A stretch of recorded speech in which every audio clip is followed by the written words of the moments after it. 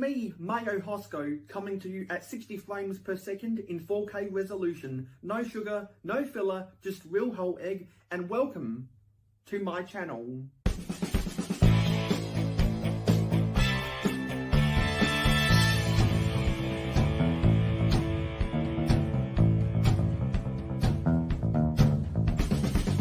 Mayohosko, it's your boy, JP. Real whole egg. Everybody say real whole egg. Real whole egg. Real whole egg. Real whole egg. There we go. Capture that, Mayo. That's for you. That's for you. Everyone say real whole egg at the same time.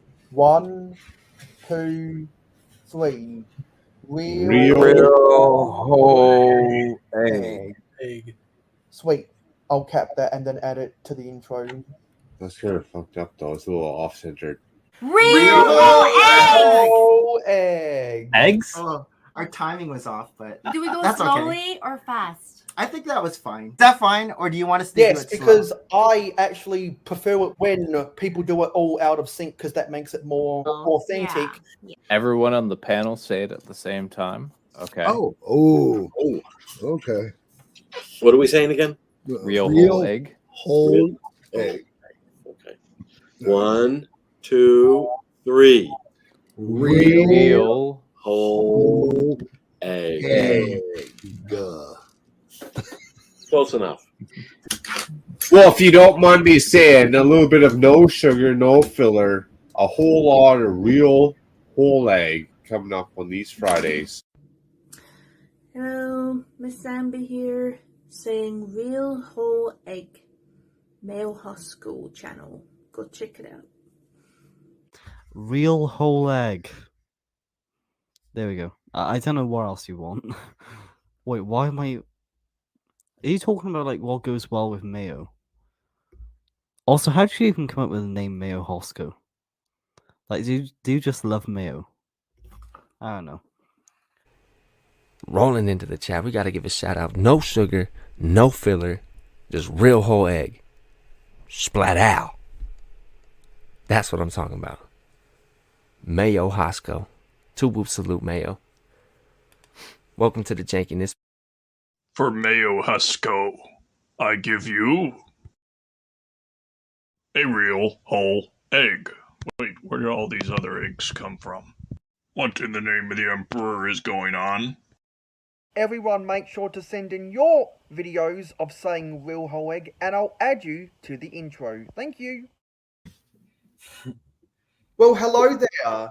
It is Castle versus Pirates. Which of those teams is better? Welcome to Real Whole Egg, everybody. And we have a whole host of people who are coming to do stuff about Castle and Pirates right now. So I've been organizing this for a little over a month now, really off the back of the Scary Pirates GWP and the Magisto's Tower GWP. I slowly thought, you know what? Wouldn't it be great to do this thing together? And eventually I found enough people that have either Castle or Pirate sets to build or are doing mock projects about those.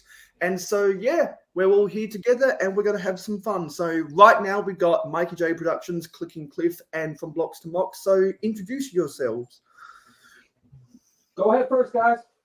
All right, I'll go first. I'm Mikey J Productions. If you guys don't know me, I'm usually in the chat on this show, and big pirate and Castle Collector fan. And you know, Mayo knew I had this bad boy to build, and he asked me to hold off on building it to be on this show, and I said, sure, let's do it. And Cliff, I know that you're building the Viking Village on your streams right now. Yes, sir. I'm working on my mock as well. Yeah, because you've also got that giant castle mock with all those 3-in-1 castles that you keep finding on clearance. Yeah, and Bricklink. 13 castles wasn't enough. I need more bricks, so I had to go to Bricklink. Never is. And RC, you've got a few castle sets splashed around in your vintage city. I do. I am actually working on that now. It's both pirates and kind of castle section over there. The bottom of the mountain is for the pirates, and then the top is for castle. So I'm working on that right now. Yeah, it only just struck me late minute when I with you, because I remembered that you've got all of the islanders at the base of one of your cliffs. I do. And you said that you're working on something else. Is that a castle set or a pirate set? And as I say that, there's Acro. Cheers, Mikey. Yo, Cliff. Yo. Hey, Richard. What's up, buddy? Oh, okay. Mark. So now, so now that Mark has joined the party, I've got to say, the oldest joke in the world from the really bizarre movie called The Room. I did not. Oh, hi, Mark. 2008 called It Wants Its back. Anyway, your last Instagram post showed off a really cool shot of your Castle Pirates area, because you got a really cool combo, Mark. It's the meeting of the minds between the medieval and the colonial, which I don't see a lot of people doing. Well, thank you. Yeah, I had to have castle and boats. I had to get the boats in there. So yeah, because when you posted that picture on Instagram, I thought, you know what, if you're posting pictures about that, you probably have castle or pirates on the mind. So why not cast my fishing line out in the very cold city of Calgary in Canada? there you go. And I didn't have to work this weekend, so it all worked out. Nice. So today I'll finally be building the Magisto's Tower. So I'm of the opinion, see if you guys agree with me or not, that either pirate ships or castles, those are like the two best things to build out of Lego. If I'm building a castle or a pirate ship, I'm pretty happy. Yeah. That'd be my favorite. Yeah. I feel like those are two very classic Lego themes. Right there with space. Yeah. Space, but none of the current space. Yeah, no, yeah. I don't even consider that space. They just spread space across every theme. Well, I think there's a clear difference between fantasy space and civilian space, because if you've got all the classic space. Well, you've got classic space from 78 to 86, and then all of the other fantasy space themes that from 87 really to Life on Mars in 2001, and then you've got the civilian space like the 1991 the NASA branding of the space shuttle launch, then the launch command, then the launch command theme, then the spaceport theme. Those are more civilian space, and I much prefer the fantasy space over the civilian space.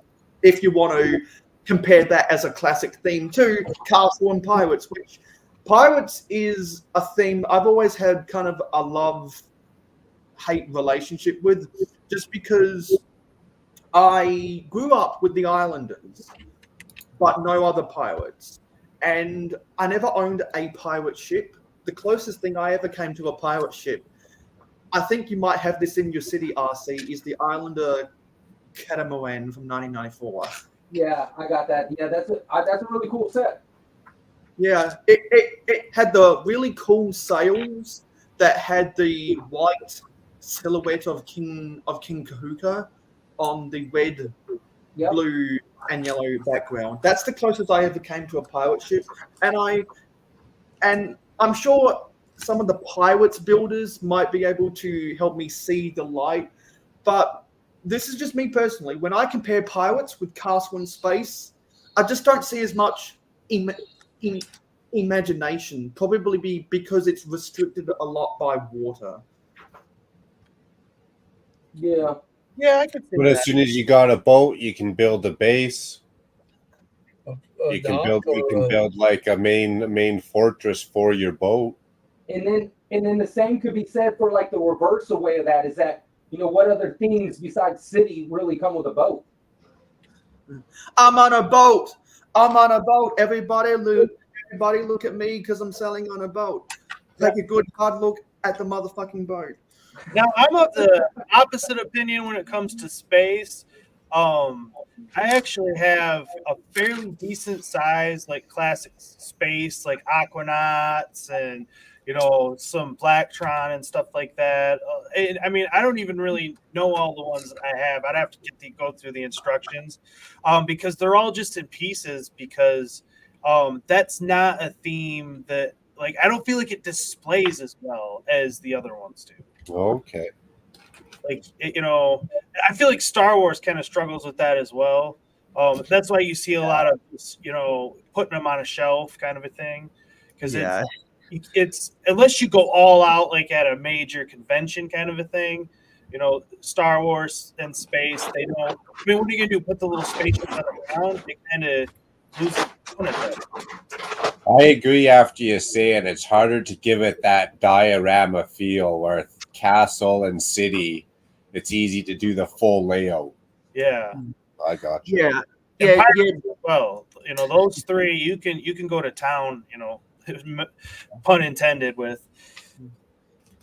Yeah, because like a Mark has the city of Bricks, which is a big ginormous city. I'm trying to get Mayo City put back together.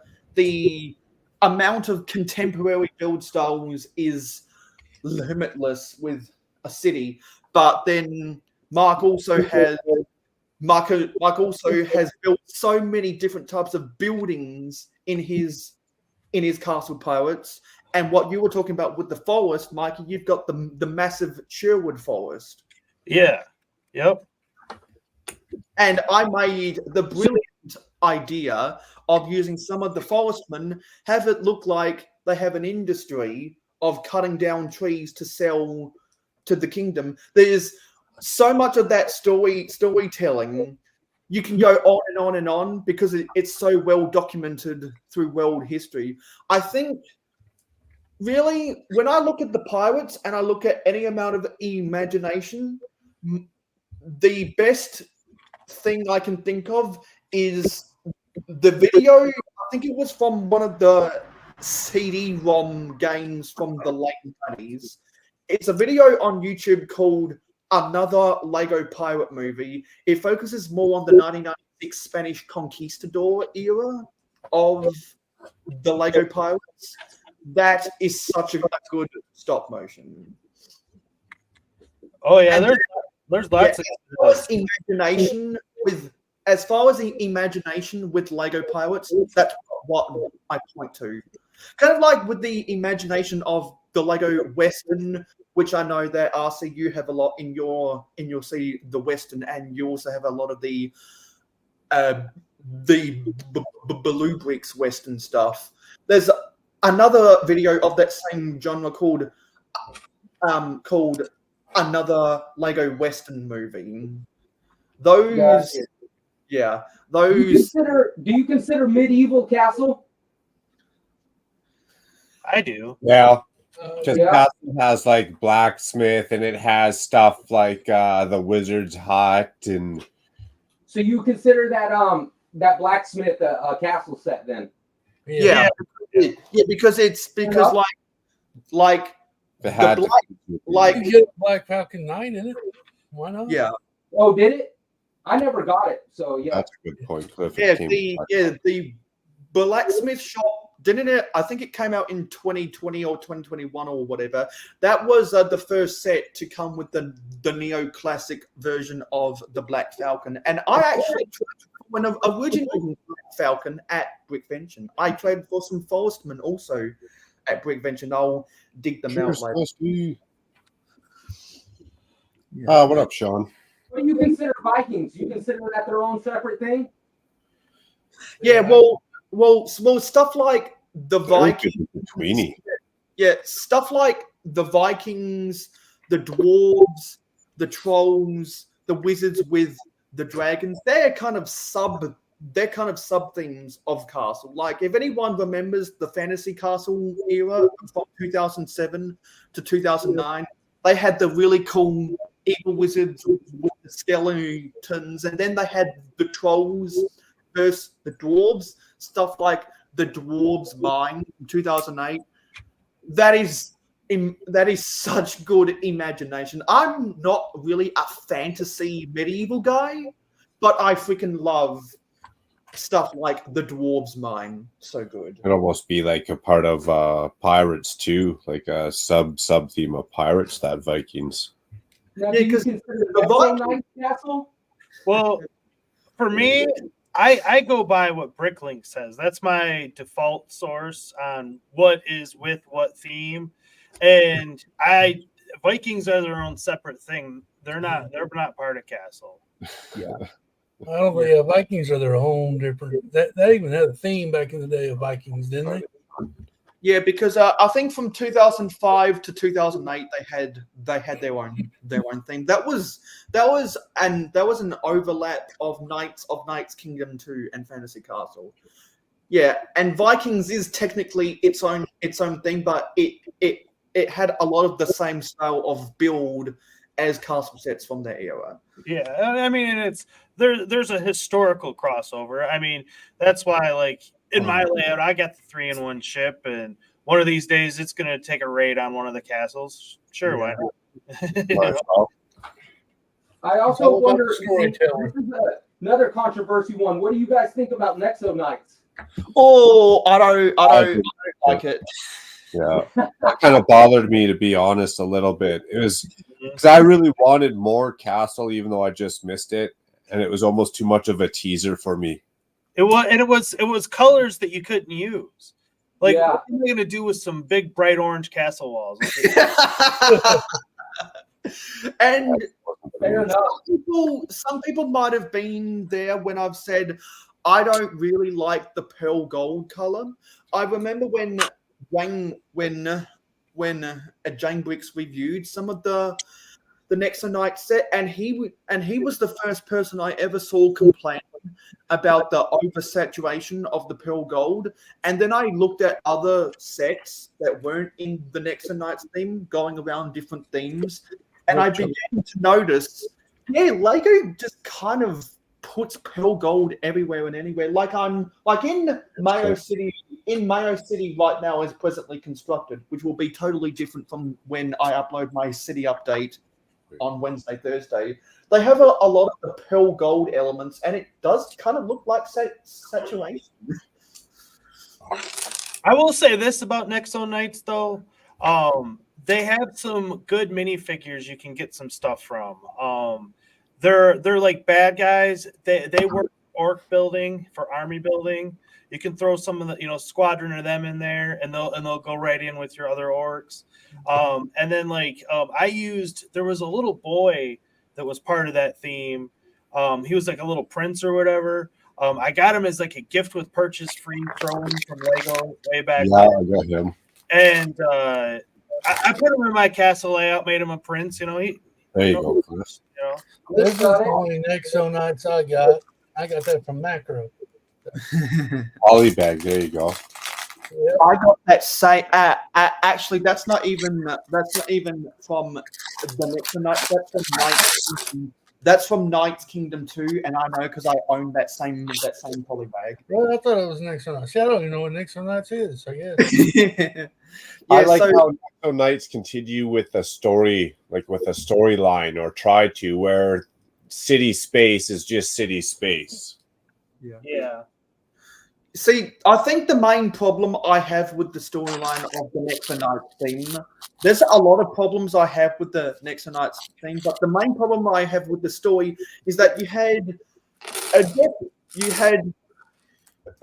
Jestro, who was the bad guy, and for whatever reason, because they made a TV series based on it, much like how they made the Ninjago TV series, they turned him from a bad guy into a good guy. Like, what was that? Never watched the show. That was just so bizarre.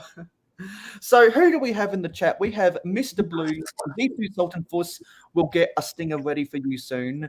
Johnny G, Lego Head Productions AZ, Grumpy J, a lot of people with J's in their name, from Blocks to Mox, who's on the panel, Seth Bland, Dave Bricks 76, Clicking Cliff, who is on the panel,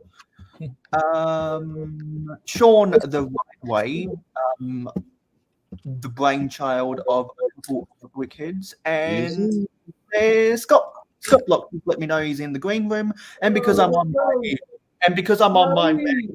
I didn't see him. PPP, brother. PPP. Okay, so we got a couple things to play. So we're gonna go and search for those couple things because we always do it for those special people. So this is for Zissou.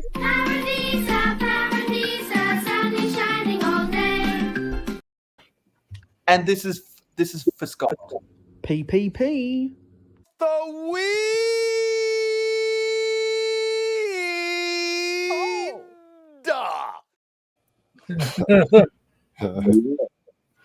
Zizu, I got 2 more Bat Lords for you. 3 total, if you're watching still. And I can't find my Stanley knife. You been collecting the Bat Lords, Mayo? Or I mean Macro? What's that, sorry? You've been collecting the Bat Lords? For Zizu. So the goats for me on my scale anyways, because for some reason it's set up to weigh under. The goats come in at 19.7 and the Bat Lords are 19.3. Yeah, they're close. Yep. I've been having both as well for that, pretty much that same reason. I ended up with a whole bunch of extra goats more than I wanted. I was trying to get the Bat Lord. Okay, damn. I got a few extra Bat Lords. Nice. If anyone hasn't been paying attention to Scott's blocks, you wouldn't know that he's pretty much going into Walmart every day to build up his army. Not every day. Nice. Yeah, and it's pretty easy to do that because all you have to do is go and put on your pajamas and you're ready to go to Walmart. Right. Is that where you're getting them, Scotty, Wally World? No, not all of them, but I was pretty successful. I found one of those in-cap displays that had like 70 of them. And I found 4 on that one. And then I went to another Walmart, found another end cap. It had gotten picked through a little bit, 1 or 2 there. But I got really lucky at the Lego store because they had 3 fresh cases all dumped into a bin that I was able to pick from. And I got 8 out of that. Nice. Very nice. Yeah, that was in the team last night. I had 8 ghosts and 4 Bat Lords. Nice. Dude.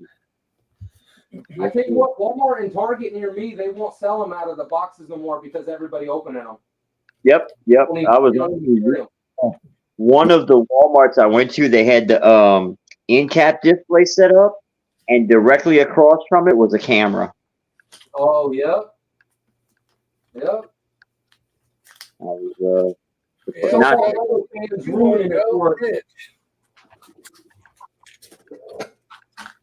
Make sure those people aren't opening them. Yeah. Is that still a thing? People are opening them? Yeah. Yeah.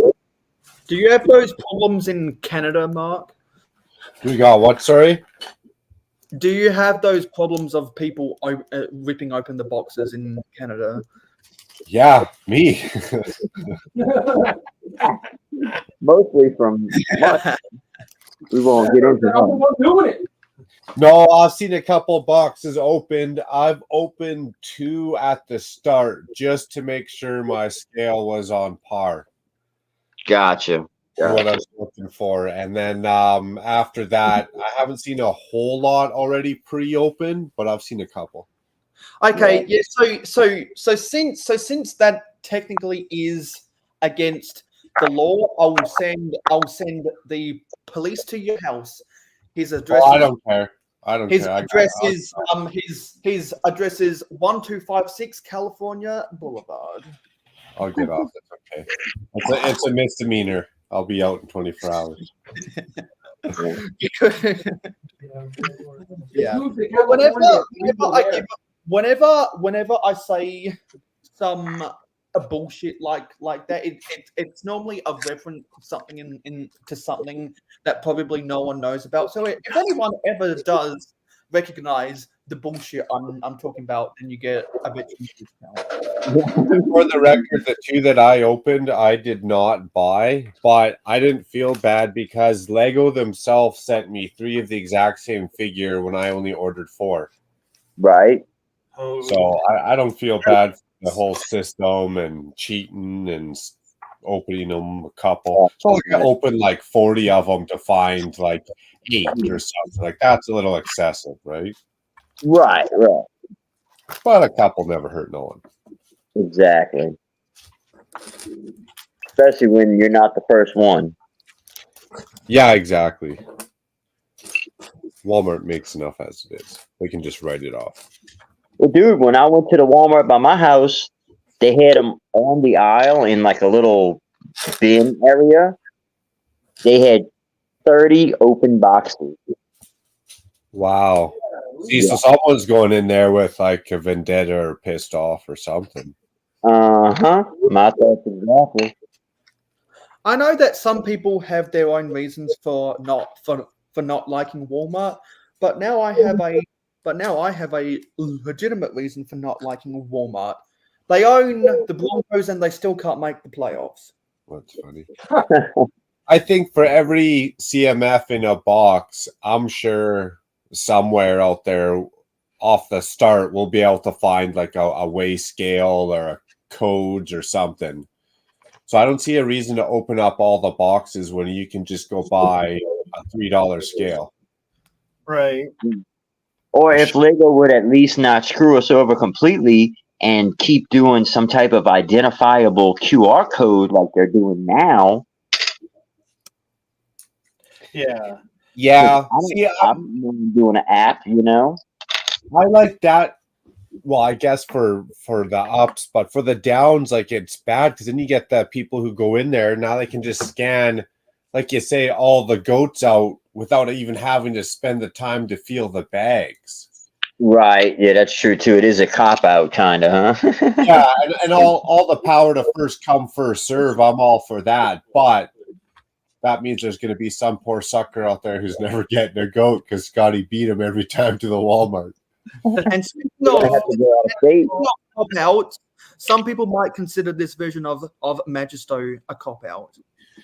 Just like I did, Scotty. None for the kids. Hey, man. First come, first serve. Yeah, because Mikey, when you built this, didn't you have some strong opinions about the minifigures in this?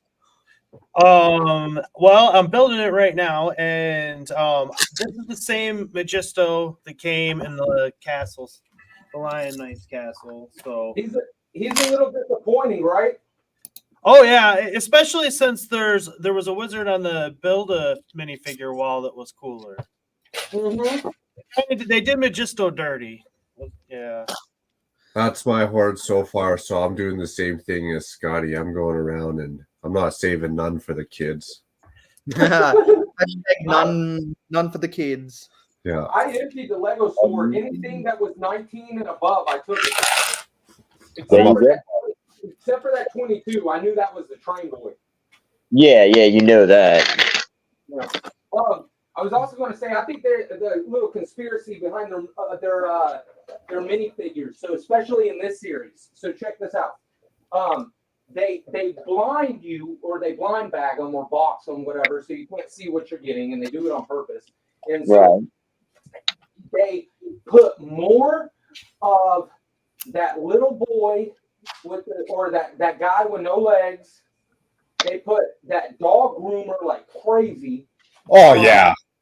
And then if you notice, the dog groomer has the cochlear implant, and then the little boy has no, or the Olympic guy has no legs, and then they also the little boy on the train has like a missing eye. He's got like a patch over his eye. So they got that are handicapped, and those are what like some of the top 3 you get. You barely get the Batlord, you barely get that Mushroom Girl, and you barely get the goat. And so what they're going to do is they're going to say, oh, everybody bought the handicap boy. Everybody loves the handicap boy because that's all they're putting out there. I see what you're saying. Yeah. Buzz, buzz, buzz. They're fudging statistics. Mm-hmm. Yeah. They're going to be like, oh, look, people bought the little Olympic Paralympic guy more than they bought the goat. Right. Oh, don't talk about skewing the sales of the goat when Hive's here. Well, that's the one good thing is down the road you'll be able to get a goat for a mock and not have to spend $400 or $100. Yeah, exactly. Yeah. Because any conspiracy theory centered around the goat might be rant potential. I would think so. I just thought it was odd the way they do that. They don't let you pick what you want. Like you would never no other brand would do that to you. For example, like you wouldn't ever go and buy like G.I. Joes or Ninja Turtles or Star Wars figures without knowing what they are. Mm-hmm. Well, I'll tell you this. I collect a lot of different things. I'm a pretty big Ghostbusters collector as well. And for the last movie, they did a blind bag of little mini Puff guys from the movie, and they're doing all kinds of different poses and whatnot. And all you had to do to tell who you were getting was look at the UPC code, and it would be a different number for to line up with who was in that package. So kids and people that don't really care, they're still going to sell them. And then people that want to collect the whole series, you can find out who you need without having to get 6, of the ones you don't want. 100%. But I was looking up. My girlfriend went with me when the series figs came out, and I played Lego's little game, and I was able to get 27 figs because they stopped me there. And out of all of them, I got 1 Batlord and no goats. And I got all out of 27. I got like 7 dog groomers, 7 of the boy with the legs. I got 4 of the detective, that workout girl, and I got a couple of the mushroom girls, and the gamer girl. That gamer girl, I got that left and right too. Yes, indeed. Just hearing RC describe all of this stuff is so funny because one every boy in the world has legs. and mushroom girl sounds like someone who just smokes shrooms every day. The boy with the legs. The boy with the legs over there doing his thing. You know what's crazy about that big is that. Are you talking about the prosthetic legs? Yeah, the one with the Olympic spring-loaded legs. Yeah. So they based that on an Olympic gold medalist with 2 of those prosthetic legs. Well, the real guy who they're basing that minifig off killed his wife. Oh wow! Yeah, because RC with the gritty details here. Yeah, because that Paralympian is clearly based off of Oscar Pistorius. Oh, yeah, I thought that was crazy that they would do that big. Yeah, because Oscar Pistorius is in jail. Yeah. The same place where Bill Cosby I is. watched that documentary. Yeah, he shot her and said he thought it was an intruder. Yeah, I remember watching that documentary.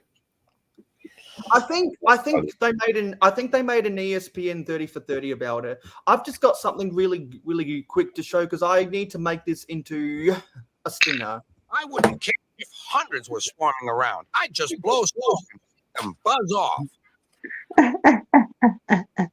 Buzz, buzz, retorted Duck.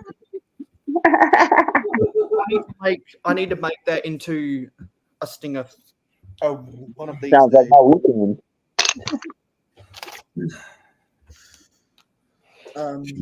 Too good. I like the fact that we get a big ugly rock piece in here. Yeah, we get Speaking two. of big ugly rock pieces. I just made a blue bricks order. What set are you building again, Mayo? I'm building the Magisto's Tower GWP.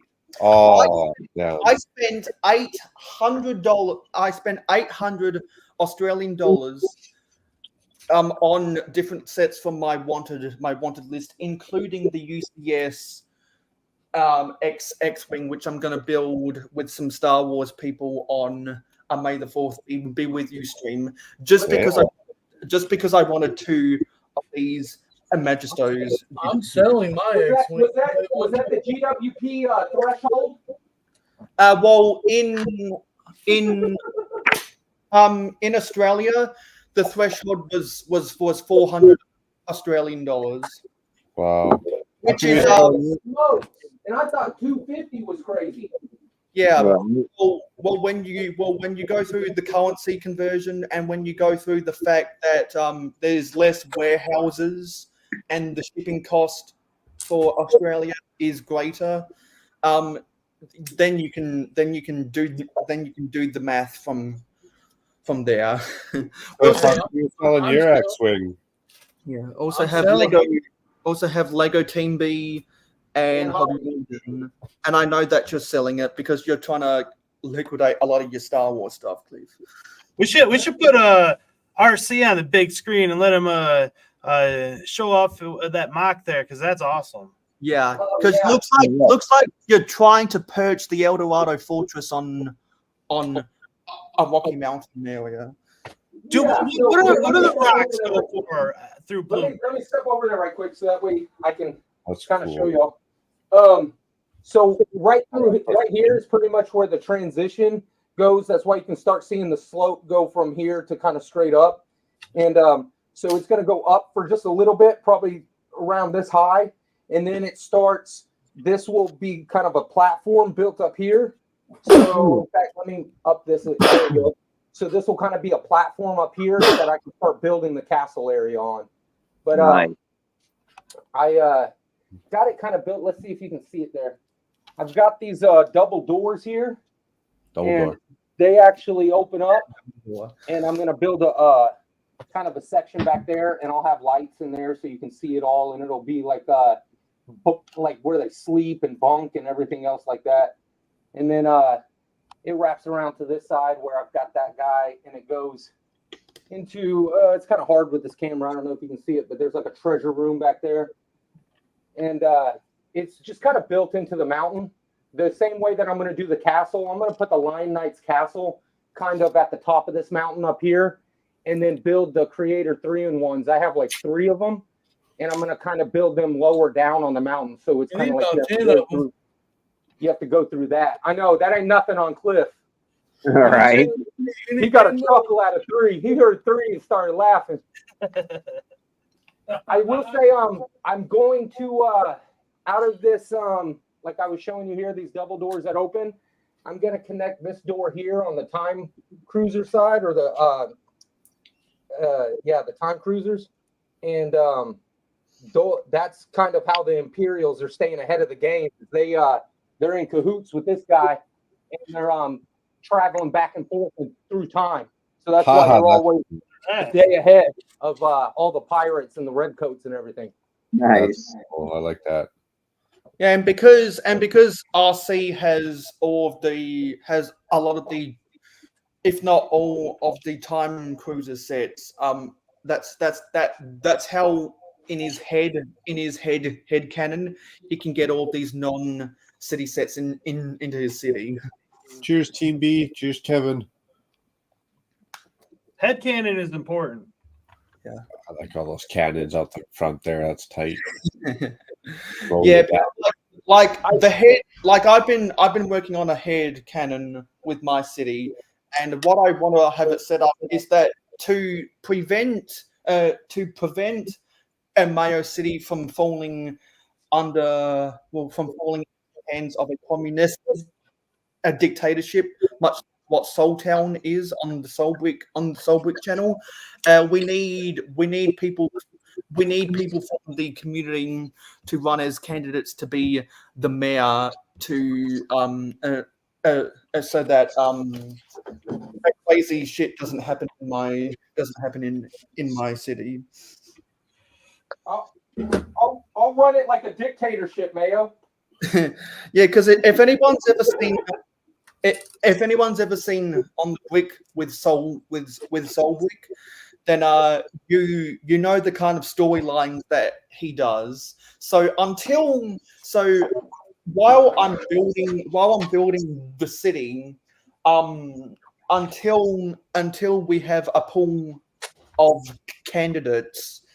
Yeah, until we have a pool of candidates who want to challenge mayor,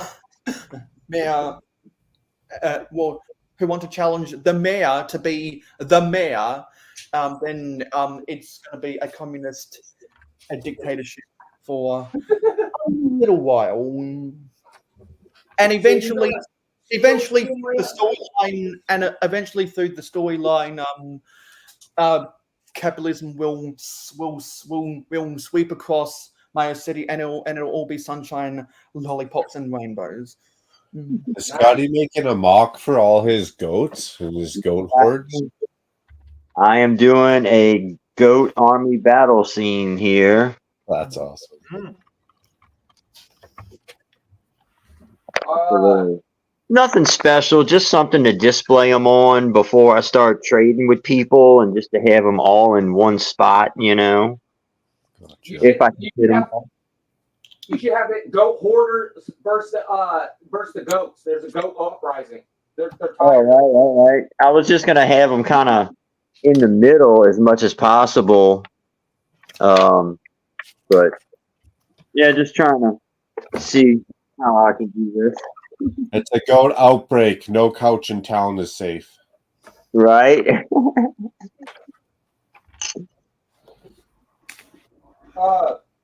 So I know Mikey J has this. How do you compare the new GWP that you guys are working on right now, the Majestos, to the original? Well,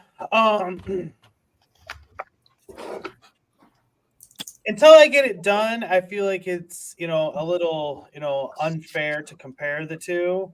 I can go grab the original one though. But just based on the pictures and everything, yeah, the original one's better. I thought the same. And it's not, and I'm not always just biased towards the original ones. Like I like the new Forestman Hideout better than the old one, and I love the old one, but I do think the new one beats it out a little bit. So I share the disappointment with this Majesto set. Lego definitely phoned it in here, but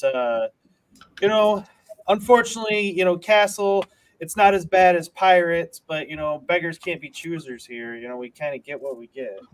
That answers my next question. And look at all those pirate ships behind Mikey right there. Oh, I know it. Oh, spectacular! Nothing like I've ever seen. And over his right shoulder, you got the Harry Potter stuff. Yeah. That the dog was messing around with. So it was a cat the other day. A cat jumped up on the Lego table there. Oh, it was a cat. Do you consider the Harry Potter and the Lord of the Rings castles? They are castles, but they're just not castle themed, right? Right.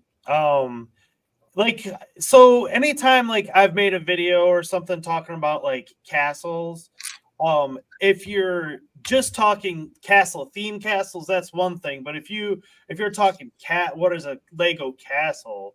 The Disney castle, Hogwarts castle. There's other things you have to consider, at least in my opinion. Yeah. Because they're right in the name, so how can you say it's not a castle? Yeah. I guess then you could sum it up with castle theme, because when you say castle theme, people think of that whole kind of fantasy of different knight factions versus the Disney castle.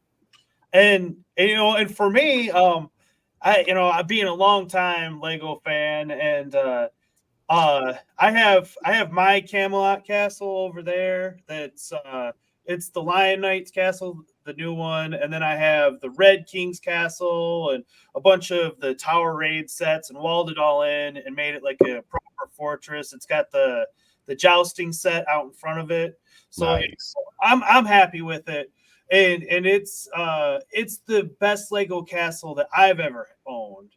But then, my wife right there, her Hogwarts, it dwarfs it. Yeah.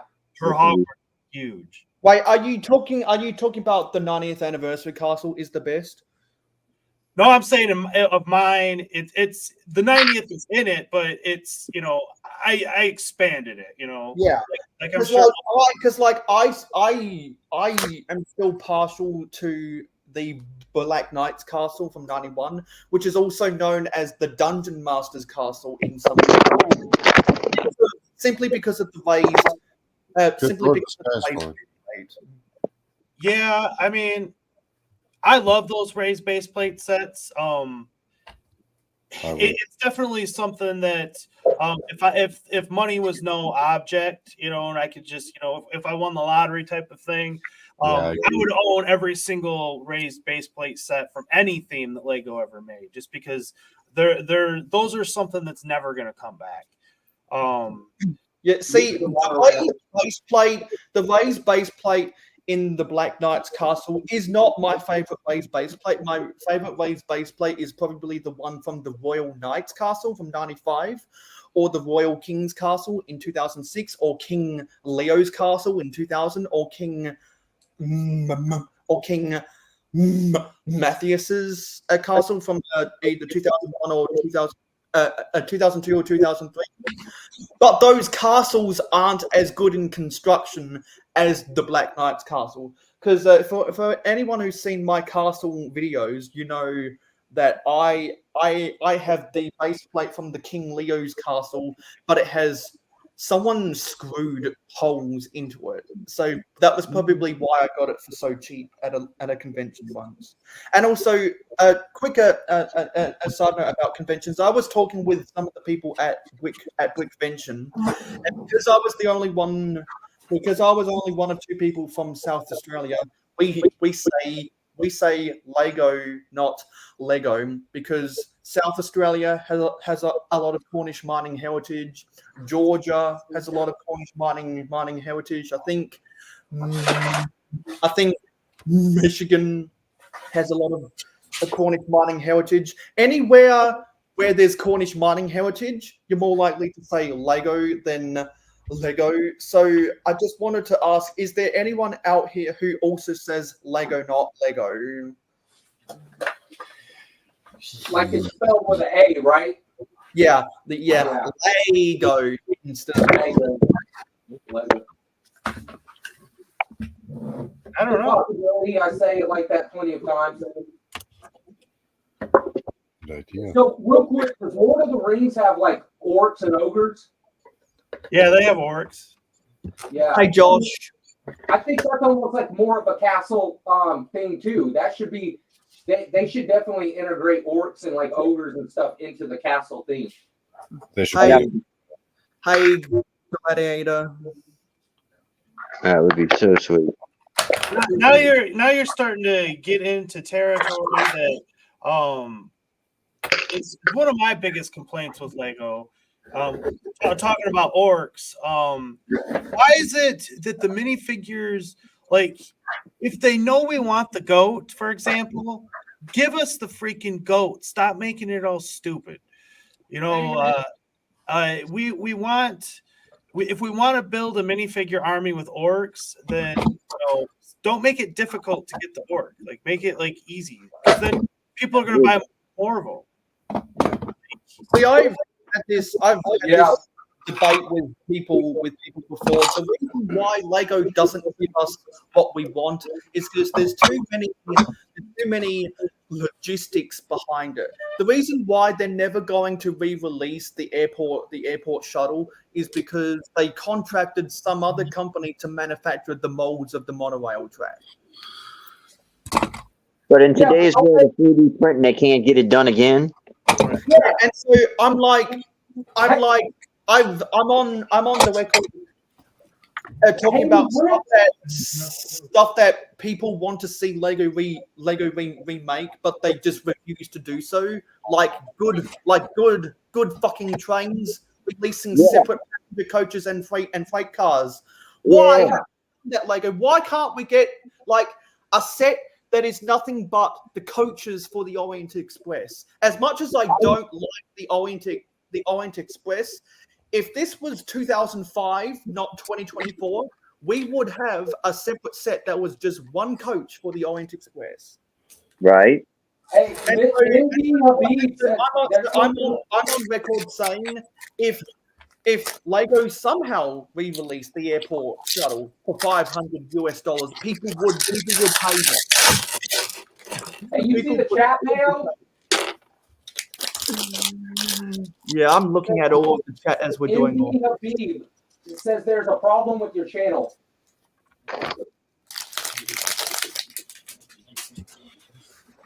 Sweet. Well, that goes down. I'm going to go run to the front stoop and grab some fresh air. Bro, you were reading my mind. Indeed, Habib. Right back. I'm joining in my Lego room full of fresh air right now, Scotty.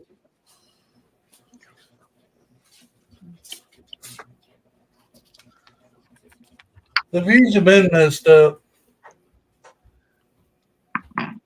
Nail. Huh? The views have been messed up on YouTube for a while. Yeah, there's multiple channels who have the same. Because after I get done streaming, I have 0 views until the next morning, and then it shows all the views I got. By the way, I was going to tell you something when you mentioned the airport shuttle. You know, Lego says like, oh, it's because we contracted somebody else to make them stuff. Haley Bricks, you know Haley at Haley Bricks. I know Cliff does. I'm pretty sure almost everybody here, but maybe some people in chat don't. She 3D prints her own pieces at work. So how is it that somebody at home with a 3D printer can make them, but a company like Lego can't? People sell 3D printed. People sell that 3D printed monorail track on eBay all day long. Yeah. So they can do it. Oh, cheers, Zizou. Yeah, regular people can do it with a 3D printer, but then Lego got their excuse. Oh, because we contracted somebody else to do it. They should at least pay attention to the secondhand market and see how much people are willing to pay for that stuff. Well, let's talk about that goat. Everybody talked about how Lego lost the mold, and that's why they couldn't do it. That was the story that went around the pipeline for all those years. Right. I looked at the original goat, and I compared the new goat, and it looks like the same dang mold to me. So, did they find that mold, or did they make a new mold, or was that story just a bunch of BS all along? I think it's a bunch of BS. Yeah, I'm with you. I just think that Lego makes excuses and thinks that their fans are stupid enough to buy it. I never worked on a farm, but I know what bullshit seems like. Yeah, because sometimes I think that with the way that, especially when Lego prices certain sets, like if you look at the Marvel theme, the X-Jet and Hoopty, I think some people at Lego think that all of their customers live in a van down by the river. Right. Hey, Charlie's awesome. Leave him alone. I'll be honest with you, that's crazy. So check this out. So here, I'm going to come around to this camera right quick so y'all can see. And Charlie is awesome, which is why I have his sig pig. So here we go. I don't know if you can put me on big screen. Yeah. Oh, you got one of each right now? Yep. So check this out. Mikey J, there's the off-brand right there. You see that? Mm-hmm. Look at what was right behind it. That's how close they are. You see? And that off-brand was being made when Lego was swearing up and down that they don't have a mold. They had no way to make the mold, nothing like that. But yet you can get them off of AliExpress all day long, off-brand, and they've got a mold for that. Mm-hmm. Well, the thing with AliExpress is that the Chinese are smart enough that they will make things that that Western companies aren't selling, and that's how they make their money on AliExpress. Because remember when the Infinity Gauntlet first came out with the Thanos a big fig, and it was really expensive. So Chinese companies on AliExpress started making really affordable versions of the Infinity Gauntlet, and a lot of them looked better than Lego's version. I'll be right back. Yeah. No, I don't doubt it. Ain't no doubt about it. I'll say another thing is I see some of those off-brand sets. For example, that Avengers Tower. I mean, Lego's version is really good, but the off-brand set was almost identical to what Lego released, except for they didn't add the bottom. It's like a train station on the bottom, or like a big building on the bottom that you kind of walk into, and then the tower's on top of it. And so, but it's almost the exact. Lego built almost the exact same set as the off-brand set. Yes, indeed. Yeah. MD Habib, if you say that comment one more time, our moderators will put you in timeout. Oh, you got a troll? We got one of the people that try to sell. We got one of the people that try to sell you a scam. Yeah. Oh, no shit. I get those types of people slide into my Instagram DMs all the time. That's how you know you made it to the big time, Mayo. Yeah.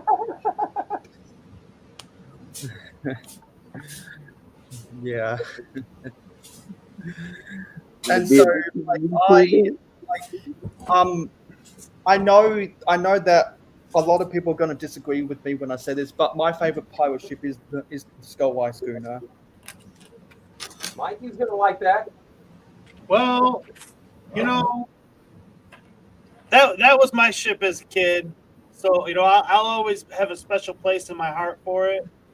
But if we're honest with ourselves about that ship in particular, there's a couple of things that hold it back. For one, the play features that they put in it, while it seems cool as a kid, in actuality, they deter from the ship. And one of them is the rotating cannons, because now you can't put cannons on each side. You got to stick with the stupid rotating feature. And the other thing is about the rudder, trying to make that rudder turn, so the wheel moves the rudder.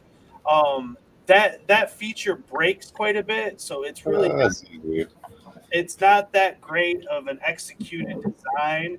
And then it sacrifices the captain's quarters because it's got that feature running right down through it. And that ship has arguably the worst captain's quarters, out of all of them. So, I can't put it near the top, man. I just can't. I think the main reason why I like it is because out of all of the pirate ships that have the Jolly Roger flag, it looks the best.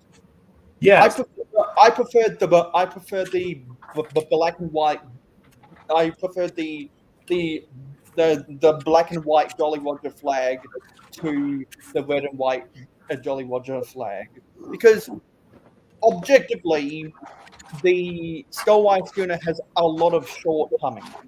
But since I'm not an ultra Lego Pirates nerd like Mikey J, I don't look at those insignificant details like he would.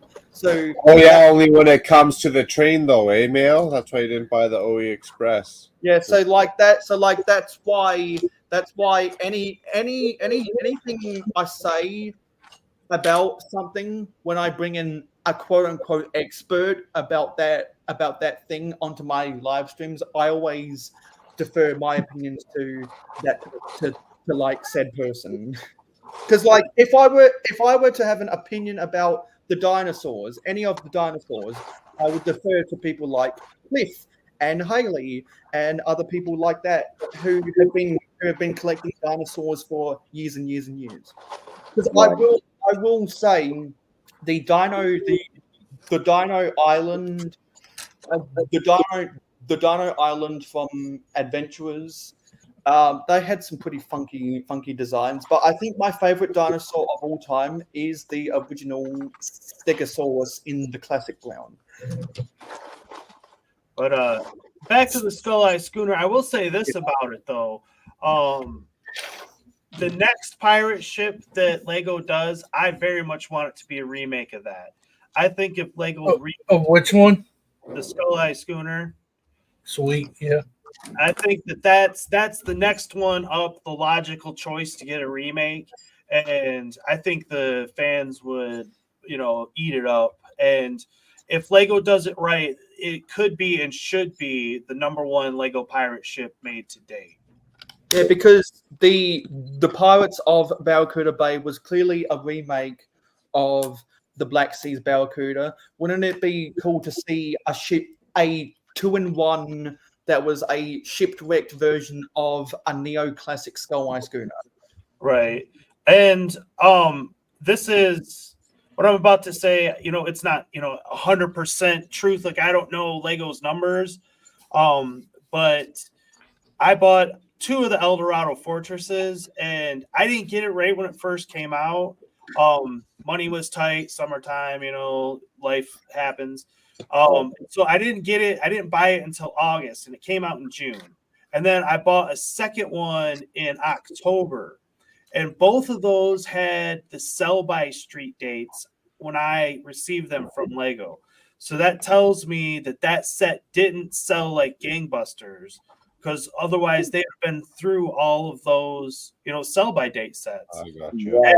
And so the chances that we're going to see anything from the Imperials anytime soon, I say, are slim to none. I was hoping that redo the Imperial light ship, the Imperial ship. Yeah. I know Imperial flagship would be great, but like I said, I don't think that the Imperials, that they don't sell like the Pirates do.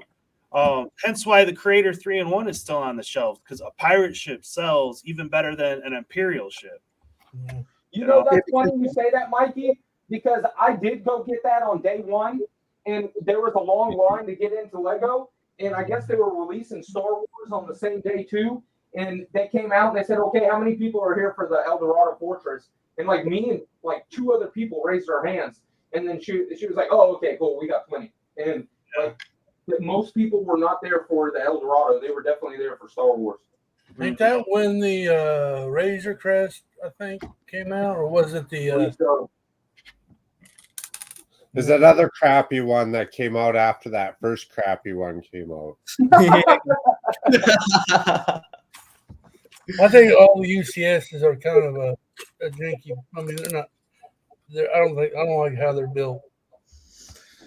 So I'll say this: I bought one so I can say I built the UCS set. Now I'm trying to get rid of it. Right. Well, my UCS Luke's land speeder is built sitting in a box.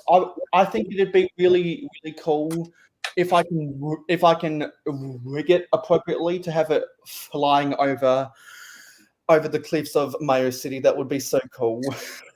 If it has some good bricks in it, I'll just part it out and put it in the mod. The light nougat in that set is that's in demand. I was doing that thing every time I looked at it, it was falling apart. I said, "Forget this crap, man." I'm done. I'm done. Right. Yeah. So after I finish bag one, I'll go get some of the castle minifigs I traded for. I got castle figs ranging all the way from the classic castle from 78 to 80, from 78 to 83, all the way up to the forestman.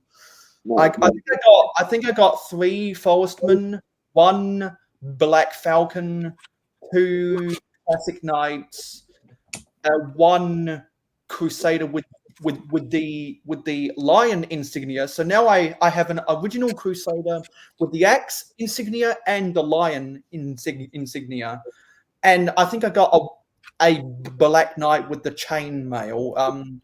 I'm sure when I go get that, Mikey might be able to tell me which theme it's from, because a lot of themes had the chain. A lot of factions had the chain mail.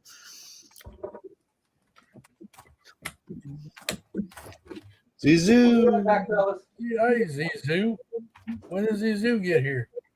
Zizou has been here since the start. He's been in and out. I was talking with Zizou about briefly about the rumored. There's finally rumors about a Zelda set, and so I think when we have more information, I'd like to talk about that set with Zizou.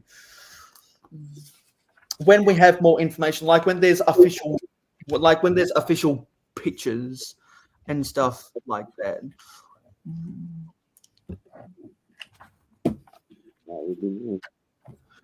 Yeah. Yeah. So I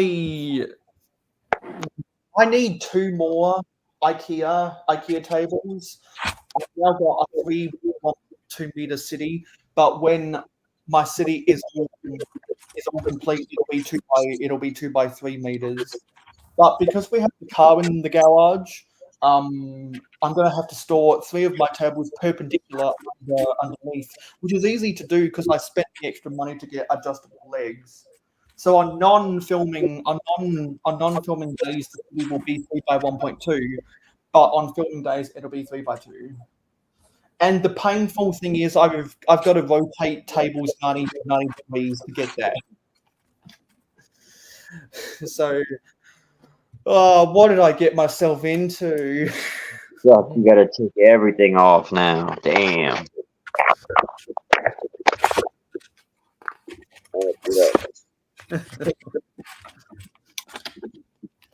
Yeah, so everyone out there in the chat, if you want to, if you don't already have a mayohosko Sigfig and you want a mayohosko Sigfig, you can buy tickets to enter the giveaway to win one. Did your package come, Mark? It sure did. Thank you very much. I was about to say. Yeah. Because for those who don't know, Mark won the giveaway 2 giveaways ago now, when I was giving away my Sigfig and a Shang-Chi. Lego Head Productions AZ won the last giveaway, which was my Sigfig and a choice of 3 Marvel CMFs. I traded a lot of Marvel CMFs I traded a lot of Marvel figs at the trade wall at Brick Convention, and I traded so many minifigures that they let me walk away with some free Trolls figures, and I walked away with I think a dozen free yellow construction helmets. So now, when I have my construction scene in my city, they're going to be wearing the yellow hard hats. I'm jealous. I didn't win. Yeah. Well, you got be in it to win it.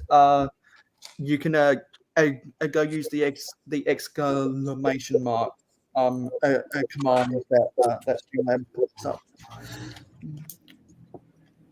And there are some people out there who have more than 1,000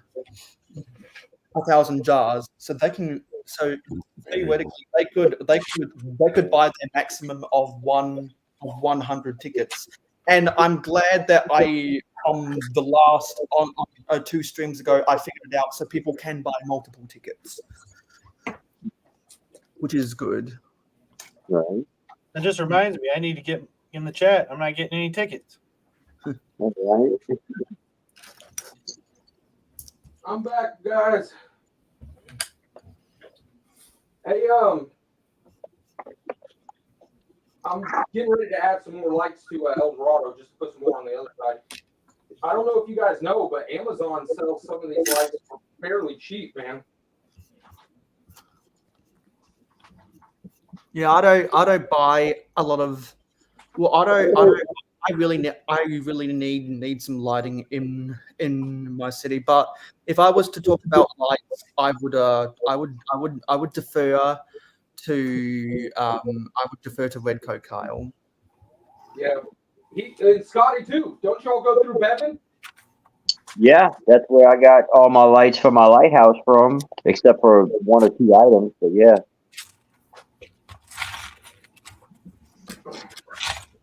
Yeah. So Amazon sells you everything you need for 20 lights for $20. Nice. You get it on Prime, and it's there the next day. Right. Yeah.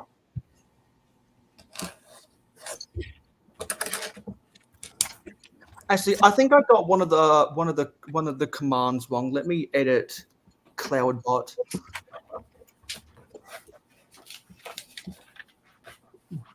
Yeah. So how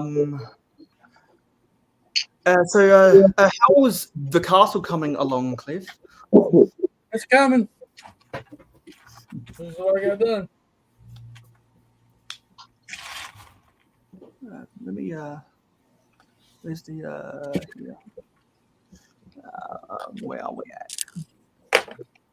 Do you have more space, Cliff, allotted for like your city and your train, or for your castle?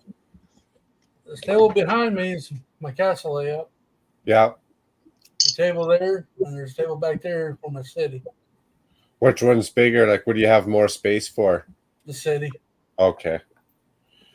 Just because you have more city type Lego sets, or just because you like that setup better, theme better? I'm doing a different kind of set. I'm just doing a Lego superhero city. So I'm just buying I bought the Assembly Square, the Bugle, in the Sanctum. I'm gonna buy the Avengers Tower, and I'm gonna have DC chasing Marvel all over town, and Gotcha. Then the not where the train is, the sig figs. I'm gonna build them houses for their sig fig. Nice. Then the train will go around their houses. Yeah. Have you started selling anything on eBay yet, Cliff? I've got the store started. I just haven't got the eBay part of it started yet. Well, I got the drawers where it sits. I already got the pictures. Sets cleaned up, tore down in Ziploc bags and some drawers. I just got to set up the eBay in the store. I probably won't have it until maybe February. Nice. Very nice. And Cliff doesn't have much in his city yet, but he did the smart thing and started with the trains. Yep.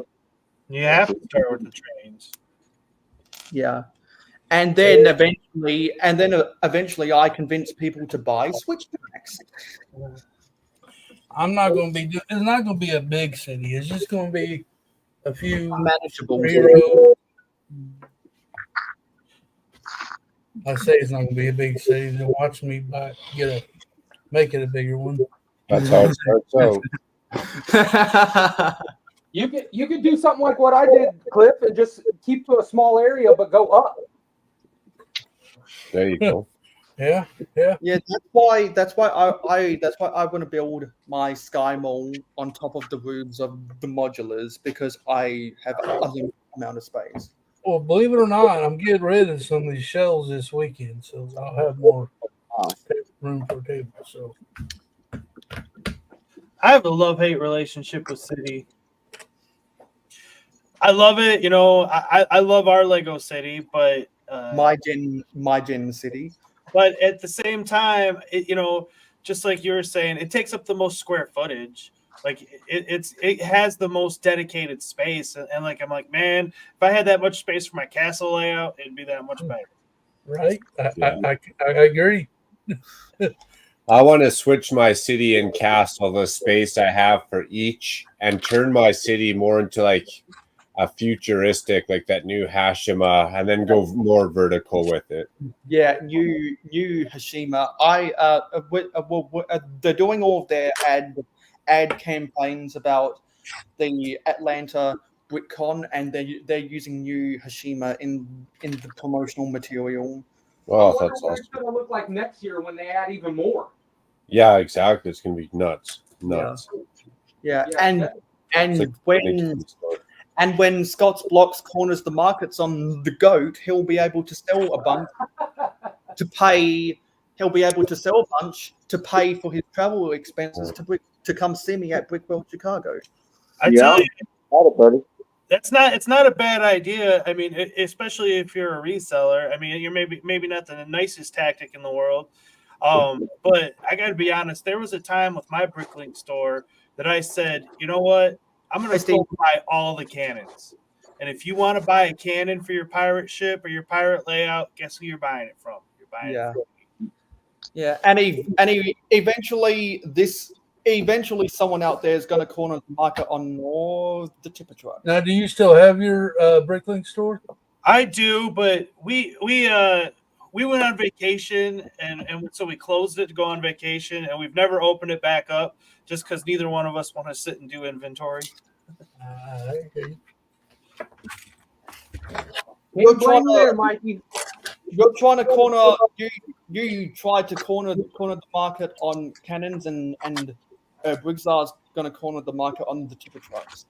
I actually bought something pretty special at Brickvention that I'm going to go get right now. Score sneak peek. Cheers, Steve. Seth. Hey, Steve. Hey, Seth. Good to see you, buddy. You know, I did watch that RR Slugger video clip, and I saw what you were talking about. They're going to mix a whole lot of parts together. And then, on top of that, Duck Bricks turned around and did a video on it also. Mix a whole lot of what together?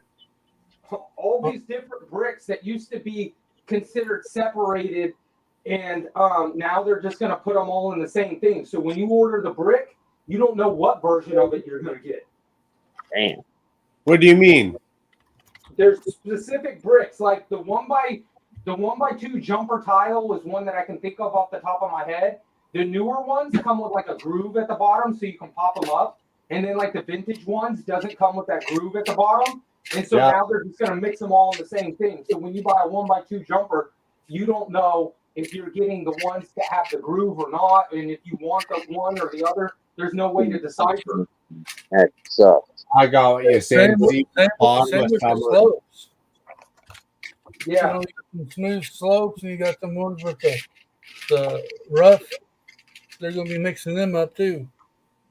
Yeah, because some of the 1x2s got an open bottom, some got the peg in the middle. Exactly, and the same thing with the round studs, the ones that come with the open hole or closed off. It's all going to be blended together. Oh, like these right here. They're blind boxing our parts now. Hey, Steve. Mail, we're going to need to see the Lego symbol on the top of the studs to confirm that's actual Lego. Wow. Mint condition, too. That's not even dusty. You still see that shine on that Lego. There's not too much dust in it, but it is used in box. The reason why I got this used in box for so cheap is because there was some tape, there was some creases, there is wear and tear. This is now an antique because it's 50 years old, 1974. Yeah.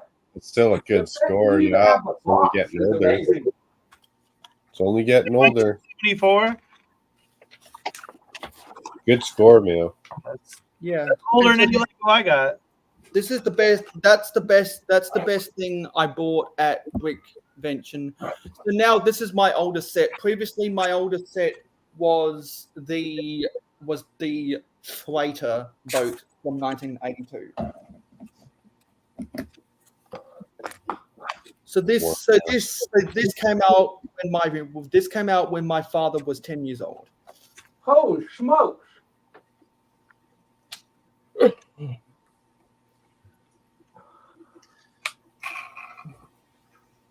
My oldest would be the Forestman sets, Black Falcon's Fortress, Black Monarch's Castle. I think those are my oldest sets. My oldest would be this one right here. I'll do that tier list, Gladiator. Oh,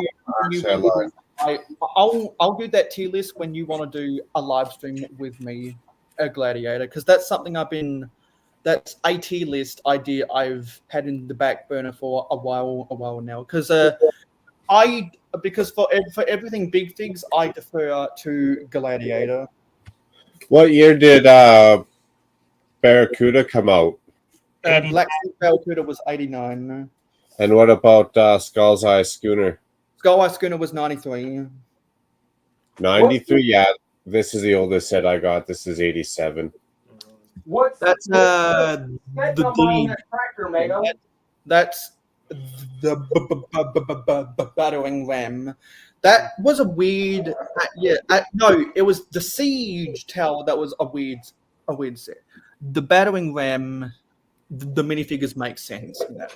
I like that. I tell you, when I first started getting back into Lego as an adult, there was this channel. I think his name was Hiffy Lego or something like that. He had all of the old vintage sets like that, and he attached them all and just made like this big old like castle wall all the way around his room. We're talking probably back in 2009 or something like that. Studgate.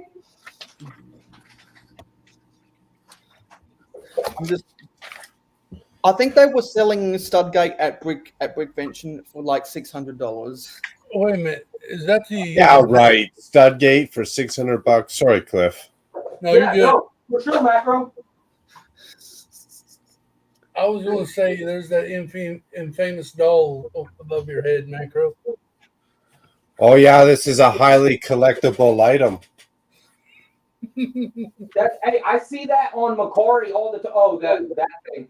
I don't know if it was because it's fully custom, or I don't know if it's just so rare out of the box, which one of the two it is. But I acquired it back when I was a young lad. Busty Barbie here. She comes with a tramp stamp, right? Yeah. No, that's Crack Whore Barbie. She's a little bit more elusive. I haven't got her in my collection yet, but I'm on the prowl. I love you long term, Barbie. I miss the old style eyes for Barbie when she had the glazed look in her eye.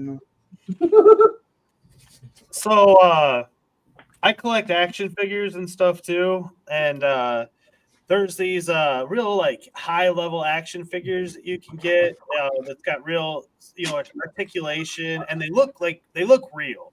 If you get the photography on it, the photograph's right, it'll look like a real person. Well, I collect like horror action figures, and so I was looking for like a final girl type thing for like Jason to go after. And so I bought this one, TB League, it's called. And it ended up being too small, so I couldn't use it with action figures. But so I just kind of set it up on the shelf and up in my arcade there. And when my friends had kids over, I've seen that doll get picked up and its shirt will be lifted up. And... that's too funny. Because she looks real. She does. Yeah. I'd see me doing that as a little kid. Yeah. The original Barbies were the best, is because they weren't meant for girls. They were meant for They were meant for the crackhead rich guys on Wall Street. Yeah, those are the DC or the San Diego Comic-Con exclusive. I'm talking back in the 60s, man. Oh no, I'm talking about the San Diego Comic-Con exclusive Barbies. Crackwork Barbie's one, Homewrecker Barbie's the other one. Those two together, like I've never seen them in a collection together. Yeah, because if anyone's ever seen the TV show Toys that made the world, that's the origin story. Yeah, of I'm gonna write that down. I'm gonna turn that into a bit. that's a good show. I haven't seen every episode, but I've seen a few of them. Hey, Danny Fandoms. We can do a tier list. We can do a tier list. Maybe on one of your screens. I'm not streaming tomorrow. But unless we can commit time for my time, then we can do it on your channel if you want.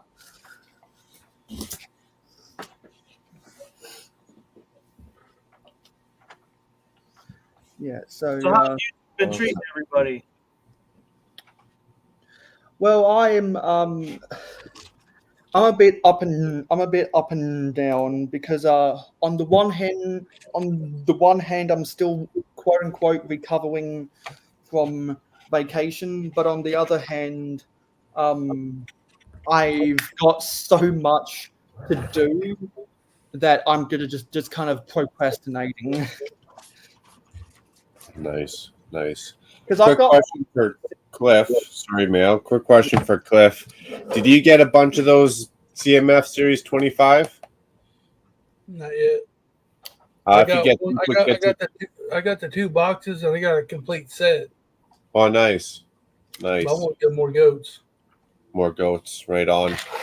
That mushroom that came in there, I just getting the head from that guy doing the same thing as Bearded Bricks, but I'm adding that Dreams mushroom into it. I want to do an enchanted forest for like the medieval area. Nice. Oh, damn it. Have you been Yeah, working? I saw his video. I like the idea. Yeah, they look good. Have you been working on your display a lot, Macro, lately? No, not much. I've been doing a lot of other life stuff, if you will. Yeah.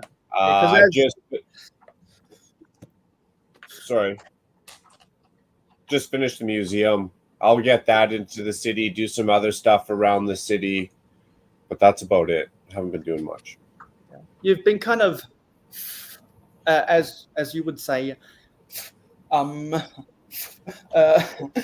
farting around because you got a real job that's taking a lot of your time, and you're spending a lot of time in that hot tub. Yeah, I'm trying to become a real boy. So right now I feel like I'm pistachio, like the Filipino Pinocchio. Yeah. Are you going live tomorrow night? Yes, I want to. Yeah, I should do a short on why I haven't been doing as many live streams and videos. There's a reason why. Yeah, because you've got a relaxation schedule that's helping your body. Something like that. Yeah, it's been good. Because if the worst ever came to my body, I would consider getting some pain healing a PPP, but my body hasn't come to that yet. How's the foot, by the way, Mark? Good. I don't have to watch it or be careful as much, but I didn't really take any time off. I just kind of wrapped the tensor bandage under it or around it and went back at her. Yeah, that was pretty gnarly. Yeah, it was.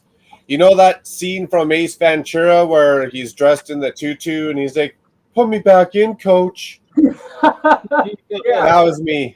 So you're saying there's a chance? Yeah. That's too funny. No, I try not to let stuff like that affect me too much, unless it like has to. Like if you can't walk, you can't walk. But Well, if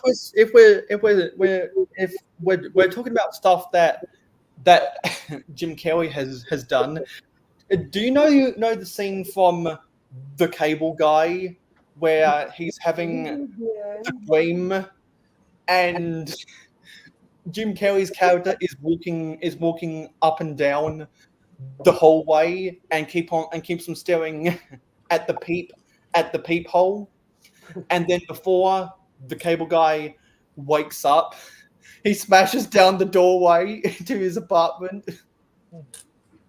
I saw that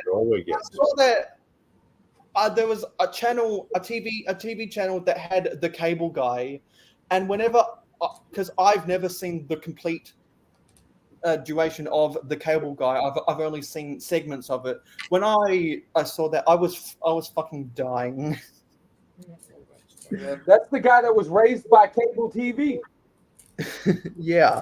So he became a cable guy, and that was the guy. Wasn't that the guy who played Howie from When Harry Met Sally? Or am I thinking of someone else?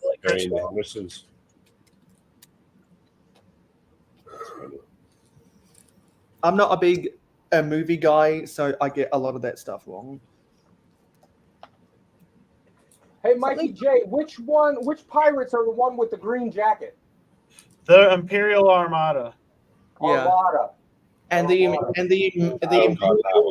Imperial Armada are based on the Spanish conquistadors. That's what they look like. Yeah. Maybe I do got the Imperial Armada. That's the smaller one, the smaller boat? Yeah, the white one. Okay. And it's the Imperial Armada, which was featured in finally a Lego Pirates movie I was talking about an hour ago. Hey, I hate to say it, but I'm gonna head out of here, Mayo. Thanks for having me on. All right, Cliff. Have a good Cheers, Cliff. Good to hang with you, man. Have a good one, everybody. Thank you. Where can we find you on social media? Everywhere. He's everyone's friend. He's everywhere. I'm everybody's friend. You find me at Click and Cliff, and I'll everywhere. Right on. Good to see you again, Cliff. Yep. You have a good one, guys. Cheers, buddy. I've been everywhere, man. I've been everywhere, man. Across the social media, whatever. Yeah, I've been everywhere.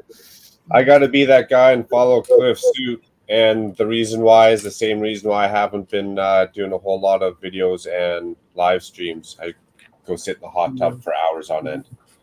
So where can we find you on social media? On YouTube, Instagram, and hopefully live streaming at 7:30 Mountain Standard Time tomorrow. Thank you very much, Mayo. Mikey, awesome to hang with you. Good to see you.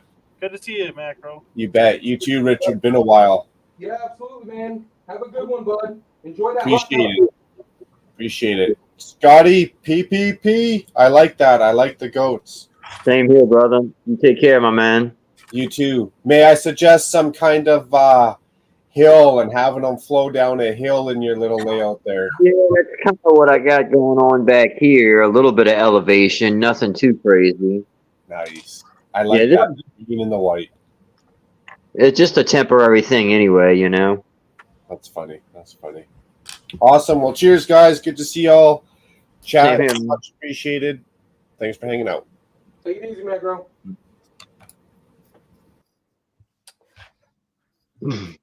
Scotty, are you building a castle section? I mean, I don't really have a section to make a castle into right now, but I would like to have a medieval area at one time. As of right now, on my dresser, I have Pirates of Barracuda Bay built and the fortress. Got you. Yeah. No, those are two really good sets. Yeah, they look nice sitting next to each other too. You have Barracuda. That's what I meant to ask you too, Mikey. Do you have Barracuda Bay built as a ship or as a shipwreck? We actually have two of them. Nice. one's my son's though, and he wanted the ship as well. And so what I did, because that ship, I've gone on record, and I'll say it again, that's the best Lego pirate ship to date. Like, honestly, if you're only to have one, you need to have the Barracuda Bay ship. It's better as a ship than as the shipwreck, in my honest opinion. Okay. But I wanted that shipwreck is cool too, and so what I did is I took the Creator 3-in-1 ship, and just mocked it up and put it in the place of the Barracuda Bay ship. And, Oh, there you go. And so I'm happy with that. Someday after my kid gets a little bit older, and it's not so much trying to play with the Lego as much as just displaying it, like the rest of us old folks do. Right. I'll get my hands on his stuff and do some mocking there as well. Nice. No, it wasn't the guy from When Harry Met Sally. It was Matthew Broderick, who was the cable guy. Oh no, Jim Carrey was cable guy, but yeah, Matthew Broderick was the customer. Right. Bueller. Yeah. Bueller. And that was Ben Stein. It was, yeah.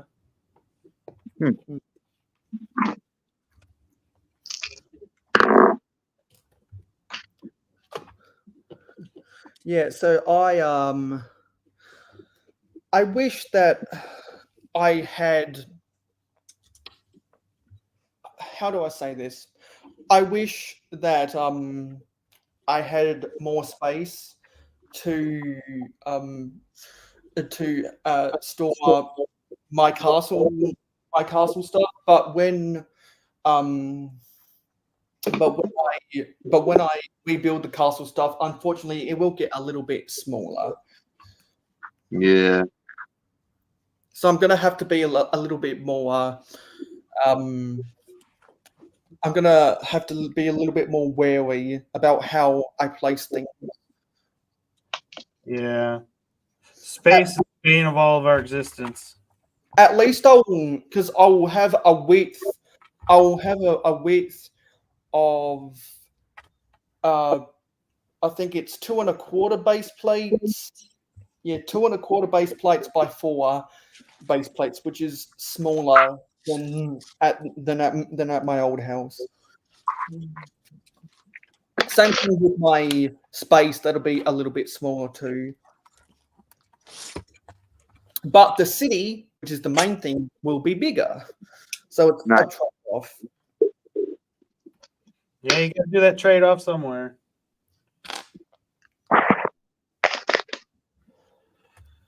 Yeah. That's my problem, is I want to do all the things. Yeah, right. Yeah. In fact, to be honest with you, you see, it's kind of disappointing because I know it's space, but I was thinking about and I just found out recently it was space, but Rock Raiders is a space theme. But yeah, it is. I was thinking about once I get done with my whole city, is pulling a lot of these bins that I build out of here, because I won't be building the whole city, and then underneath certain sections start like Rock Raiders. But since it's gonna kind of be underground, I think it would make no sense. So I was almost thinking about switching it up and do Power Miners. Power Miners is very similar, just a different story, just a different storyline. RC does want to do it all. Oh, for sure. I've got in the city, I've got all sorts of city. I've got the mine, I've got jungle, I got the A-frame cabin, I've got the extreme team, I've got the jungle, not the jungle, the mountain police, I've got rescue, I got the marina, I got Daily Bugle, so I've got like part of the Marvel stuff. I've got Scooby-Doo, I got the firefighters, I've got that launch, the shuttle that Mayo was talking about earlier, the NASA, and then The one thing I just don't have a lot of is like, you know, some of the Harry Potter and Star Wars. That's pretty much the two themes that I haven't done, in some of the '90s themes, you know. Yeah. Yeah. Yeah, it's a very eclectic city. Which is why you should go and subscribe to From Blocks to Mocks. Appreciate it. I've become a Jurassic Park collector unintentionally. Yeah, that's a good theme. And Cliff had quite the Jurassic Park section going on before he moved. Right? I unintentionally became a Brickhead collector because when they came out with the Buzz Lightyear, I was like, oh my god, I needed to get Buzz Lightyear. I actually kind of like the Buzz Lightyear space kind of theme. Right. The Buzz Lightyear sets did not sell well because the movie didn't do good. Yep. I thought the spaceships and stuff looked cool. They kind of reminded me of Galaxy Squad. Yes. Galaxy Squad is a slept-on thing. Like I said, I probably have some of those sets. I would have to pull out the instructions to see what I have. I had a younger cousin. They gave me all their Lego sets quite a few years back, and they collected a bunch of that stuff.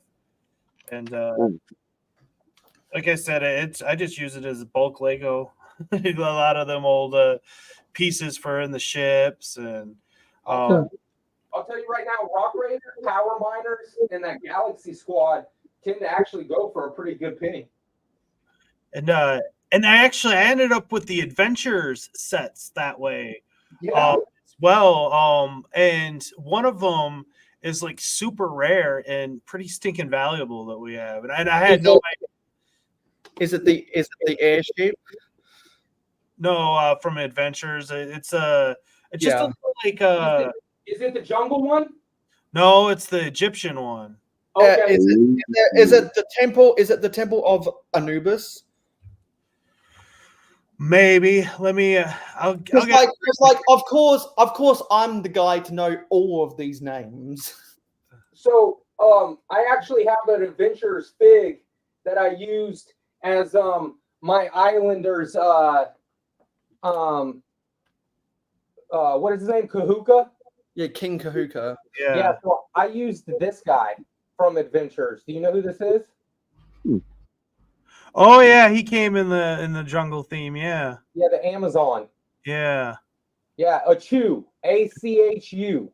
Yeah. See, all that stuff came after I was already out of Lego originally. And so I really don't know it that well. Like I said, I just ended up with it because I inherited it. Yeah. Because the Adventurers theme was sold from 1998 to 2006. Because you started off with Adventures of Egypt, then you had Adventures in the Amazon, then Dino Island, and then Orient Expedition. Hey, are you on Bricklink right now, Mikey J?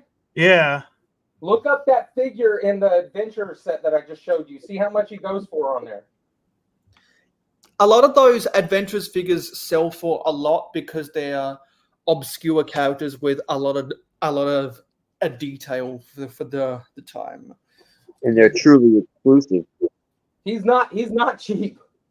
And some of them have really weird names. Like if you look at the Adventurers in the Amazon, there were these two guys who have really weird names.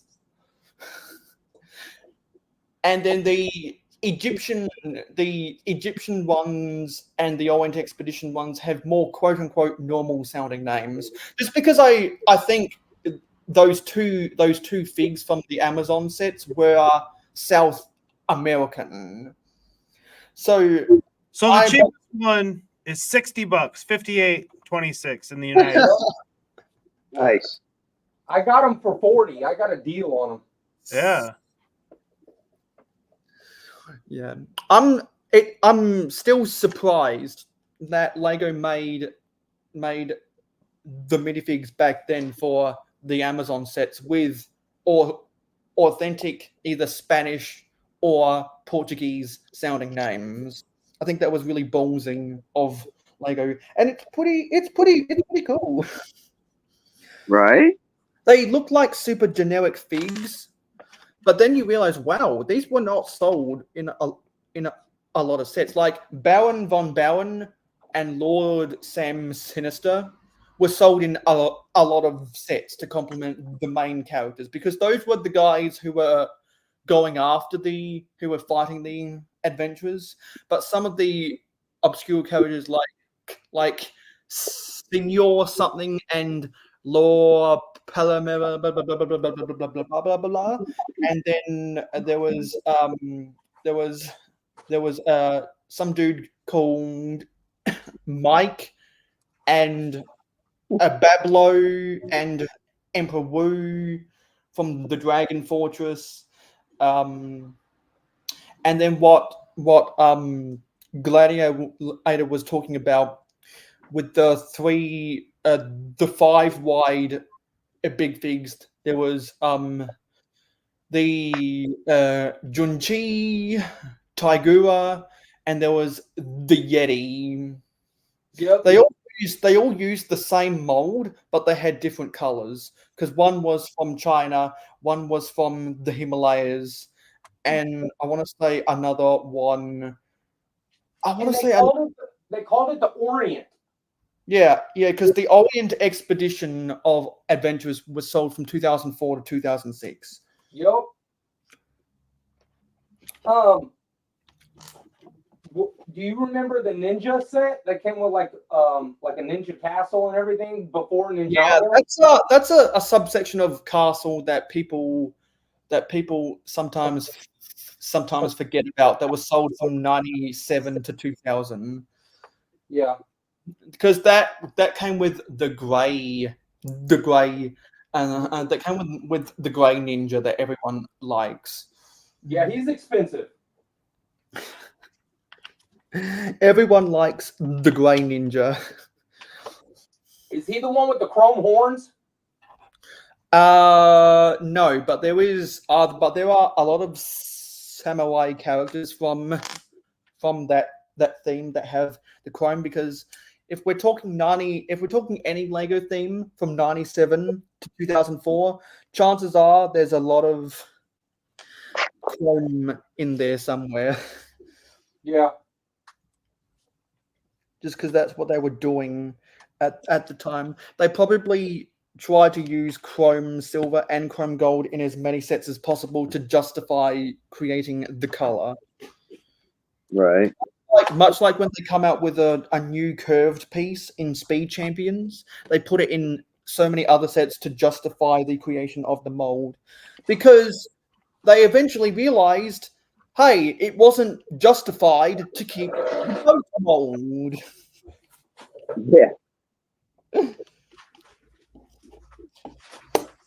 And they recently announced over 200 pieces. The mold, then they're not going to pay to warehouse those molds. So there's a bunch of animals that are going away. Oh wow. Yeah, the Brick Bods. Animals.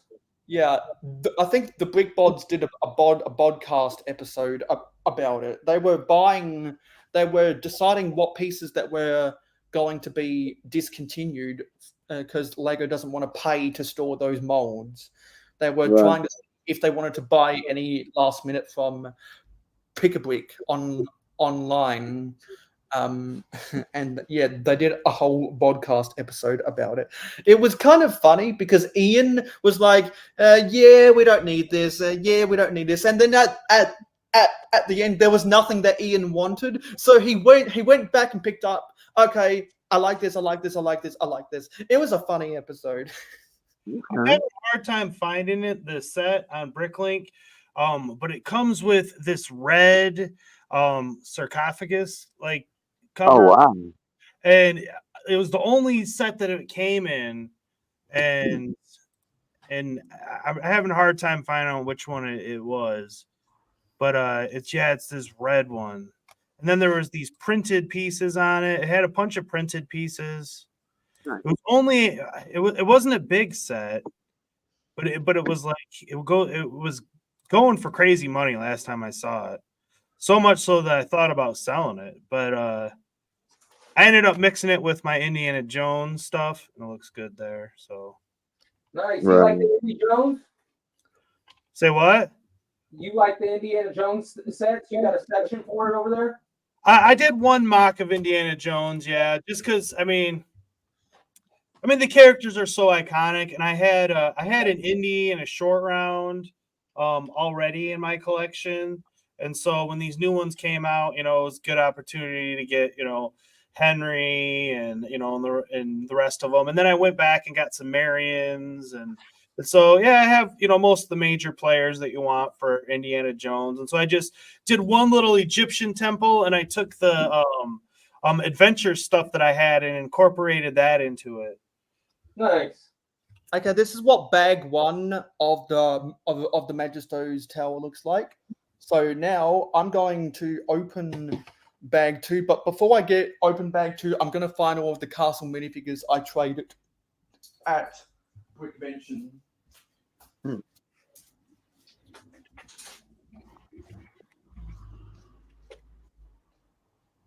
Like I said, I'm no expert on that theme. It's just there's a couple of them I want.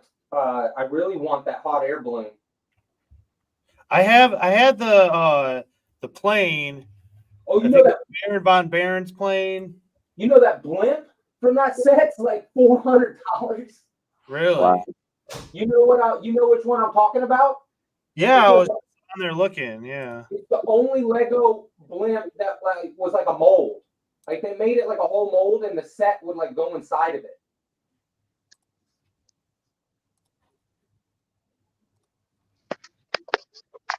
It's not cheap.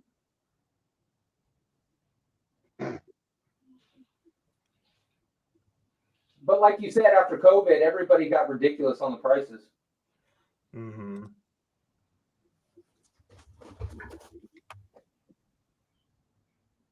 And I'm wondering if Bricklink takes things off of the site if it's not currently available, if no one has it for sale.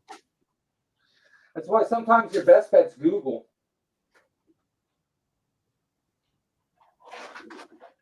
Because I've noticed some things have been changing since Lego took over.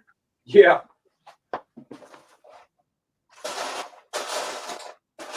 The Bi-Wing Baron, I have that plane.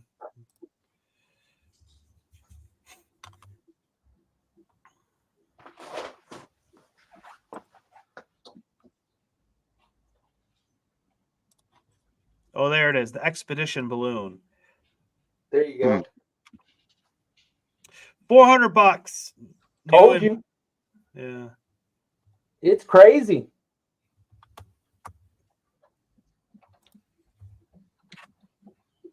And that's on Bricklink. When you go to eBay or you go to Macari, it's more. Oh yeah. They want that for a used one, opened. Wow.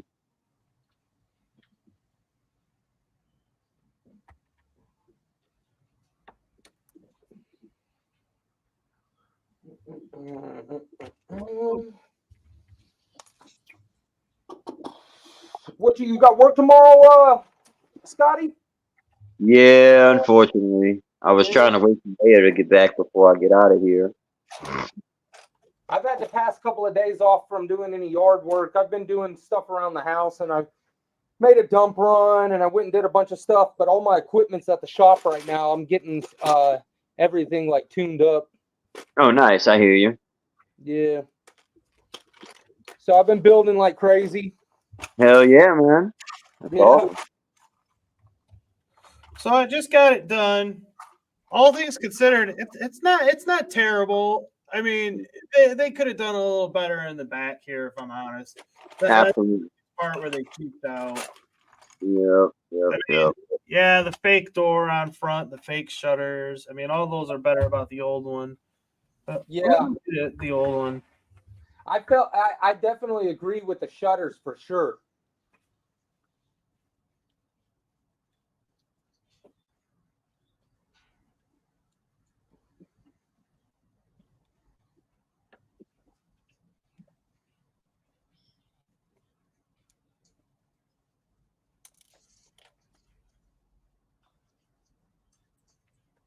So the old ones like that on the back too. So actually, they were pretty accurate by keeping it that way. Oh, okay. What's on the back of it? They're both open. Oh, okay. Got you. And then the new one. New one's definitely more reflective. Well, it's not all dusty too. Yeah. The- Yeah, but those blue shutters. So I like the real blue shutters, and I also like those blue, like dragon. Yeah, like the headdress piece. Yeah, and here's the new one. Right. I'm gonna go ahead and say that I might have been a little hard on Lego about it. I mean, the biggest complaints that I have with it, I mean, the shutters, yeah. The minifigures, yeah. The non-printed shield. Well, you know what? That's funny you mentioned that. Here, I'm gonna put this one up on the screen. I don't know if you can see it, but this is one that I got off the pad wall. And look at it came in the where you build your own minifig. Look at what the torso you get on that. Yeah, that's better than Magisto. Magisto got hosed. Yeah, see, look at all the stars and the little pouch and Right. the belt and whatnot. Like, and this is off of the minifig wall. Yeah. Or off of the pick-a-brick or build-a-fig bin, whatever. Yeah. And then they got this little hair. I don't know if I really like that, but it's not the worst. It comes with the matching blue hat. Right. So, but yeah, the hair comes in the hat, so you can't really get rid of it. Yeah, it's a dual molded thing. Yeah. Well, I am going to take my leave, gentlemen. It was great hanging out with everybody. But before you go, I'm just going to quickly show off some of the castle and pirate things I traded for at convention. So we got 3 forestmen to have the merchant style. One has the red bib. We got a lion insignia for the Crusaders, an an original Black Falcon, and we got this Crown Knight from the Fantasy Castle sets. We got these. Let me put this helmet on. We got these 2 classic castle guys from 78 to 83. We got these 2 guys in chainmail. I'm not sure if these are Black Knights or if they are from another That would faction. be my guess. Yeah. Yeah. I'm thinking these are the Black Knights. And technically I did walk away with 2 pirates, but they're not really pirates. They just have the pirates' torsos on them. Right.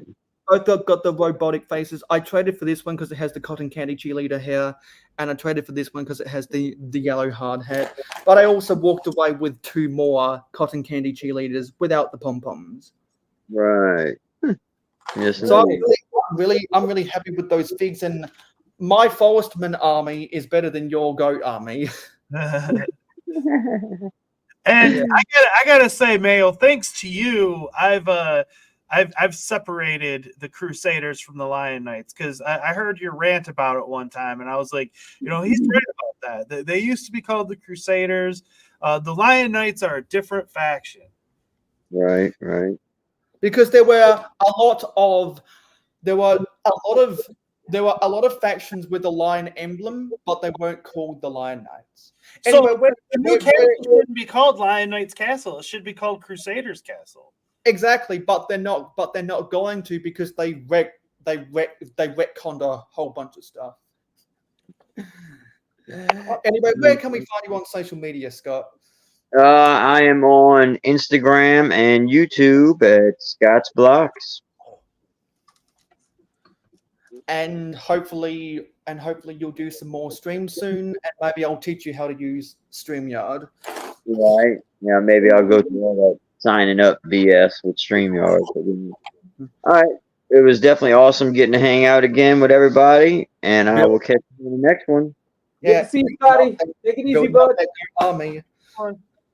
And I'm gonna call it a night as well, Mayo. I got my set built, and I appreciate you having me on. It was fun. I'll have to do it again sometime. Yeah, whenever something good at Castle comes out that we both buy, maybe we might have to build it together. But I'm not sure when the next Castle anything's going to come out. Either March or June. Hopefully, there's another gift with purchase soon. Well, the rumors are that we're getting the new medieval market. I'm watching the rumors for that, and I'm watching the rumors for Barad-dûr for Lord of the Rings, and those are both one's coming in March and the other one's coming in June. I'm not exactly sure which is which right now, but So where can we find you on social media? Mikey J Productions on YouTube, Instagram, Facebook. There's only one Mikey J Productions. Type it in, you'll find me. But it was good hanging out with you guys, and keep up the good work, both of you guys. Mayo, don't let the YouTube crap get you down. Keep trugging along. You got a good thing going here. Was there something you were going to say, RC, before Mikey gets on out of here? I was, but I don't think it was anything important. I've already forgot about it. Oh, no. Ow. It's all right. It's just it's on like a tripod stand on the bottom, so it's okay. It's a small little webcam. Everybody hit that like out there for Mayo if you haven't already. And hashtag real whole egg. Exactly, and speaking of real whole egg, anyone can post pictures of their mocks onto Instagram. Use the hashtag real whole egg. Use the hashtag CB mock. Use the hashtag Lego Flex Friday, and you'll be featured on my streams. Clickin' Brickin' and Good Morning Brick World. All right, everyone, take care. Cheers. Have a good night, Mikey. And then there was us. Then there was two. And because we were talking that since we have giant cities that we need to build. Yeah, I just all mountain brick. I really Blue Bricks has some good sets, don't get me wrong, but at this point in my city, I've just got so much, and the rest of the sets that I want are Lego sets. So I'm just gonna probably stick to buying just bricks from there. But I ordered a whole bunch of burps and stuff so that way I could do the rock work.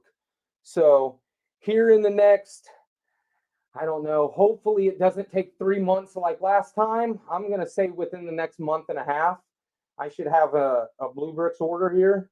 And once I get that, it's going to be full steam ahead on this mountain here. Yeah, and I want to get full steam ahead on building more trees for the forestman now that I have 3 more. Yeah, I was the forestman comes with the black trees. So I was thinking about when I do the forestman set in mind, put a bunch of black trees around it, almost like it's like the dark forest or whatever. Yeah, well, since I play a lot of Minecraft, I was thinking about trying to make one more tree that looks like a birch tree. Oh, yeah. With the black and the white wood. Yeah. Because I made an Ewok. I made an Ewok village mock for the forestman. I got the 2 forest hideout GWPs.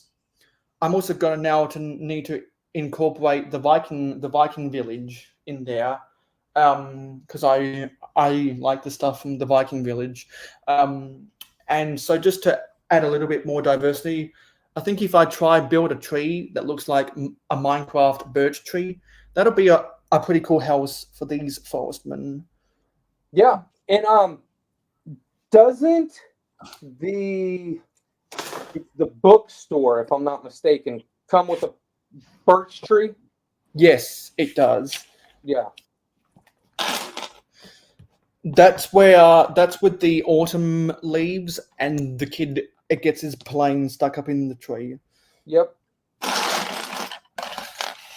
Yeah, it's called the bookstore, right? Yeah, I'm not seeing it. Where are the stickers? Oh, there's a tiny little sticker sheet at the bottom of the box. Oh, okay. Yeah. I've had that happen to me. It stays in the box and everything else comes out. For the scroll and the window shutters. Oh, the scroll's not printed, huh? Yeah, it's not. It's a sticker. Oh, that's disappointing. And the window, they weren't going to remake the molds for the window shutters. Yeah, no, I know. They got rid of that in the 90s. Yeah. I think the last time it was used was the 2002 Blacksmith set, or one of the Lego Legends remakes of a Western set. Oh, okay. Because if anyone remembers the Bandit's Secret Hideout from 1996, that had the red doors in that same style, so that the bandits could peek out that window and try to shoot the cavalry on their horses. I hear so many Americans call them cavalry. It's cavalry. Yeah. Yeah. I always cringe when I hear Americans say that. You know what I think's funny about America is we're a confusing place. Like we spell words like knife with a K. We drive on parkways and park on driveways. Yes, I've heard that before. It's so crazy. Yeah, we don't have any parkways in our country. Yeah, no, it's interesting for sure. And I think because we just call them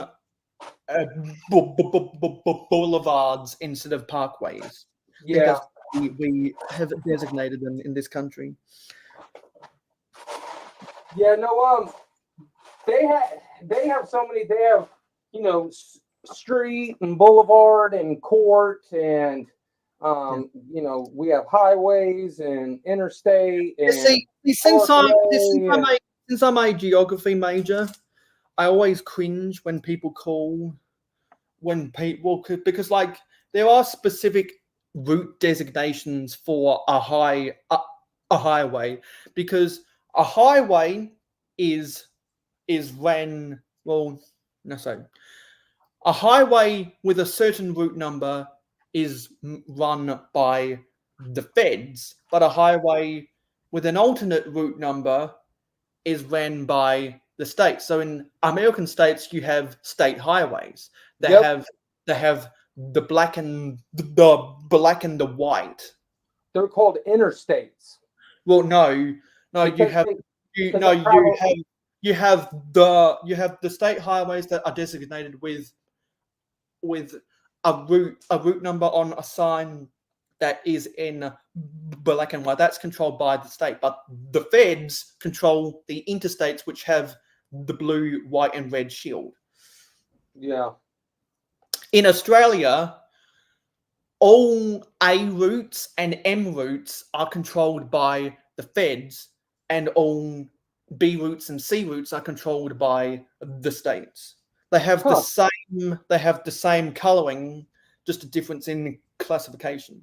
However, in the US, they don't designate it with a different alphanumeric code. They differentiate it with the color of the symbol, which I kind of wish we did that here, because it'd make things less confusing. To have an overtly white sign and then a predominantly a blue sign would make it less confusing. Yeah, and I think we do it that way because that's what they do in England. And for those who don't know what Australian culture is like, we took the best of we took the best of England and we took the best of America and smashed it all together. Sounds like a good combo. Because we pick and choose what we like from England and what we like from America. We like putting U's in words that have an OR, but we don't like putting the ME at the end of words, because like color and program. We put the U in color, but we don't put the ME at the end of program. So I laugh at all the differences. That's funny. It is funny because it's just so ridiculous, all the terminology differences. But something I've never understood about England is, why do you call a freight car a wagon? And something I've never understood about the US is, why do you call all rolling stock cars? I get that it's short for carriage, but how are you going to distinguish a car from a car? You know? Yeah, I can see that. So that's why I prefer to use passenger coaches, but freight cars. Yeah. Because a car is not going to be carrying freight on the road; it's going to be carrying people.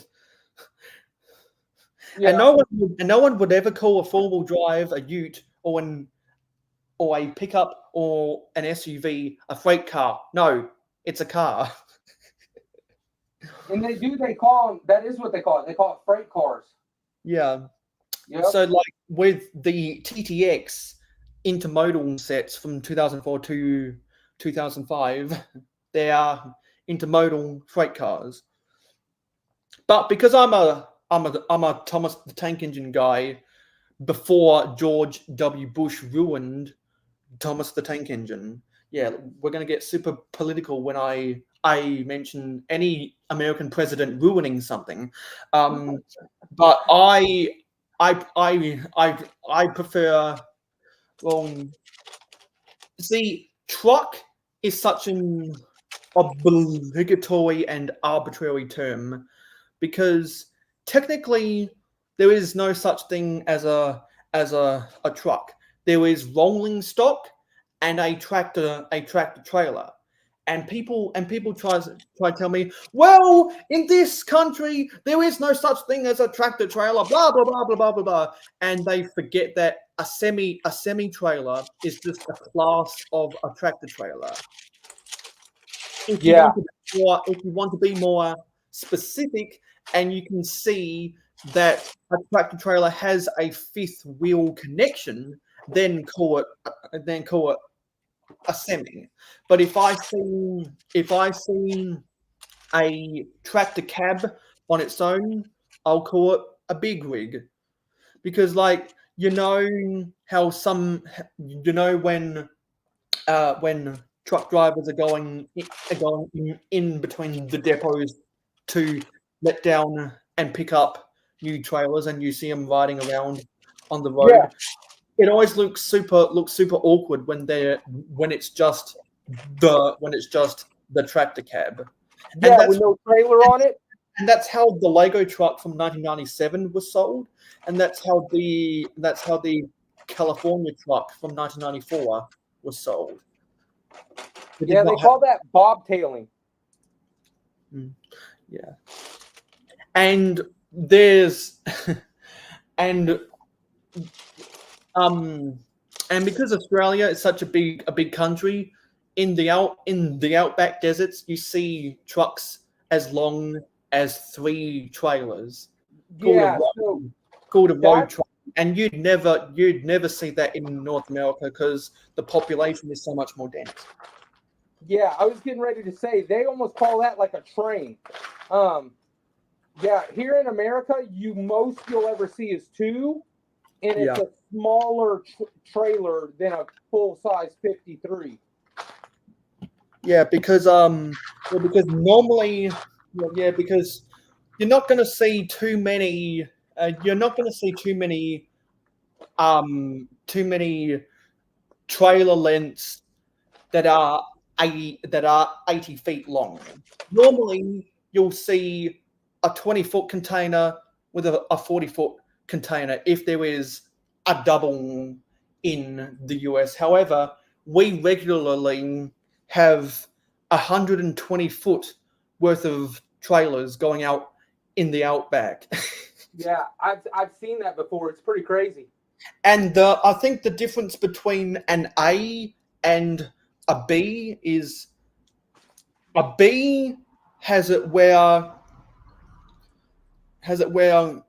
all of the trailers have to be coupled individually, but an A is where the backs of each trailer have a designated fifth wheel, or it's the other way around. But there is a specific difference. I research this kind of bullshit all the time, but I do it so I can make my vintage mocks look a little bit more realistic. Yeah, for sure. Because all of the stuff in real life, if you're a Lego city builder, is applicable. So that's why when I make rolling stock or locomotives for my trains, I like to base it off of real stuff. If I want to pick something that looks, if I want to pick something that's British, I want to make it look like something you'd see in England. If I want to make something that's American, I want to make it look like you'd actually see it in the US. So I built a Class 08 shunter, as some people might know, but I also want to build a GP38, which is what the BNSF locomotive is based on. And in a perfect world, I'd also love to build an F7, but that's a little bit more complicated. I also want to build an Australian. I want to convert the blue cargo train from 2014 into an Australian NR class, and the NR in the NR class is literally just an acronym for National Rail. It's very simplistic, and it's the most numerous freight locomotive that's on our rails today. I think because it already looks similar with the pinched squat nose cab, and the relatively thinness of the rear, I think it'd be very easy to convert that. And because it's already in a blue and yellow, I could very easily convert that to be the Pacific national livery of a yellow and blue. That's train stuff, but and that's kind of taken priority over castle stuff because it's a part of the city, and anything to do in the city, unfortunately for all you castle guys, has taken priority. But I'm glad I got to get 5 other people here today to finally build this thing. Yeah, no, that's a pretty cool GWP. I'm glad they came out with it. I didn't get it, and one of the reasons I didn't get it is because I didn't want to spend that much money at the Lego store to get it. And then 2, when I saw it aftermarket, they're wanting like $50-$60 for it. And then I was thinking to myself, well, man, I got a vintage city and I can get the original one 100% for like $80. I might as well just get the real one. So I'm probably just going to order the original one before too long. Something's not sticking down properly. Yeah, this isn't quite right.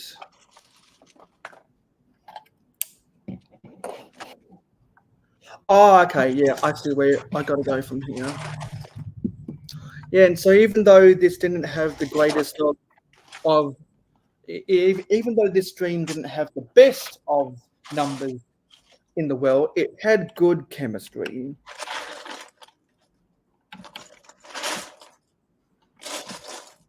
Because you're not getting the Orient Express, right? Yeah, I'm not getting the Orient Express. I got 2 of them. Yeah, because I stated my reasons that I wish it was based on The real one? that I wish it was based on the locomotives they use in the model train versions of So of it. the off-brand bricks, I can't remember what it is. It's Mold Kings is what it is. They make one that looks original to what the original design was.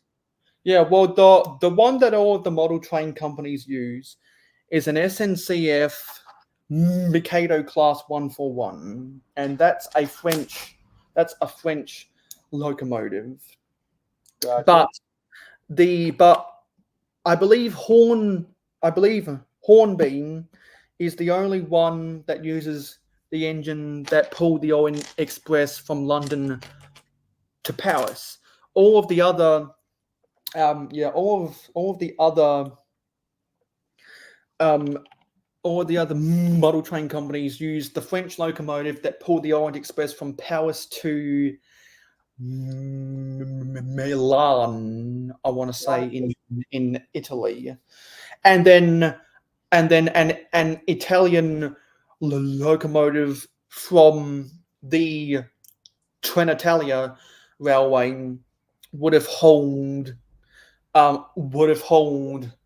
Orient Express from its leg from Milan to Istanbul, and alternately, and for the alternate route, there would have been German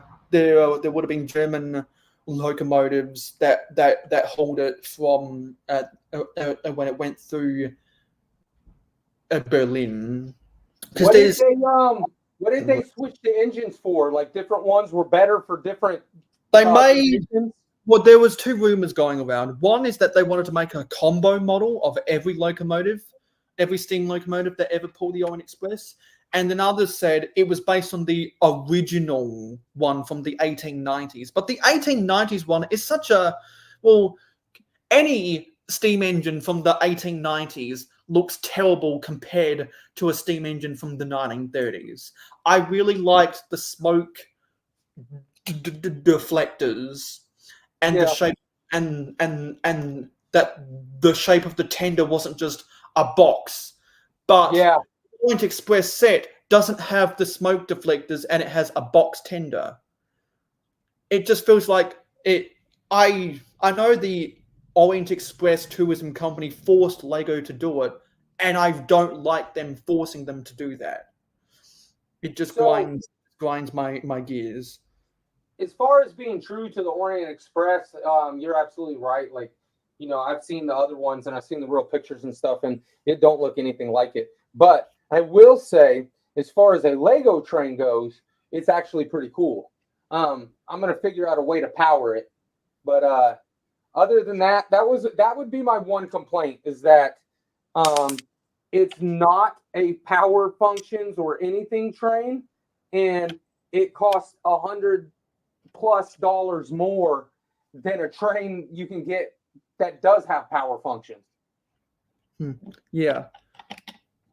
Because, for example, that city train they got out right now comes with power functions, comes with track, comes with everything, and it's like $189. Yeah, but the reason it's cheap is even with the power functions is because it's got less details and it's a smaller scale. If they had put power functions in it, because isn't it $330? $3 even $299.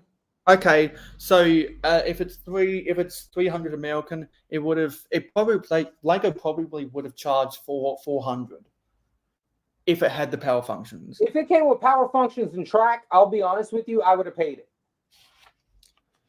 See, that's the divide Lego has with the train theme, which is something they don't have with the castle theme, is because you don't have optional extras for castles or pirates like you do, because there's not really much you can do in terms of adding technology to Lego Castle or Lego Pirates. But trains is all about technology, so you have to consider whether you include technology to make stuff work.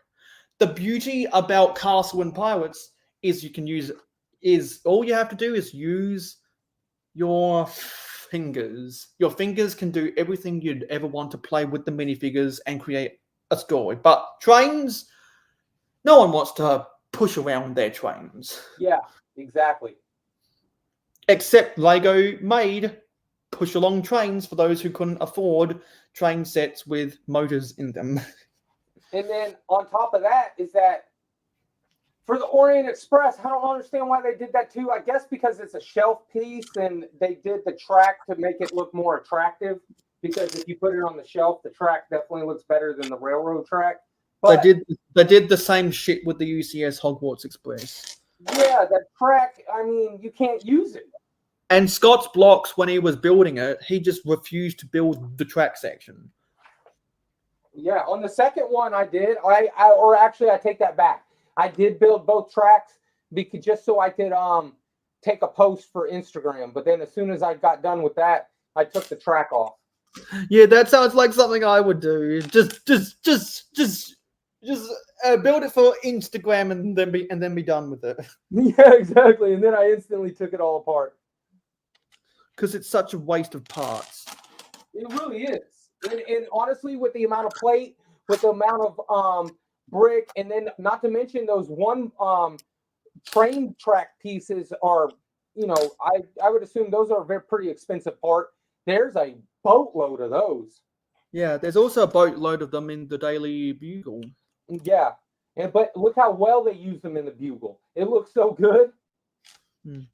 Which is one of the reasons I bought the Bugle, because it's the best Lego skyscraper. Apologies to the Avengers Tower.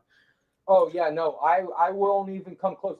I would 100% rather the Bugle over the Avenger Tower, especially when I saw it in person and I saw how they constructed that sloped front glass and the way it lays. Is there so many gaps everywhere? I was like, man, honestly, I can't believe that flies with Lego, because just me as an independent builder, that would never fly. I would never leave that like that. It's crazy. Those planes are so noisy out there. I can see those fighter planes. I can see those fighter planes. So after this right here, I will start the castle part. And the castle, I've already got all my castle sets pretty much. I've got the creator castles, I've got the Wolfpack Tower, I got the Forestman Tower, I got the 90th anniversary castle, I've got some of the Fright Night sets, I've got the witch with the dragon hot air balloon thing. Butt Chop would be excited about the Fright Nights. Yeah, I've got two Fright Night sets. One's the dragon the dragon den, the chariot, or pulling the oh, is it the Weller's Windship? I've got that too. Yeah, I'm gonna have that, and then I'm gonna have it look like like she's like waving her wand, and she's spawning all the Bat Lords to fall down onto the castle, like they're attacking the castle. Have it, and you could try to build have it like I'm guessing if they had power chutes back in the day, they would have used a bed sheet. Yeah, no, I was thinking have it like the Batlord CMFs are using their mum's bed sheet as a power chute just to come on raining into the castle. That's funny. I can't think of any other way they would use a power chute, because they never actually because you didn't fly. Only the fantasy castle. Well, they all come with capes. They all come with capes. Yeah, but that's because the cape was a symbol of royalty, rather than not every superhero wears capes. Yeah. I think we'll just do that. The capes though. Yeah. Capes are how they're flying in. They'll be taking over the castle, and then you'll have all the Lion Knights there also. Yeah, and since but then you'd have to think, well, do the capes that the Lion Knights use, would that be able to make them fly? If you're going with the fantasy if you're going with the fantasy universe, that's true. That's true. Would would the Lion Knights be able to pick up a broomstick and just fly away? Or maybe like a hammer, like Thor. Yeah. I have the power, He-Man. Here, I'll be right back. I'm gonna get a bottle of water. Yeah, I always carry my water wherever I am in this world, except if I'm on a plane or in an airport.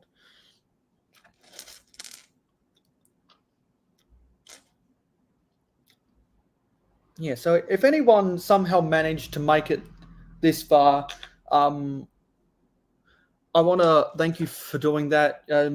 Tell me what you think about castles or pirates. Let me know if you have any of the sets, if you're an active builder, if you make mocks of that stuff. I'd like to know, and if you have any pictures of your mocks, feel free to send them to me on Instagram, and make posts about them using the hashtag #RealWholeEgg.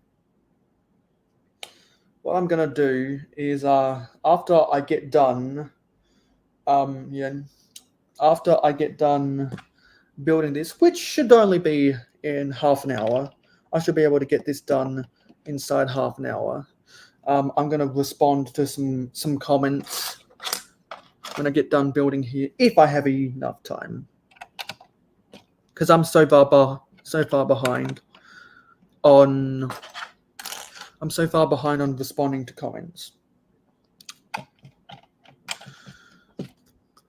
And as soon as I end this stream, I'm going to go and chill out for a bit, but then I'll come back and get some of my buildings out from under my table, get some boxes out, and see if I can lay down the rest of my base plates, lay down the rest of my train tracks, so we can get more of the city stuff into the city and get some of the junk out of here. I'll probably have to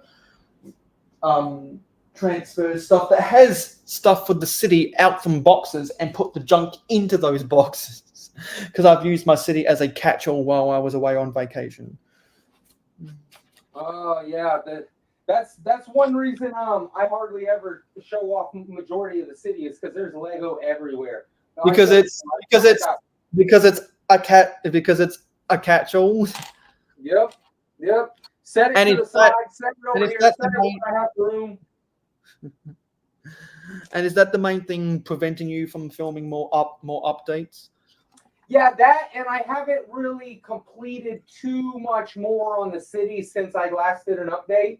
When I get these this Blue Bricks order, I'll definitely have so much more completed, and so when I do that, I'll be able to show a significant difference. Yeah. See, I don't try to be the cleanest guy in the world.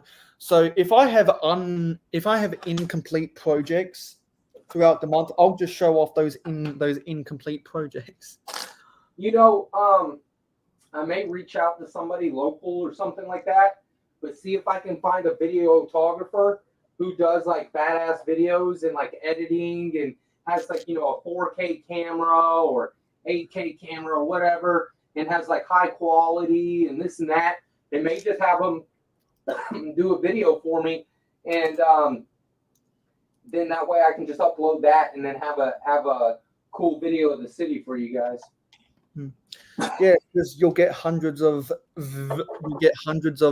views, and hopefully, when my city looks more presentable, it'll get hundreds of views. Yeah. So because I know I see like videographers go to because I watch a lot of car videos and stuff like that, and I see him go up to people, and he's like, "Hey, can I make you a video of your car?" And then they'll be like, "Yeah, I would do that." And then they make like, if I were to take a video of the car, it would just be like a regular video walking around. These people are taking videos of the car, and then they post you the final results, and it's like gives you goosebumps, you know. Pretty epic videos. Yeah, the problem with me is that I'm just too lazy to do a lot of things. I've had scripts on my computer for the complete history of insert Lego theme here, because I can recite a bunch of details that not many other people can, and that's the type of videos people keep on pestering me to make. But the problem is I don't do it for two reasons. One, they take a long time, and two, I'm a lazy little fucker. Exactly. And you see, it takes a long time for us because we're not like fluid with it. It's like somebody, so there's people out there who can type 100 words a minute, and then there's people like me that type like 20 words a minute at best. I could easily write. Well, I can write 500 words in an hour. Yeah. But that's because I'd have to look at reference material to make sure what I'm writing is factual. Yeah. Well, what I was And gonna say is that reference a bunch of stuff. yeah, and then the people that do this stuff all the time, every day of the week, they'll have you set up in a couple hours. Yeah. And then me, I try and do it, and I'm stressing myself out, and I've got 2 days tied up in trying to figure it out.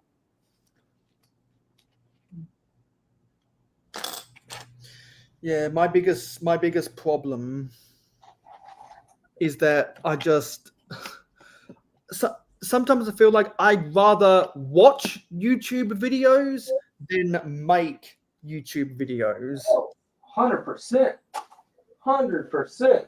Even though I have so many good ideas that I could be doing, and so many good ideas that I've already done, I just need to film videos about it. And also, someone taught me how to insert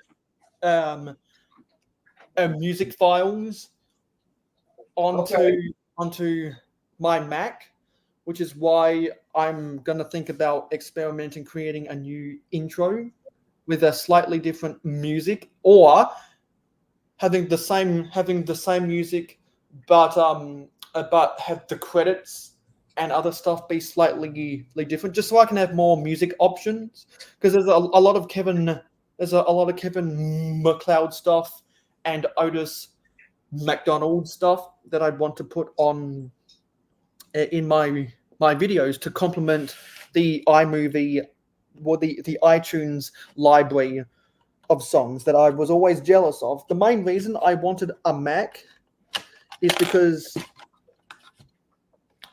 because of the sound effects and the music from a Mac. Because I grew up watching YouTubers who did all their editing on iMovie. Yeah. And I wanted a piece of the action. And then I discovered, well, how much easier it is to edit on a Mac compared to editing on Windows Movie Maker. Yeah, I've got like Microsoft, so I downloaded whatever their video editor is, and it just was easy because I already had everything on the computer for it. I know a bunch of people use Adobe, and some people use Final Cut Pro, and some people use Filmora. Yeah, there's a couple of them out there, but I don't know. It always just escapes me, man. Technology. I've never been too technology savvy. Yeah, because I'm a because I'm a YouTuber, and I operate mayohosko. I operate the mayohosko media group. I try to stay on top of my tech, just to at least make sure that it's digestible content. And Lego Head is back because he's in Arizona. Okay. So we so like I thought to myself, well, instead of buying a medium priced Mac and only have the benefits of iOS, what if I buy the cheapest, best quality Mac available, which at the time was a 13-inch MacBook Pro, and I was able to use a student discount to get it for only slightly more than $1,000 US, which was $1,700 something Australian, because there were other Mac options which were better quality for $2,500. And then I thought, well, instead of just holding myself to a new Mac and an old HP, why don't I get a less expensive Mac, but also buy a new HP, so I can get the benefits of both systems, and I don't have to pick and choose, and I can finally make the comparison between the two different systems, because a lot of people who weigh in on the comparisons don't actually have both operating systems. I use Windows and Apple, so now I can make all those comparisons fairly, and I have a more justified opinion because of it. So I love writing scripts on Windows, but I love editing on Macs. I love gaming on Windows, but I love streaming on Macs. There's all sorts of different uses I do for my two different computers, and therefore essentially getting two for the price of one, because I got both of the cheapest available. Because I got both of the cheapest available, getting two for the price of a good quality Mac, then I won't wear down a computer for so long. And instead of one computer lasting for 7 years, I can have two computers that can last for 10 years, and the battery not get all fucked up, and the memory not get slowed down, and the processing speed not being on delay forever and ever and ever. Yeah. No. I haven't ever really messed with anything Apple, to be honest with you. And yeah, sure, I can get you the link, Lego Head. Let me because we're talking because now that all the Castle and Pirates guys are gone, we've kind of wrapped up the conversation, but we had a bunch of really cool people. I'll get to that link on Discord. Let me go to Discord. By the way, everyone can join my Discord server if you really want to. There's links in the descriptions. I've got to edit the description after this stream. I've got to edit the description after this stream to include links for everyone's stuff. Yeah, so just send it to you directly on a Discord, Lego Head. And you might be able to let me know which of the Marvel figs you want in your giveaway prize. Gonna send that out to Arizona. You know, all of the smart people, they vacation in California, but they live in Arizona. You get the weather of California, but you get the better taxes of Arizona. Yeah, Arizona's a very low tax state. I don't think they do state taxes, do they? Yeah, because I don't think they have a sale. Well, Legohead can probably tell us when he comes up in here. All I know is that they either don't have a state sales tax or they don't have a state income tax. Yeah. Because the states that don't have a state income tax or the states that don't have a state sales tax, they get their tax revenue from other taxes that aren't applicable to the general population. Like they might have a higher capital gains tax, or they might have a higher windfall tax, or something like that. They do a tax on everything, so it's more of like a user pay. Like, because people complain about how expensive property taxes are, but a lot of small towns in rural America, everything in those towns is bought and paid for with property taxes. The higher the property taxes are, normally, the better the schools are. Yeah, and I'll say this too, is that honestly the property taxes aren't that bad right now. They're trying to make them even worse. That's what's crazy. Hey, Mr. Arizona.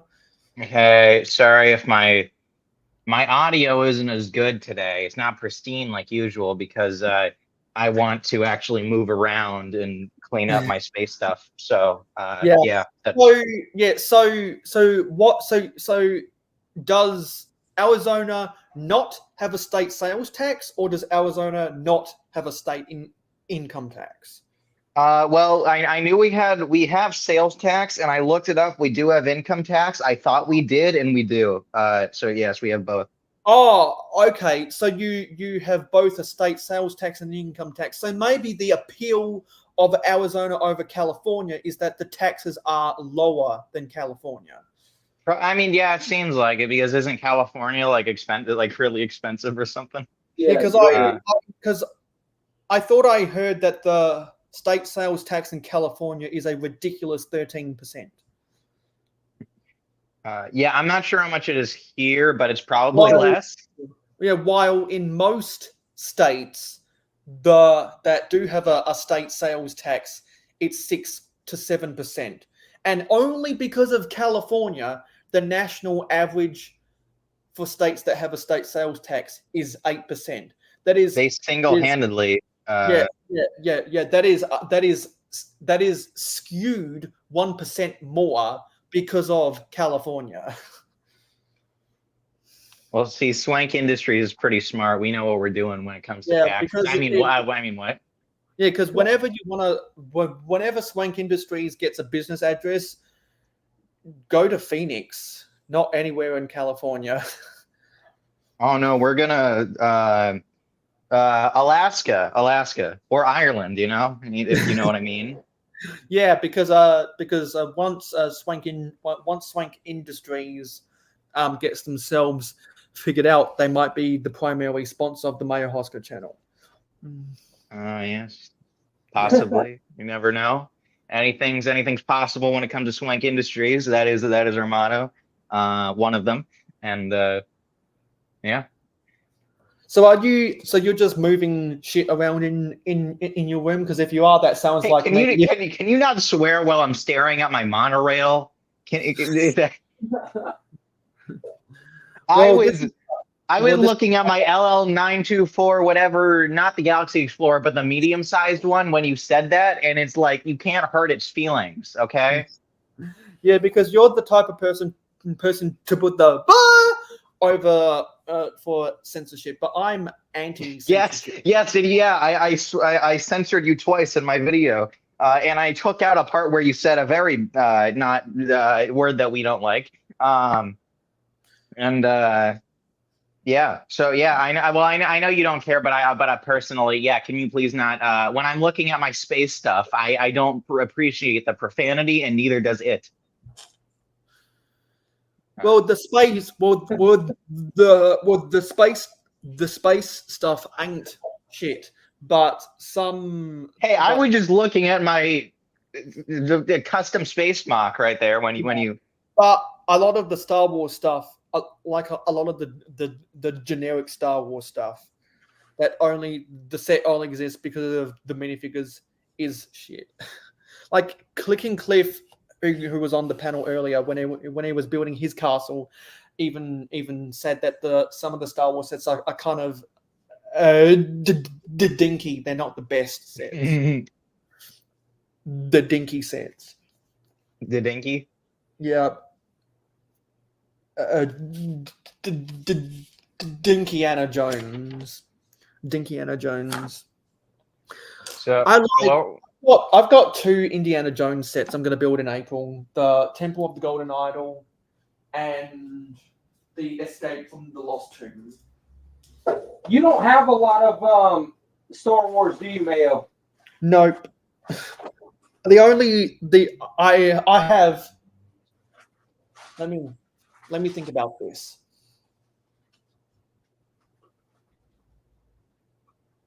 I have 4 Star Wars sets: the 2008 Clone Wars Anakin Starfighter, the original Stormtrooper, the Battle Pack, the UCS Luke's Land Speeder, and the UCS X-Wing. Those are the two. The new UCS X-Wing, I presume. Yeah, the new one. I wish I had the 99 version, because the 99 version is my favorite Star Wars set. My second favorite. Wow, I never thought I would hear a single person in history say that's their favorite Star Wars set. Yeah, my second favorite Star Wars set is the Ewok Village. I thought you were gonna say the TIE Interceptor. I don't care about anything from the Imperial Empire. I really don't. I don't, and I don't care. I don't care about most things from the First Order or the Old Republic either. I see what type of person you are. Are you hinting that I am some kind of rebel scum? Yes, you might say that. Yes. Yeah, call me rebel scum. I will. And call me and just straight up call you. I'll just call you.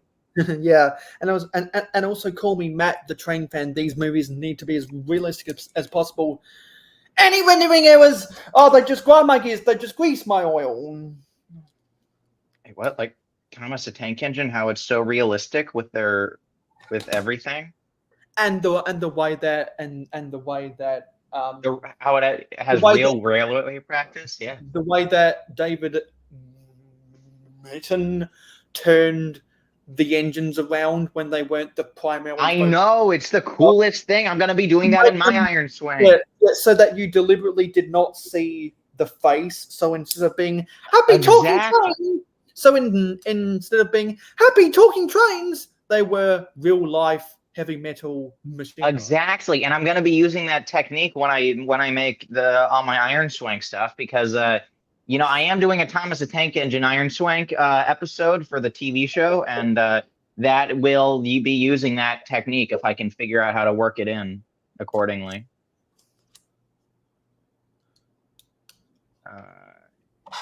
You know what I mean, Mayo? Bean? Yeah. I know. And what I also know is that from Blocks to Mox and I are thinking about, since we have so much shit to do in our cities. Hey, I was looking at I don't remember what it's called. It's some space base. The one with the little track, and it has the ship on the side. Is it the cosmic? What is it? Cosmic. I knew the name of it. Is it the one where they have the printed piece looking at the Alpha 1 rocket launch? Yeah, it does. Yeah, it does have that piece in it. That set is the Beta 1 command base. Yeah, that's what it was. Yeah, the Beta 1. Yeah. I was looking at that, and my other it's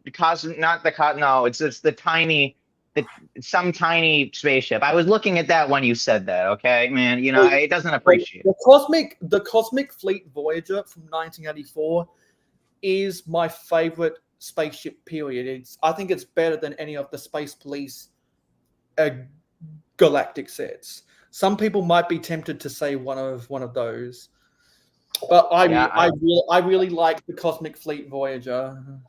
I always wanted that one so badly, and I do have it now. Though though apparently there are a couple parts. While I was at the store, I noticed one of the big dish on the top was white instead of blue, so they switched it out. And then later, I noticed how there was one part missing, and on my stream where I was putting together my space stuff to see what was incomplete and what was complete, yeah, there are a couple pieces missing from it.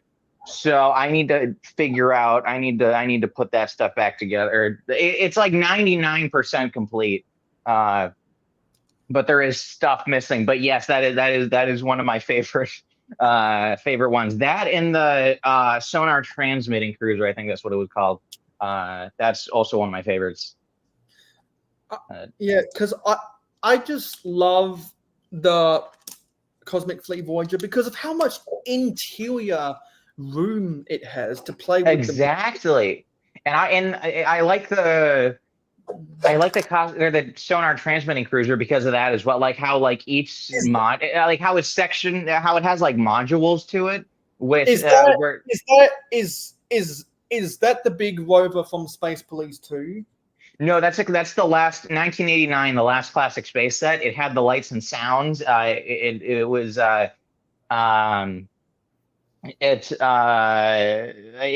has two modules to it, and you can like take it apart, and then they're like their own little like search or their own little like hubs for whatever. And then you can take what was the name of the set? Solar something? Sonar transmitting cruiser. Okay, let me search this. You'll know it when you see it. Yeah. Oh Dave. No. Dave's Brick said, "Hey, Lego head." Oh, hey, Dave, how you doing? What's new? Oh, that fucking thing. It's such a weird design. What are you talking about? It's the best one. Also, hey, Contra. Yeah. But what's up, Contra? Hey, Contra. It is the best spaceship out of all the classics. Okay, you like the 1990? No, it's not. No, it's not. It is one. It is. No, what? It is in the top 5 of classic spaceships that I own, at least. It'd be in my bottom 5. It is so ugly. It's just trying to use every single piece they had left over in the factory. And they accomplished it beautifully because let me tell you. It's so awkward. Okay, let me tell you. If you're not happy with that thing, you know what you do? You take out those 2 modules in the middle, and you can have a little spaceship. And they have engines in the back you can put. And it's perfect. It is. Yeah, because it looks so much better with the center modules left on a planet and exactly because that's what they're meant for, and you can have them doing their own thing, and then the rear engines connected with the you can put those back on the little cab, the little cockpit, and then it has a really cool it has a surprisingly fast and nimble little rover on the back that you can take off. And it's got the balloon tires. It doesn't have blue tires. It has black tires. No, I said balloon tires. Oh, balloon tires. Yeah. And it's a light and sound set, and I believe Lights and Sounds first came out in 1986. Yeah, well, wasn't that a 1989 set? The way you said that made it sound like... No, this is a 1986 set. 86 was the last year of Classic Space. Okay, then maybe I could have sworn Jenks said it was 89. Then in 87 they replaced Classic Space with Futuron and Blacktron, and everyone knows that the Futuron is just a modified version of the classic space. They added the white underneath and the zipper stripe. Okay, so yeah, so Jang, I thought Jang said 1989. His video actually it's titled 1988. Yeah, he must have got his dates wrong. So I don't know where I got 1989 from, because I think Yeah. I said that in my review back in like 2019 or 2020. Well, you might need to make an addendum to it. Because it's Yeah, cool. well, I mean, I don't think you can't see that unless you go to that old videos playlist if it's in there. Yeah. Oh yeah, 1986. Huh. Okay then. 1986, because this is because this was the last of the big classic space sets and the last of the classic spaceships. The last of the big classic space bases was the Polaris 1 base. Yeah, that was the last. Yeah, I remember that being. I was And the thinking of that Polaris earlier. That one. I believe the Polaris 1 base also had lights and sounds. I don't think it did. Did it? Well, maybe my memory is distorting with them. It was. I don't remember having it. I don't really remember it having anything to it except like those two little things, those rocket ships you could take out. Yeah, it came on the Crater base plate, and it had the 1x4 by 3 45-degree windows. That formed a lot of the structure. It was a really awkward design. I don't really like the. I think I like the name, and I think it has like It's that a like. It's a cool name, and it's the name I expect from a classic space base. But a lot of the 86 classic space sets feel like they were just trying to use as many leftover pieces from the previous 2 years just to get it out of their inventory so that they could make different designs for the next generation. And then in 1991 we got Blacktron 2, and then in 1992 we got Space Police 2, and then in 1993 we got Ice Planet, and then in 1994 we got the Spirius, and then in 1995 we got the Explorians, and then in 1996 we got the UFO. Speaking of which, I actually just got a couple of UFO sets out of a bulk buy. Nice. Yeah. Because the UFO sets are famous for having the big ugly quarter round. Those giant, as seen on the Lego Star Wars, gunship, droid gunship, and on the Umbara and the Umbara Walker, and the original Millennium Falcon from 2000. And because I'm not thinking of the. No, I'm thinking of the. Oh, I thought you were talking. Sorry, yeah, no, I'm looking at that Falcon right now. It's on my shelf. I'm touching it. No, sorry. I thought you were talking about those other, like the bricks, not the plates, but like, or those weird tile things, but like the bricks. Yes, they are bricks. Well, I mean, like, no, I mean like the, on like, look at the droid gunship set. Yeah, they use different shape. What they use. I mean, like they're like the small bricks, and then there's those ones and then the ones on the Falcon are like those big, the UFO pieces with those little with the places where you can put bricks. Because the 2000 Millennium Falcon used the same quarter round bricks that were used in the UFO. Yeah.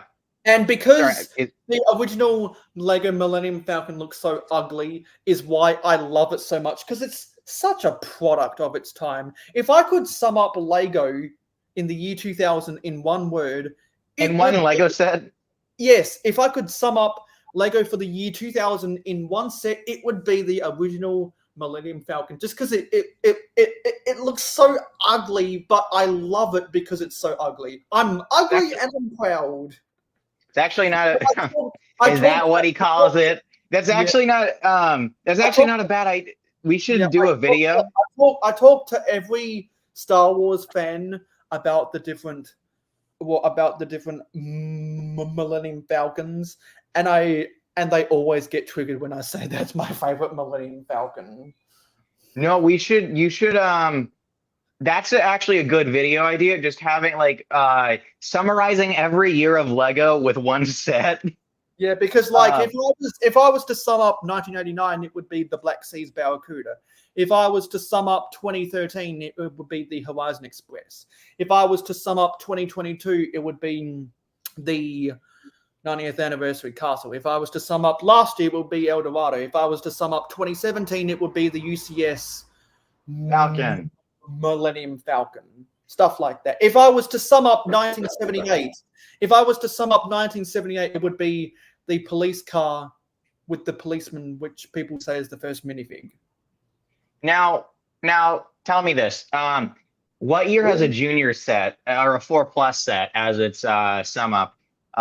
Maybe like what 2018? Because 4+. Well, okay, it would have to be 2020. No, 2021. That is the year of 4+ sets because everything in 2021. That was a very mediocre year. Yeah, and like to sum up 2007 would be the Cafe Corner. Not even that sounds like a modular. Yes, it is.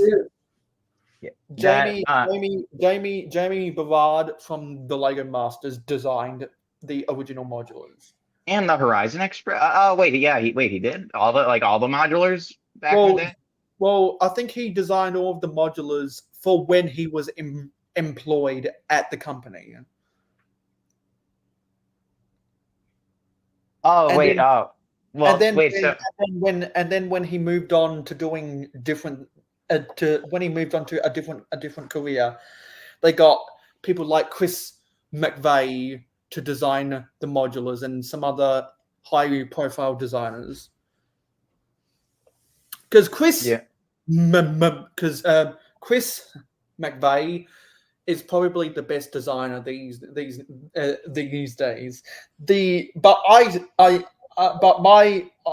still think Jamie Barrard is the best designer ever. But my second favorite designer is Jans van Stippen, something blah blah blah blah blah blah, and he designed a lot of the old classic space sets. He was one of the few designers that made vintage Lego what it is, and he's the guy that was in. He's one of the guys that was in Contra's Blocks magazine that I looked at while we were staying in the same hotel.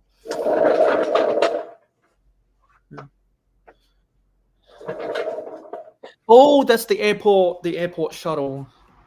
Oh, yep. I'm actually working on the monorail station right now. I'm adding. Is that a custom tree? Oh yeah. And so the trees, when you look at them in real life, they look more full. They kind of look thin right there, but when you look at them kind of like this, they stack up. They look a lot more full. But I'm actually working on this here. You see the pink flower vine that wraps the pillars? That's when you took the Harry Potter sets and turned them into a train station, right? Yep, and that's what it's got. It's got that train. You see, I built like a small version of that. The 2018 passenger train. Yep, and I put that up top there. And you've got all your Daily Bugle taxis outside. Yep. I got a couple of them. It's pushed back right now. I was messing around over there. So, but yeah, no. I've also got Emmett and Wild Style over here getting a hot dog. I got Lex Luthor fighting Superman over here. There you go. Superman's right over there. And then like I said, I got that right over here because I'm working on the monorail station. But yeah, I kind of work on all of it whenever I work around. Once I start running out of parts on one spot, I'll start putting parts that I have over in these other areas. I just keep pecking away at it all. Yeah, and since From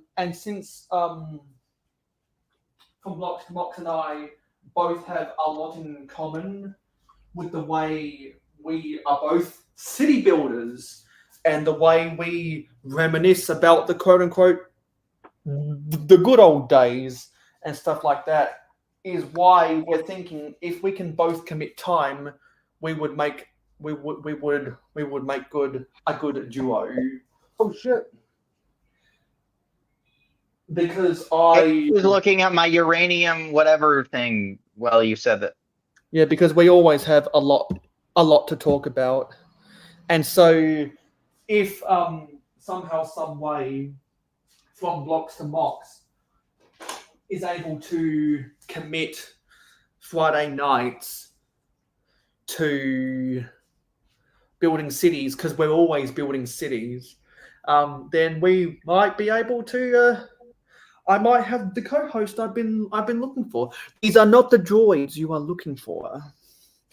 So we got Block for Mox, now we got Swank Industries, and we got the whole we got the gang's all here.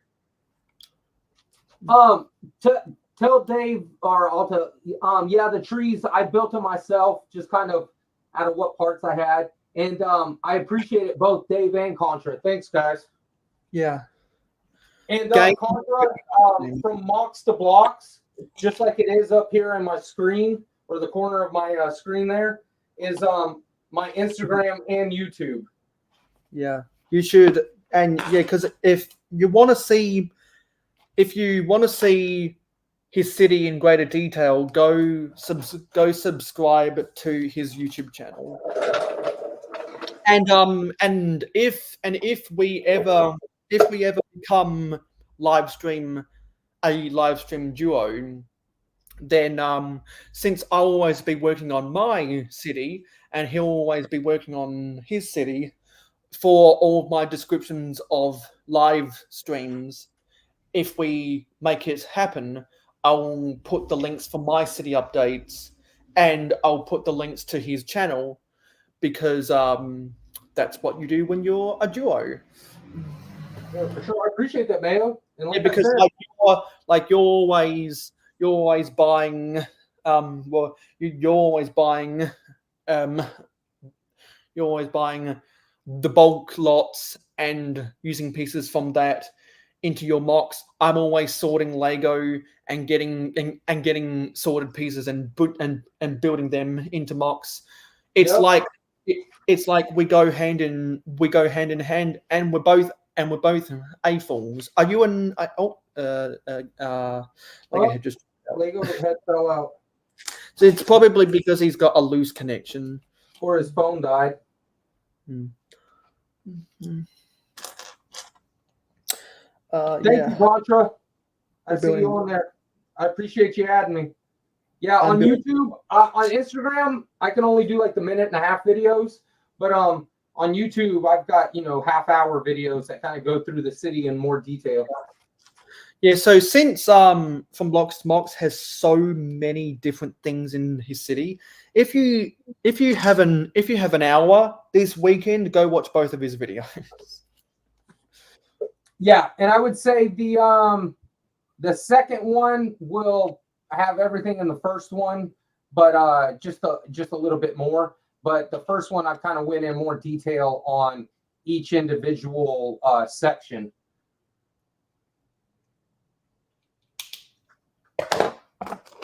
Almost done with the roof here.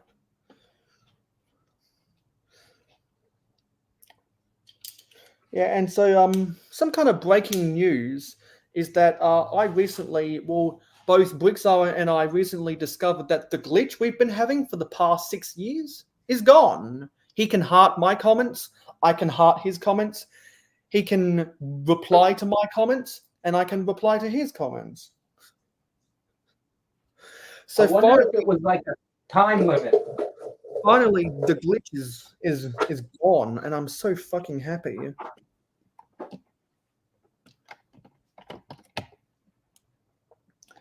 I wonder how these get connected. Okay, they get connected with these things.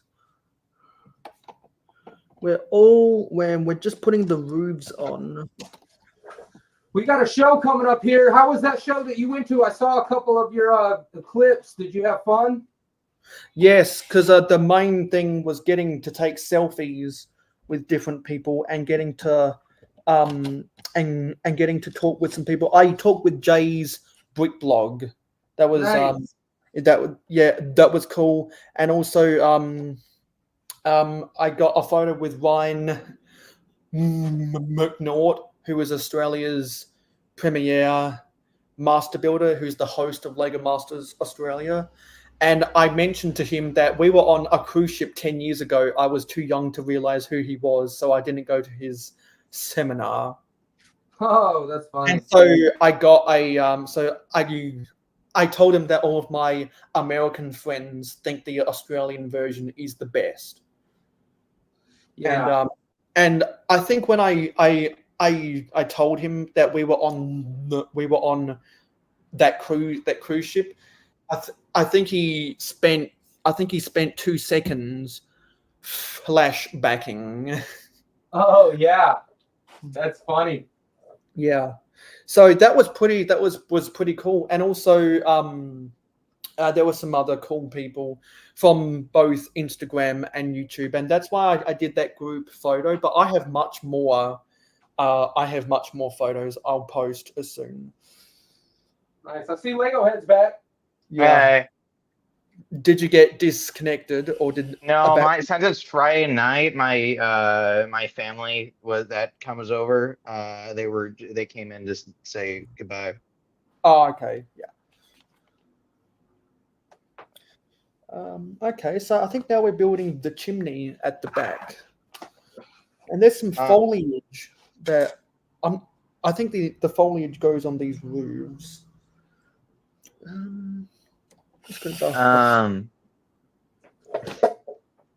Oh yeah. Was it From Blocks to Mox? There we go. I was gonna ask, sorry, earlier when you were showing the city. So wait, you had like however many of those Daily Bugle taxis.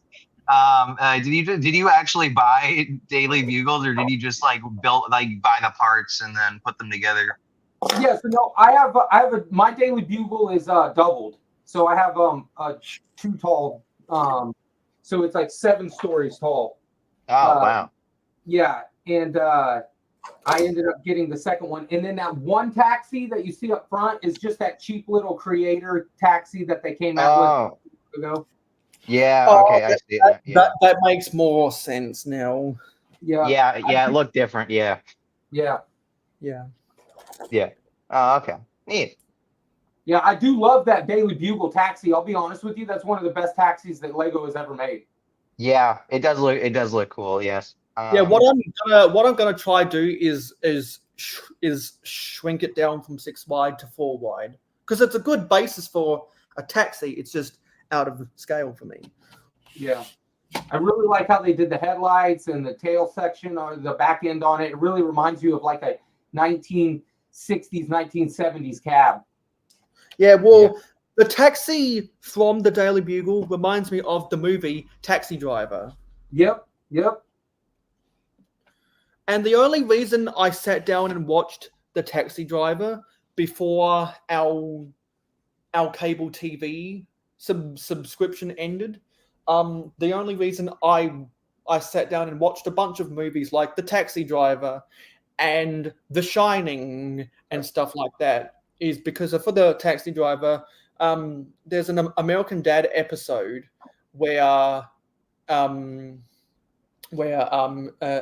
Stan doesn't like Jane Fonda and wants to go back in time and kill Jane Fonda.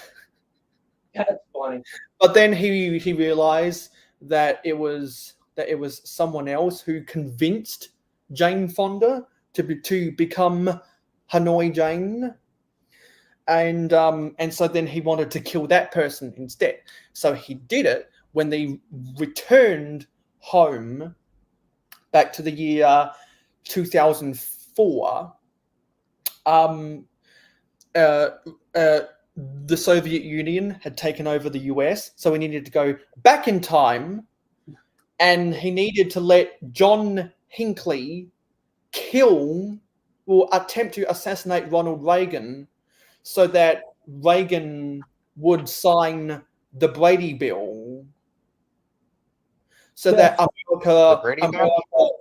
America could still defend itself with open arms, but through the acts of Stan killing someone in the past somehow meant that butterfly effect. Yeah.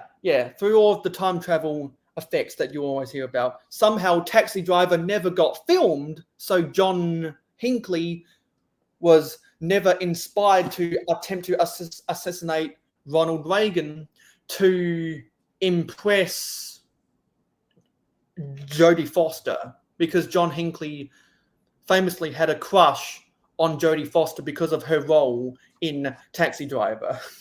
And because of all that complexity of a fucking American Dad episode is why I needed to go back and see why was John Hinckley so impressed with Jodie Foster in Taxi Driver. So I sat down and watched the Taxi Driver movie, and I was like, Jodie Foster's performance is okay.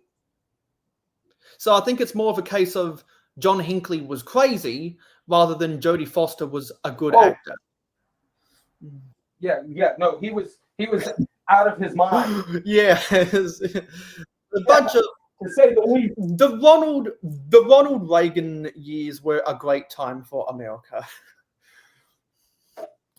Yeah, no, for sure. But an even a better time for America were the Bill Clinton years, and then America's decline came around George Bush, because George Bush turned into Thanks Obama, and then Thanks Obama turned into wrong, and then wrong. I tell you what. Turned into.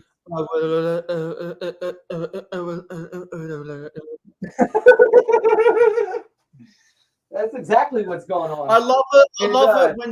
I love it when the political commentators like Ben Shapiro and Matt Walsh and Candace Owens, pretty much anyone from the Daily Wire does impressions of the American presidents. Yeah, no, for sure. It's really on point. I'm just a sucker for the crapshoot that is American politics. Because American politics is so much more interesting than Australia or British politics. It's so much more interesting and has so much more impact over the world's economy. Yeah, especially ours. That's why I don't get it when countries that have strong ties to the United States try to tune out everything from the United States, and people in my country forget, well, if it wasn't for the United States, the Japanese might have bombed Darwin and gotten away with it. Yeah. Yeah, so they were on a mission back then. Japanese weren't playing around back in the day. And also you can't but neither was America. And also you can't help it that America's biggest export is not corn anymore, and it's not even steel. It's now culture, because they funnel it through Los Angeles and New York. That's where they funnel all of their. Well, that's where they export culture out of, and that's where the term "too bloody Americanized" came from, because British people were upset about how American culture impacts the world so greatly. They were upset about it and created that hashtag on Twitter X 10 years ago. But most of my favorite entertainment is American, and one of my favorite things to say is when Ned Flanders, and this is actually a segue. When Ned Flanders said in the season 14 of Simpsons, because he was dating a Hollywood actress, she said, "I didn't know there were people like you still left in the world." And then Ned says, "Yeah, we occupy that useless mass of land between Los Angeles and New York called America." See, when I think of clever Simpsons quotes, that's what I think of. And let me go get something Simpsons related.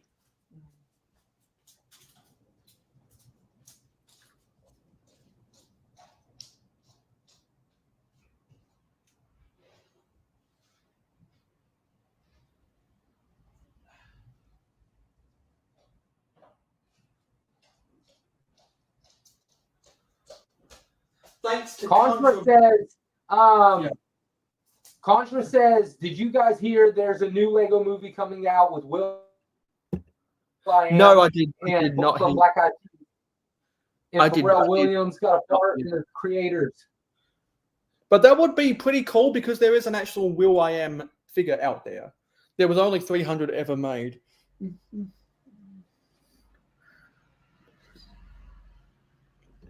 The Will I Am minifigure, I think, has the black version of the Indiana Jones hat. I'm just wondering if they're going to do a Lego Movie 3, like, what are they going to do? Are they going to do, like, almost how Toy Story 3 did, is they get given away to, like, other kids? Because the first one was about the little boy, and the second one was about how he's a teenager, and then now he's got a little sister, and then because I don't want to play with you anymore. thanks to Contra, with some trades that we made, I now have Oakley Dokley. Oakley Dokley, regular degular. Yeah. I love how good the impression is there. Yeah. Yeah. It's not that I'm not being sarcastic. Yeah. Oakley Dokley. And I'll always remember the Simpsons episode where Ned freaks out that the museum has an exhibit about the evolution of evolution, and so he looks at the caveman, then he looks at the dinosaurs, and then he looks at the unisex bathroom. and so he goes from when he looks at the caveman and the dinosaur, and then he looks at the sign for the unisex bathroom because God doesn't like unisex bathrooms for obvious reasons. Then he goes like and then he has to get his kids Rod and Todd out of there, and then that leads down to the rabbit hole of the church forcing Springfield Elementary to stop teaching evolution and to teach creationism. And then at the end of the episode, Lisa reconciles with the church to get it set straight that creationism shouldn't be taught in schools and evolution shouldn't be addressed in church. Another piece of clever writing by the Simpsons. The only thing I have to say about evolution is that they say that we evolved from, chimps and, or gorillas or monkeys or wherever. They say we evolved from primates. If that's so, why are there still primates? Because we're a different type. Well, because it's a different timeline. Because for those who say we evolved from primates, those primates could possibly be 5,000 years old, but all of the primates today could have been born yesterday. Maybe, but that's the best. That's the best. It's the real deal is that nobody knows. It is difficult to see how they bridge the gaps. Although the Simpsons did a couch gag. I thought this was funny. They did. Homer went from the single cell organism. He evolved from the single cell organism to 2008 Homer Simpson. And Moe was, I think it was when Homer turned from a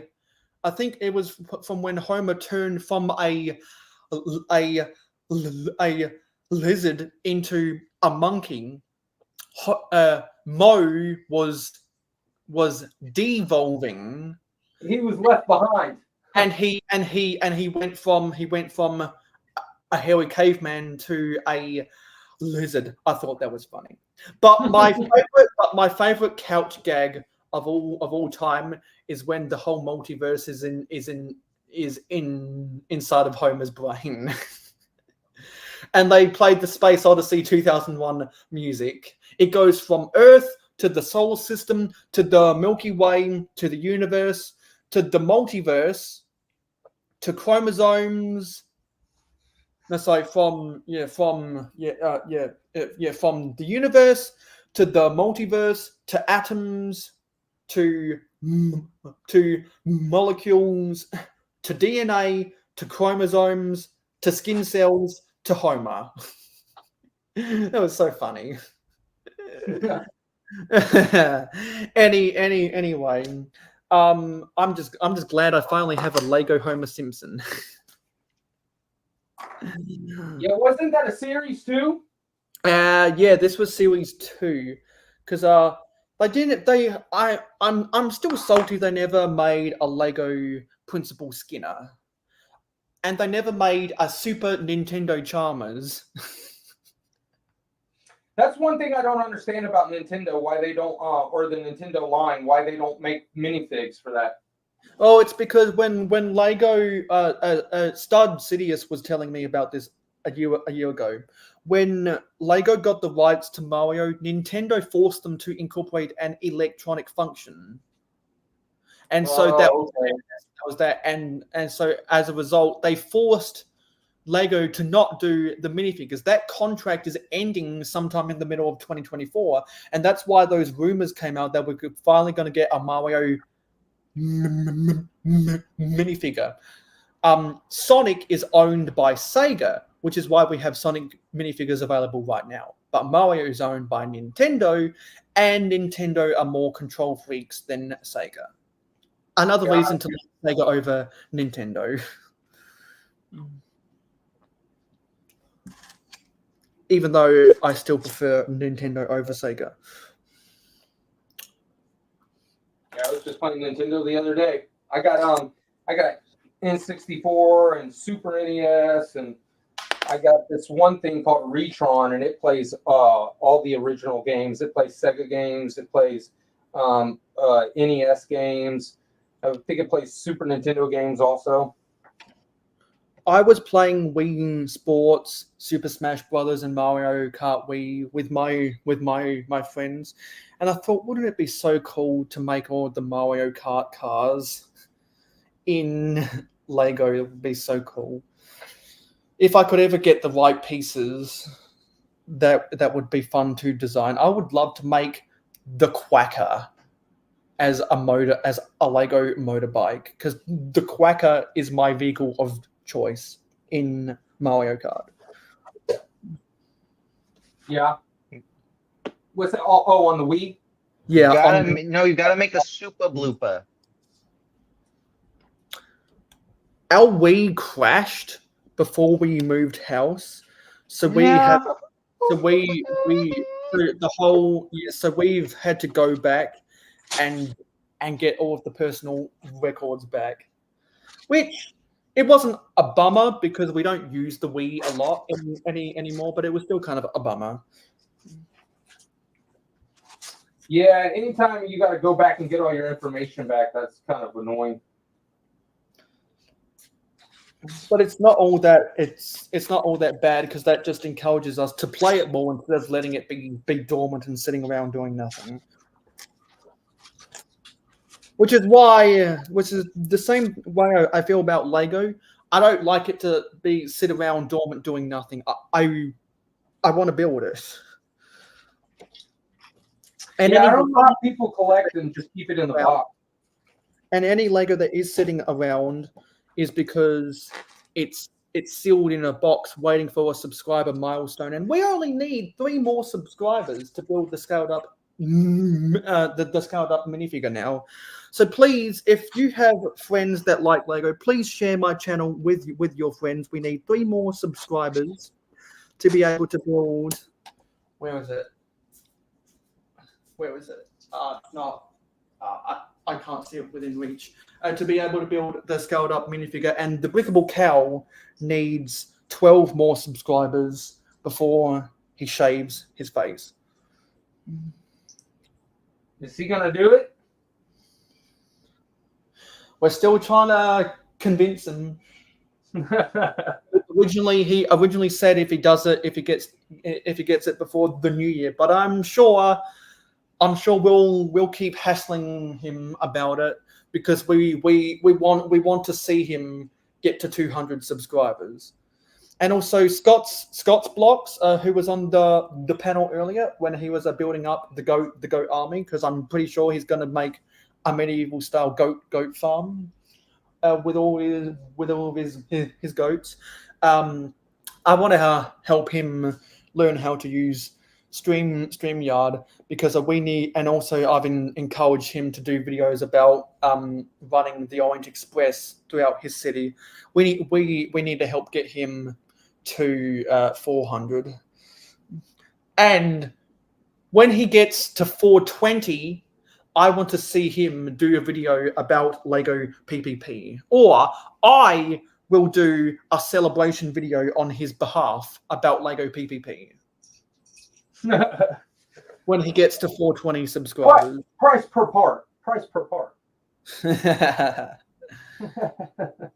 But I forget what the original acronym was, but Mark said it was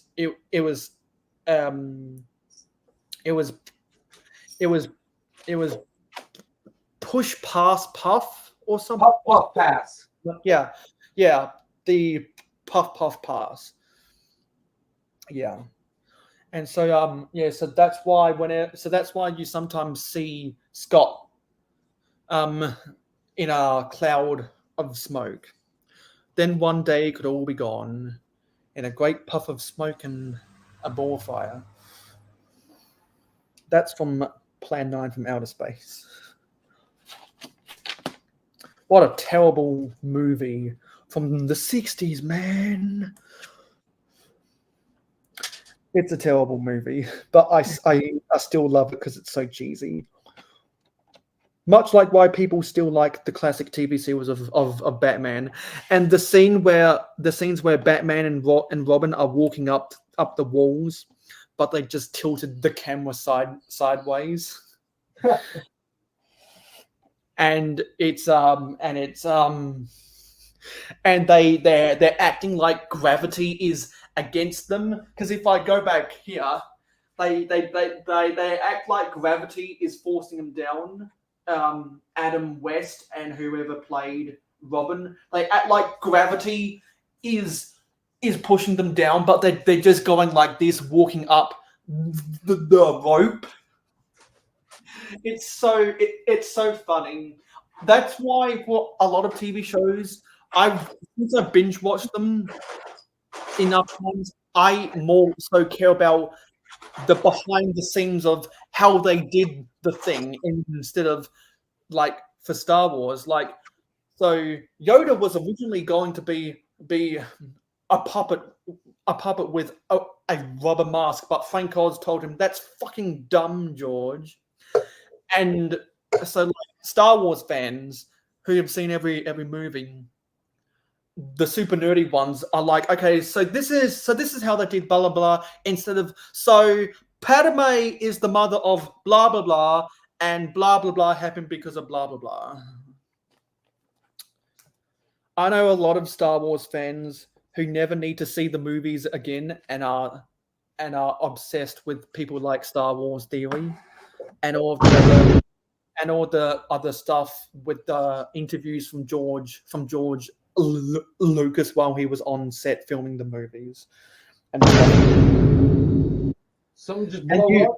And you've got a lot of sound effects. Like Dave requested it. Boom goes the dynamite.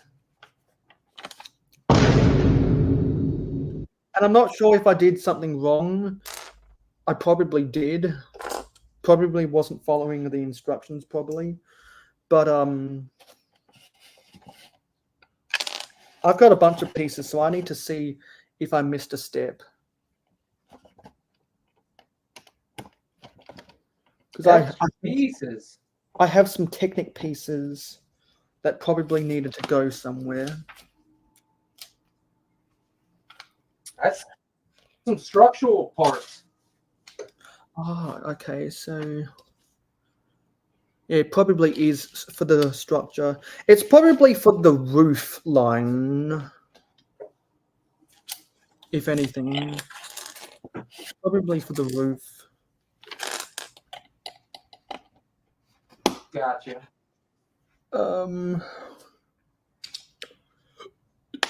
And we got to build the Dragon Knight girl, who, for some odd reason, does not have a shield.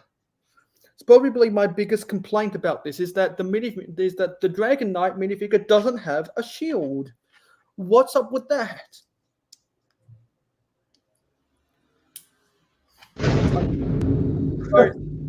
I don't know why you'd give her a sword, but not a shield.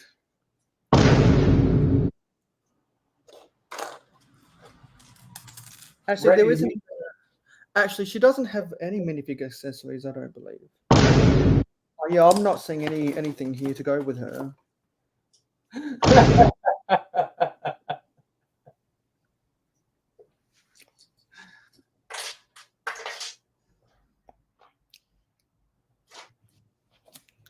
Must be something backwards here.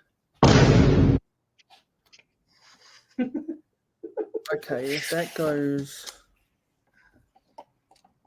behind here. Okay, that's gonna get old soon. You know, I'd like to use that. Well, I'll just let you know whenever I need to fart, and you can play that over my fart. You feel anything coming, Mayo?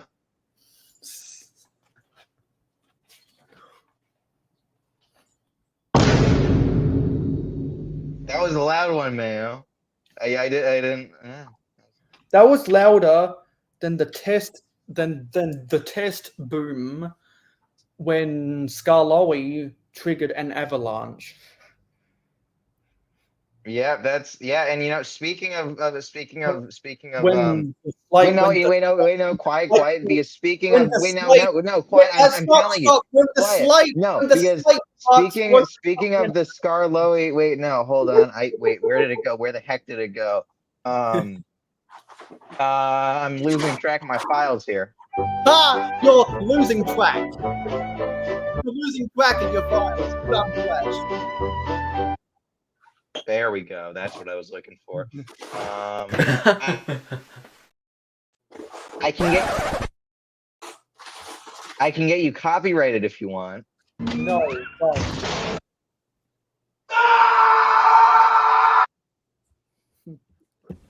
The pretty lady is telling you to subscribe to mayohosko. Yeah, baby. Sorry, I meant copyright strike. I don't know what I was saying there. But yeah, we got a mouse click.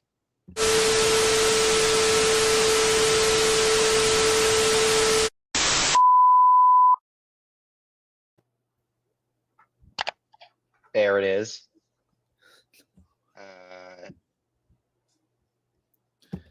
What's this? Scott the Wise.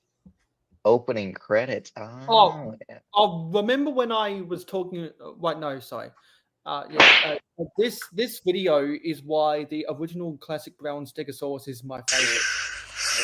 I want your mom.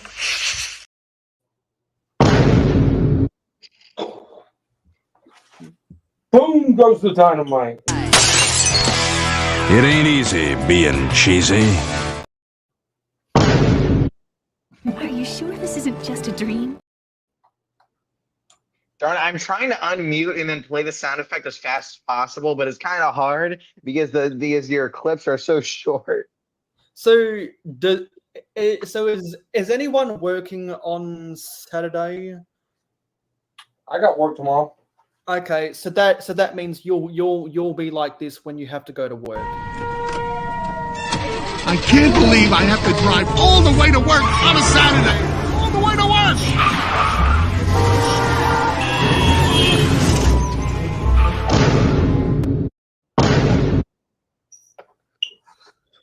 Yeah, Separate, it'll be a landscaping truck. But here's the thing, you're all agreeing with me. Oh. Yeah, this is the kind of antics you're going to get on mayohosko.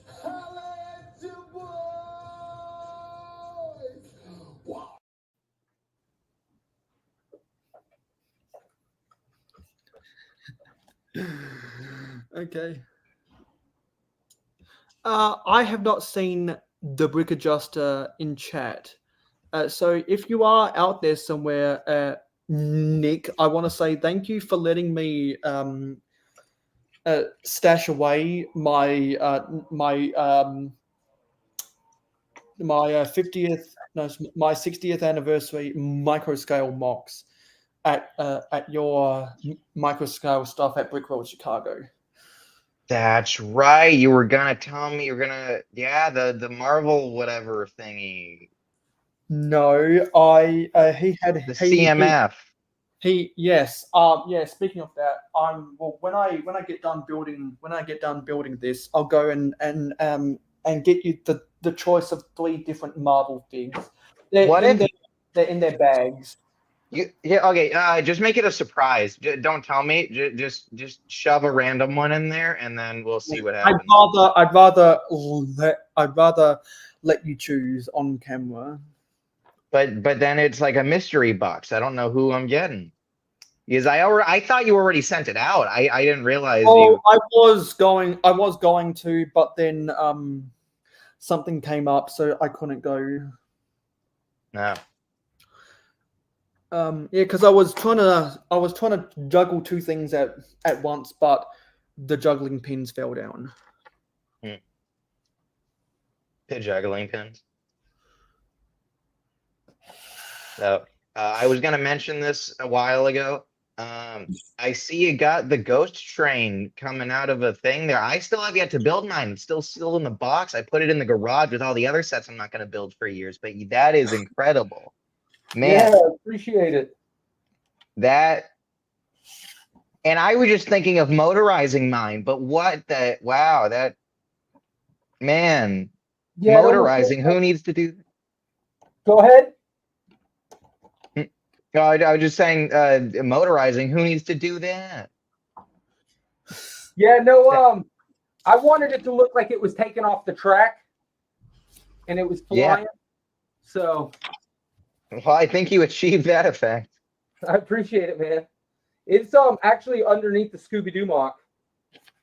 Oh wow, that's neat. Yeah. And so on my Instagram, I got a pretty good video of the Scooby-Doo and the ghost train and the whole thing for like right before Halloween. Oh, neat. Yeah. Yeah, so I got quite a bit going on there. The Scooby-Doo and the Haunted Mansion, and that was like one of my first mocks. Believe it or not, I found multiple Scooby-Doo sets in a bulk bin. And so that's how I got the Scooby-Doo mansion and everything. Oh yeah. Yep. What is that set like? The way you're talking about, is that set like rare or anything now? Yeah. So if you like find it on average, because it's got Velma is like $125 by herself. Wow. If you find the Scooby-Doo mansion, more often than not, it's like around the $300 mark. Oh, so was that the only set to have her then? Yeah. Oh, wow. It's probably not 100% complete. It's probably not 100% complete, but I'm going to call this done. If you like it, we like it, man. Yeah. So this will go next to the Forestman area in what will be the Middle Ages momentum. I have a playlist about my Middle Ages momentum with my castle video and my castle mocks. There's a playlist for that on my channel. Okay, let me find some. Now that that's out of the way. Also, Contra mentioned this like ages ago. I was gonna reply to it. They said, what is it? They said they wanted like a programmable brick to I think they said to put sounds in. Yeah, because this is when we were talking about the space lights and sound stuff. Yeah, so I believe you can actually, so the EV3, I'm pretty sure the Mindstorms EV3, you can't actually put in, I know you can record stuff to it. I don't know if you can actually like put a sound file on. I mean, it has a micro SD slot, so maybe. I don't know if you can do, I mean, you probably can't do that with the Robot Inventor, but I don't know. I haven't looked into that, but yeah, I know you can. I know you can do it with the EV3 at least. I don't know about the NXT or RCX, but yeah, I again like more lighting options, sound options, like all that stuff. But no, Lego just doesn't want to do it. I go on a rant about this like every stream about the Lego electronics these days. You know, with the aftermarket lighting setting such a precedence, like in the Lego community, as far as like how many people are willing to spend money in the aftermarket for the lighting kits, you would think Lego would have already jumped all over that and offered it with the set. Exactly. It's like you'd think you'd think they'd have like a section for like like their own Light My Brick section, like maybe make it like a theme on the on like when you click themes and it's like some version of Light My Bricks, and then it just like has all the sets with the lights, and it's like set not included, or like goes with this, like the add-on for like power functions or something. That would honestly, that would be really cool.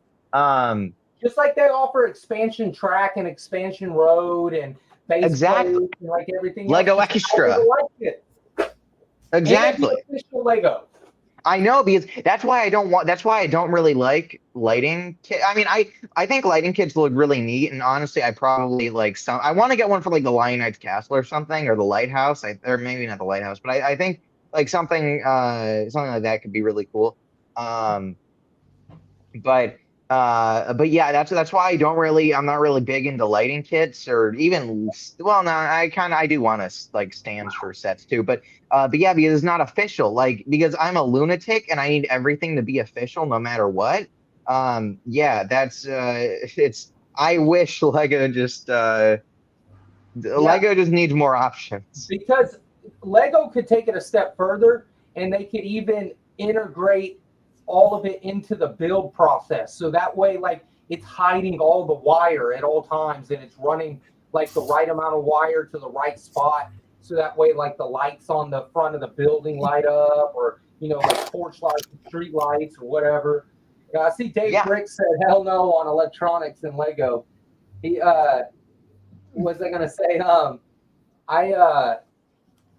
kind of like the lights. I think they bring a lot of life to it, to be honest with you. Yeah. And I mean, I'm building the Iron Man suit. I kind of have to be into the Lego electronics side of things, but what is it? Yeah. Also part of swankindustries.gov, but what was I gonna say? Yeah, so before you say that, I've got this. Well, what if I think it's Captain America? Okay, I already have that one. I got this. I got this. I already have that one. I would take another, but I already have it. And I've got this. I've got this one. And I don't really like Scarlet Witch, so I guess the Spider-Man is fine. Well, then again, would I rather another fig? I already have two Spider-Men because I think one was missing a cape, so I got a second. I'm not really a Scarlet Witch person. You seen that Spider-Man 2099 fig? You seen how much it's going up? Yeah. Wait, hold on. Let me check. It's like $100 fig now. When did that come out? That Spider-Man 2099. I know that's the fig. Oh, it came in the bridge battle. Yeah, possibly. The bridge. It was the Spider-Man. The Spider-Man. Wait, no, it came in the Spider Tank. Never mind, or not Spider Tank. The spider, the big spider thing that I think I saw like a million of in. Was it the Roxxon tanker? No. I said it was. It came in the spider mech thing. Was it not mech, but like? Was it the Spider-Man versus Venom mech? I'll show you what it is. So which one of these do you want again?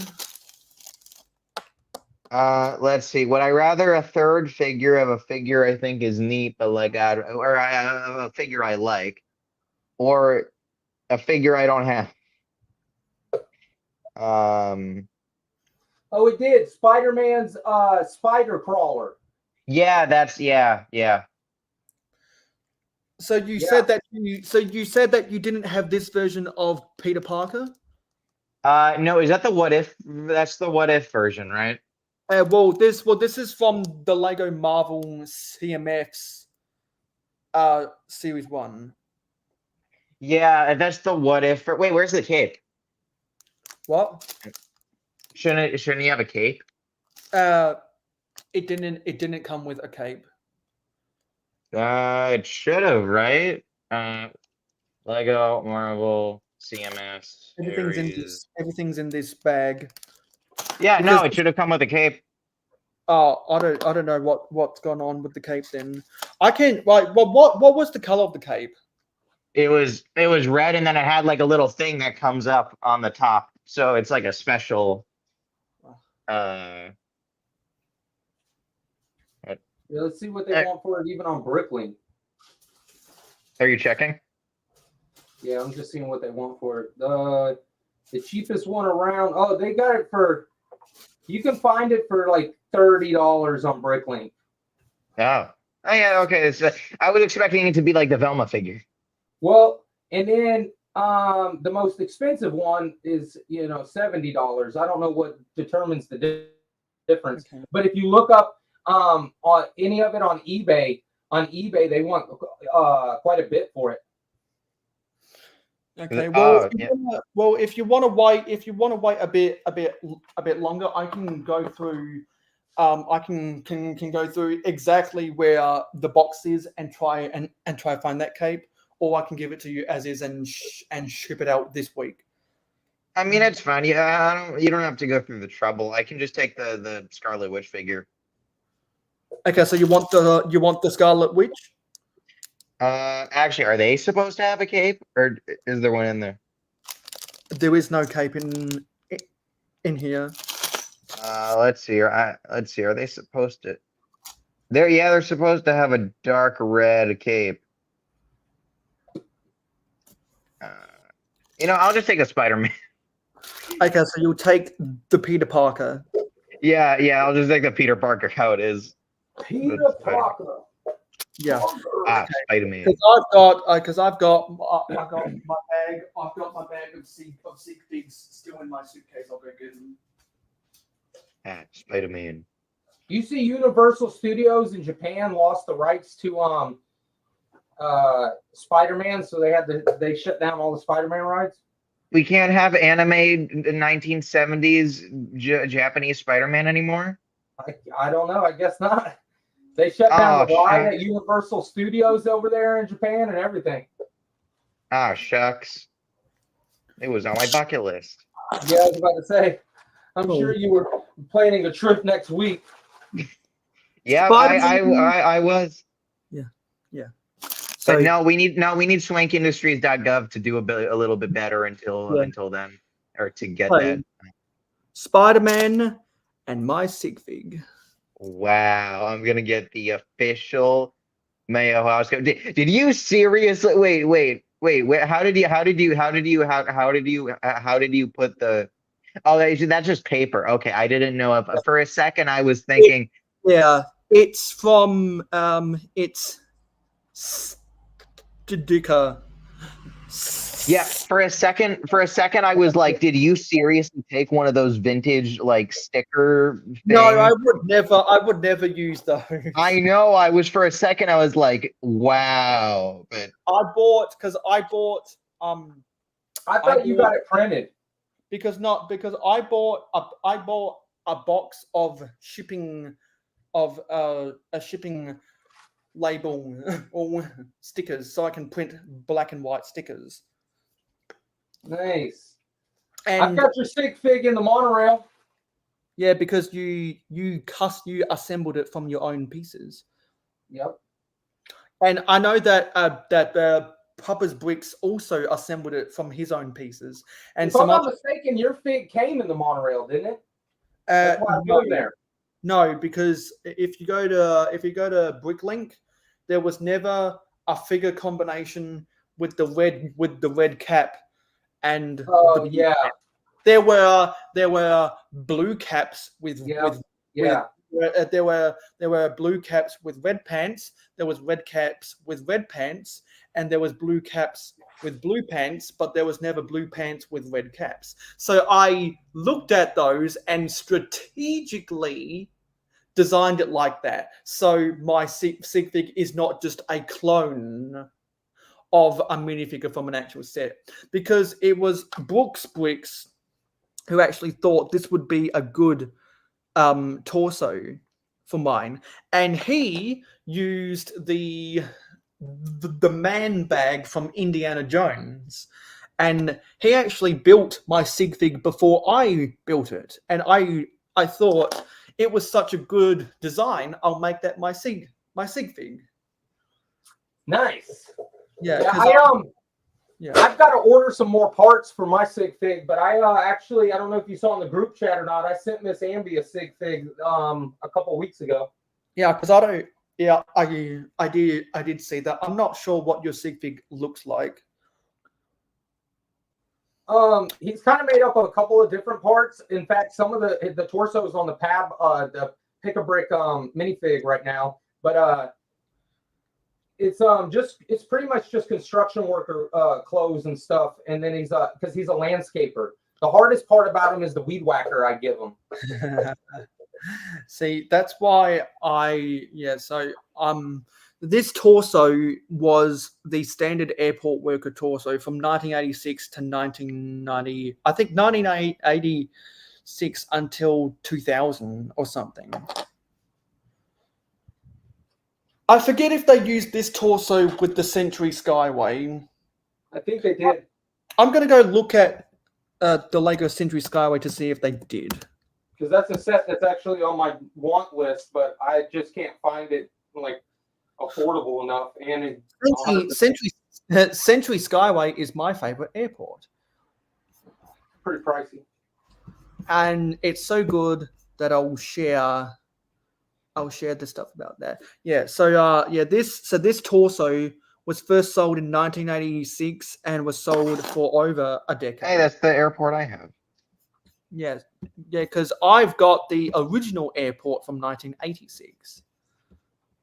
Because Matt Simmons. Yeah, I built that on a live stream. It was amazing. Yeah, because Matt Simmons owned that one, and I saw that on eBay 8 years ago for less than $200 complete with the instructions, and I begged my mum for it, and she bought it for me for a Christmas.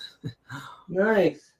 That said me go way back. So, Century Skyway set 6597 from Town, the sub-theme of Flight, released in 1994, had 894 pieces. I have a Mayo torso? Yeah, 12 minifigures, 2 were unique to the set.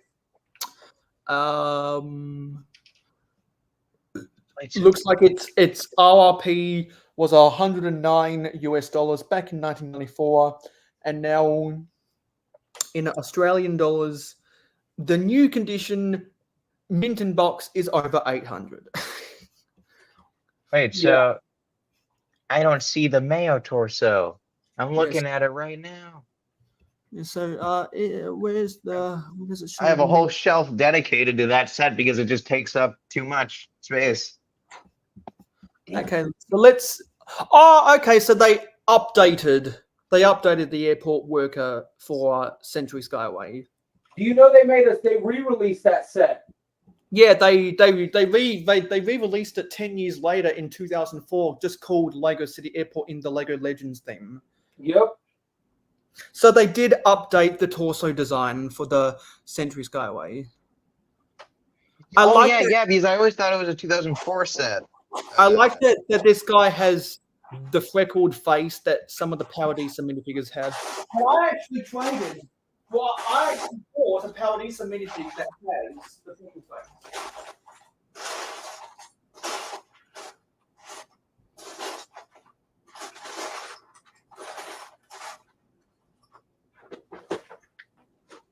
I'm not doing anything. I should probably use the good mic.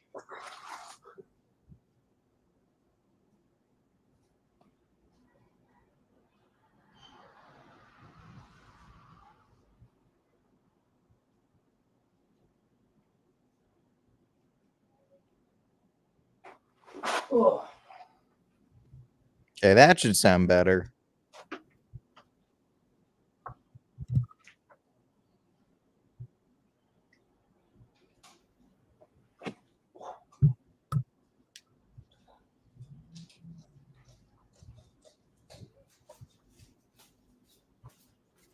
Let's check on stream. Do I feel the right thing there? Let me go and get this. Yeah. So that freckle. Actually, oh, there's two of these guys that have the freckle face. There's an Octane Worker, which is my favorite minifigure ever. Yeah. So it was not. Wait, sorry. Where were you going? But that freckle face was used in a lot of the Paradisa minifigures. Damn. And I bought this girl for $5. Wow. Try to get a zoom in on the freckles. You can just see the freckles right there. It looks more like acne than freckles. She has the horse in the horseshoe torso. And this one's also supposed to have hair, but she's got the polka dot top, as I call it. The polka top? She originally had the yellow legs, but I traded for a figure that had the yellow classic space torso. I think it's an old man. And so I swapped the yellow legs on that to look like it's a naked old man with the classic space logo as a tattoo on his chest. Wait, which figure had the classic space logo? Let me go and get it. I know all figures nowadays have the classic space logo, but still, which figure was this? Yeah, he said he made a figure. He was saying he made a figure. Yeah, but if it already had, I'm just wondering where the original. You mentioned it had a classic space torso. I just didn't know where the original one was. Yeah, he said something about it's on his chest, so he has like a tattoo on his chest of the classic space logo. Yeah, I just want to see it because I don't know what he's. No, I got you. Okay, so you're just okay. So you literally just use the original. Okay, I see. I see. Got you. Yeah, I because thought you were. So yeah, because because the skin color is yellow, it doesn't look like a yellow spacesuit. It looks like a tattoo on his chest. Yeah. And he's wearing white speedos. Maybe he's at the beach. His tidy whities. I'm so happy that I came away with two more not M Pop Girl. I wish it was N Pop Girl. The Cotton Candy Cheerleader from video. But no pom-poms. Johnny G, if you're out there, this is a hot figure. You and I both like the Cotton Candy Cheerleader. And what I'm going to do is I'm going to build a cotton candy stand, and we're going to have the cotton candy cheerleaders walking outside.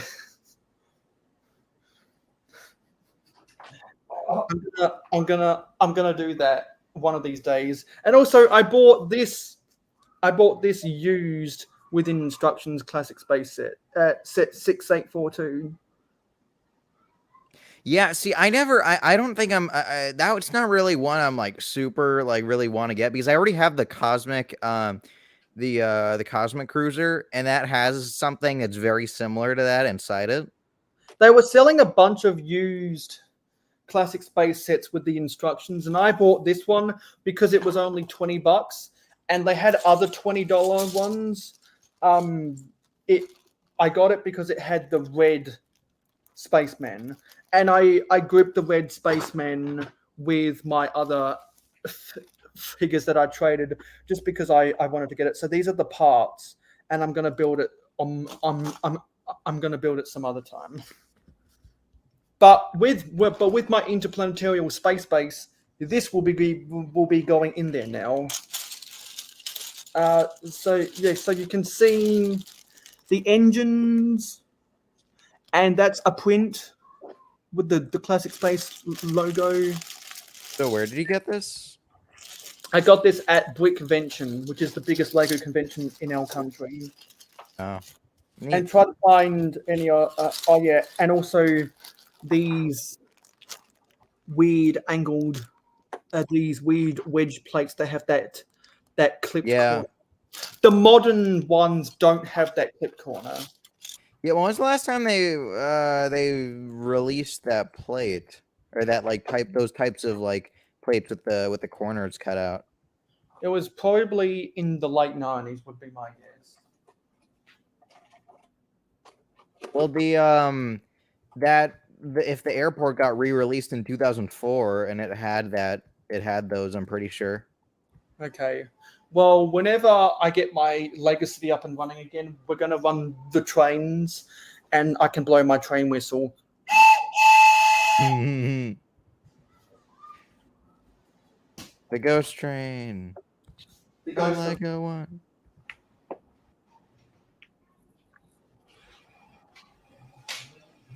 And I'm not sure if anyone caught this before I went on vacation for the convention. I recolored one of these houses from 2011. It was a basic set, and I recolored it to look like the same colors from the 1981 summer cottage. I did a whole stream about it. You guys can check it out on the replay. But I'm really happy that these are the colors of the summer cottage. I've always wanted the summer cottage, but I just don't want to spend the money on it. So this is my little slice of the summer cottage from 1981. It's not a mock, it's a mod because I just changed the colors. I was having this debate with some people on one of my Instagram live streams. What's the difference between a mock and a mod? And I think we came up with some arbitrary answers. Hey, buddy, I'll be right back. I gotta let these dogs out right fast. Yeah, who let the dogs out? Come on, let's go. From blocks to marks. There it is. Okay. Where the hell is my desk chair?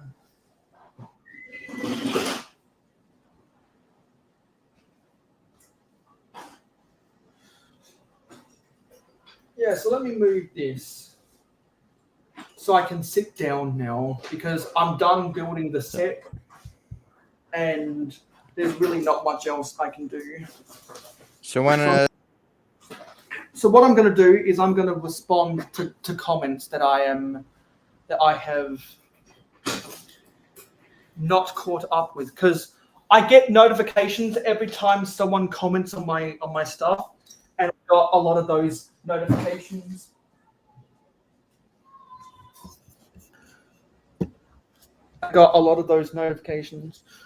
Oh, and I need to sit down. Holy shit. So when sorry. But it looks good with the trees arranged like this. I really like it.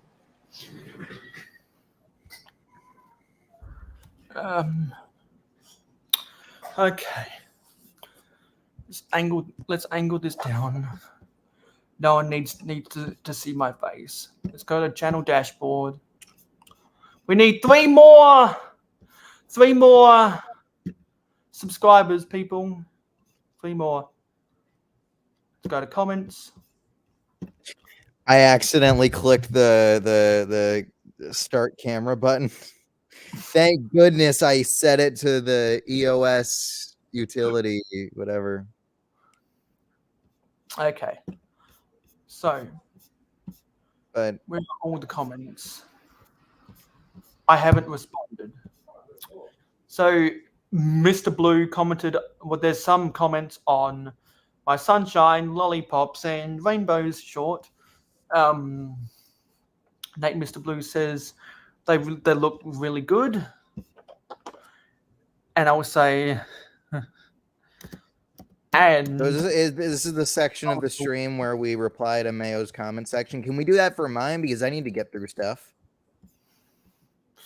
well, do you want to do it for your stuff after I do it for mine? You can share your We screen. can, but I'm also tired and want to get off the stream. So I would like to know when this is going to end. Though then again, if I'm here, I'm raising capital. I mean, I'm getting exposure. I mean, I'm talking to people in community. I'm interacting with the community.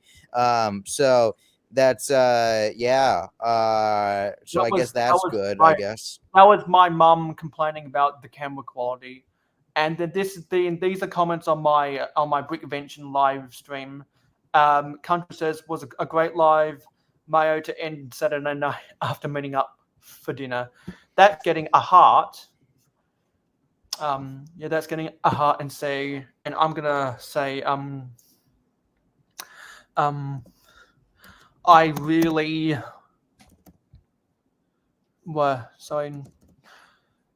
I really enjoyed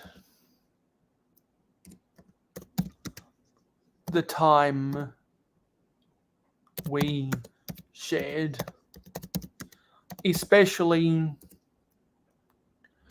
doing trades and deals. During trade relations and deals and market deals. And then Macrobrick says, rewatch game, very cool. Looks like you had a blast. It was the second most Lego fun I hate it how it doesn't do this. I've ever had. The second least Lego fun you've ever had. Because my networking Lego head. Exactly, Dave Briggs. That's why I'm here. But you know, we got to raise capital for Swank Industries somehow if we can't get on the stock market. Because my favorite Lego, well, my most Lego fun ever was Brickboard Chicago. Oh yes, of course. All right, fellas, I'm back, but I just came back to say I got to get out of here. It's barreling down on 1:30 my time. Yeah. So but before you go, where can we find you on social media? From Blocks to Mox on Instagram. Same with YouTube. From Blocks to Mox. You should be able to find me on there. Sometimes YouTube's kind of finicky because I've only done 2 videos, but yeah, I'm on both of those. Swanky. Sounds good. Yeah. So I appreciate you having me on, Mayo, and then let me know if you want to do it again on Friday night. That's coming up Friday. If you can commit to at least 3 hours every Friday night, we can both do stuff with our cities until the cows come home. Yeah. No, I usually build on Friday nights anyway, so that's perfect for me. And I get up on Saturdays and go to work, but I work for myself, so no stress. Yeah. So So I guess it's official. Live stream duo. My from Blocks to Mox and mayohosko building cities on Real Whole Egg, and anyone that wants to reach out to be guests, you can reach out. You can reach out to either of us, and since we're just building cities, we don't really need a production meeting, unlike other streams. Exactly. And also like I'll because you've got a StreamYard account, right? No, I just sign in whenever you guys send me the link. I mean, I'm sure I can get one. Well, because if you ever come up with a cutaway that you want to add for your social media, whatever, if you send it to me as an MP4 file, I can get it onto my stream. I can get it onto my StreamYard, and we can play it whenever certain things happen. We'll talk about it tomorrow. Yeah, for sure, man. And you can always just message me on Instagram. Yeah, cool. Yeah. See ya. Cool. All right, buddy. Have a good night, guys. Good seeing you, Lego Head. Have a good one, Thank you. buddy. And You too. See ya.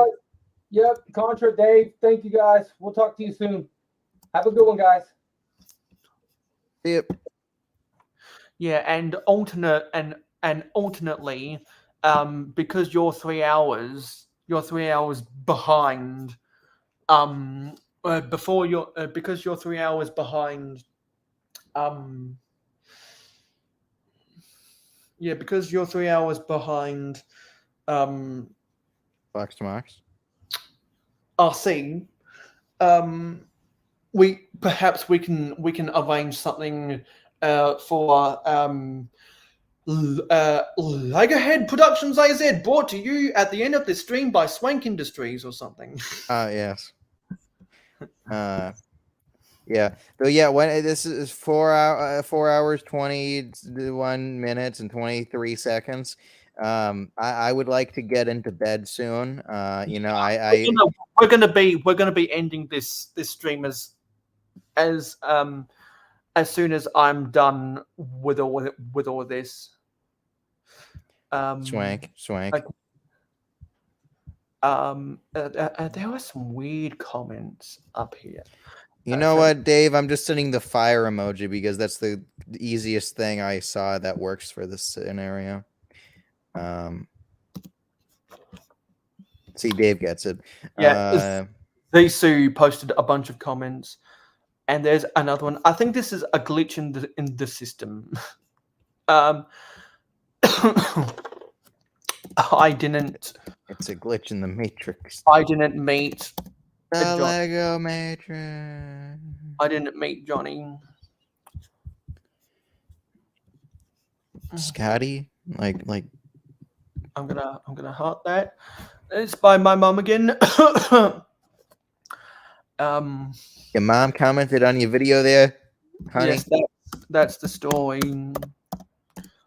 I was trying. No, sorry. The Satori. No. Let's see here. If was trying. Do I have anything that I can? Do I have unapproved comments? Do I have unapproved? No, we got someone. We got someone talking to. And Mr. Blue said, "Great, so great city update. Have a great week." And I'll say, I did have a good. No, sorry, I did have a great week because it was the convention. I did have a great week because of a brick convention. Oh, I could have been working on my video this whole time. Right. And we got some comments on my city update and more comments on my live on my convention live stream. Okay, now they're loading properly. They weren't loading properly earlier. Scott's block says, "Well, Mario, certainly a lot of chaos in the city. I know what it's like. The table becomes a catch-all." True that. Anything you could do to make room for tracks is highly recommended. Heart. I'm gonna heart that. And I'm going to say I'm trying to creep into the neutral zone with train tracks. See, Contra gets it. And then I haven't even played I played the Lego Movie 2 video game earlier today, but I haven't played it in bed. Well, no, I played it. Well, I haven't played it before going to bed yet because I am not in bed. I have Tetris tickets to get at 12, basically. And this is a generic user. It's probably a glitch. I'm sorry about this. I love this episode. You killed it with the minifigures.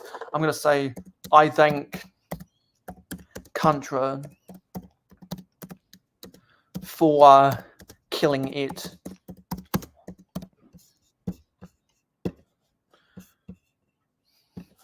And also says, bring back the Sunday Monday stream.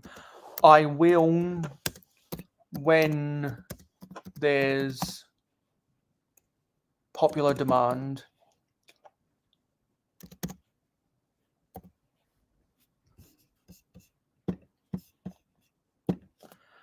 I know you do. Says, love the real whole egg. I have time. But not many others do.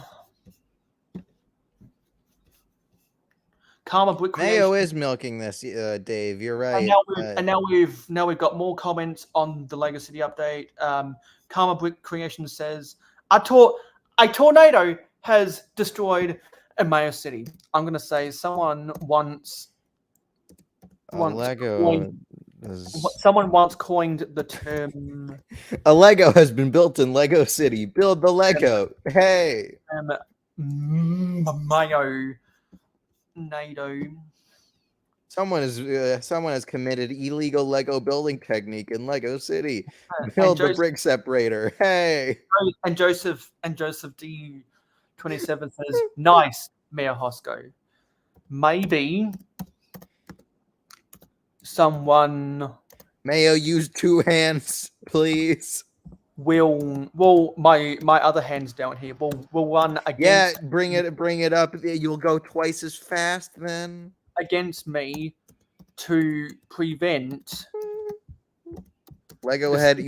We've talked about this, Dave, on the first stream we were on together. You asked me at the end, and I said, "Oh, I don't know. No, you're gonna have to wait for that one, Dave." Well, from no, I don't know. Well, a Swank Industries communist will take care of you, dictatorship. Dave. Prevent the city from becoming a communist dictatorship. That was a sentence. Only you can prevent forest fires. Danny Fandom says, Only you can make forest fire. nice update. Excited your birthday build. I've never really excited. I've never built Indiana Jones. Not Indiana Jones. Sorry, I really. Wait, no, not the Raiders. I am, yes, not the Raiders of the Lost Ark. No. And this Johnny G said he commented on a poll on my community post a while ago. He just says lives, and I'll say the living room. And then these are comments on the video called "My Live Streams Are Dead." I'm going to respond to these comments at a later day, and yeah, I'm going to respond to these comments at a later day because I think they deserve its own video. So really, that's everything I needed to do. I have no idea where my next live stream will be, but next Friday. Yeah, well, or it depends on what I can figure out with from Blocks to Mocks, because I have a reminder on my phone for every Friday at 6:50 p.m. So I'll remember. I think once the word got out, that I need a co-host, people have been, or I'm going to quit streaming. People started overreacting, which is the exact reaction I want. So yeah, we'll have to see about what my partnership with From Blocks to Mocks could be like, because I think it would be a good one. So I'm not did sure you just so let me get this straight. Did you just backstab Swank Industries? You do not want it. That is not something you are able to handle, my friend. Well, Swank Industries didn't. No, say representatives from Swank Industries couldn't commit to Friday night, but I'm only partners with people who can commit. Okay. So that's right. We never fully worked out a deal. We were still, we were still in I forget what the word is. Still not pending, but proposal. Yeah, that works. Yeah, I'm ready to get on out of here. But we can talk about this later, and yeah, because I think it would be fun for representatives from Swank Industries to come up in here because we have good chemistry. Yes, and sponsorships. Also, Dave and Contra. That release date is, funnily enough, the same day my movie releases. So maybe I'll make that other thing May 3rd, 2028. So my next short will be into Thursday's time. That's all I'll say about that. Where can we find you on social media? Fine. You can find me at Lego Web Productions AZ on YouTube. Though the two people in the chat already know that. I'm pretty sure. I mean, Contra followed me on Instagram, so I assume he knows my channel. Lego Productions AZ on YouTube. No one can remember the name. And then swankindustries.gov, a Radio Shack. We're gonna have an island and Circuit City and Blockbuster. Apparently, we're gonna be franchising a ton of stuff in Hawaii. So Mayo. It's not Mayo. Sorry, Mayo X. YOLO Mayo X is gonna Mayo love that one. X. The Mr. X. Well, I am actually on X, and there was a link in the description below. That's right. It is called X. Yeah, Swank Industries is not going on to X. We are not. No, this $1 billion corporation is not going to give in to the not gonna give in to the evil $1 billion corporation. Who knows?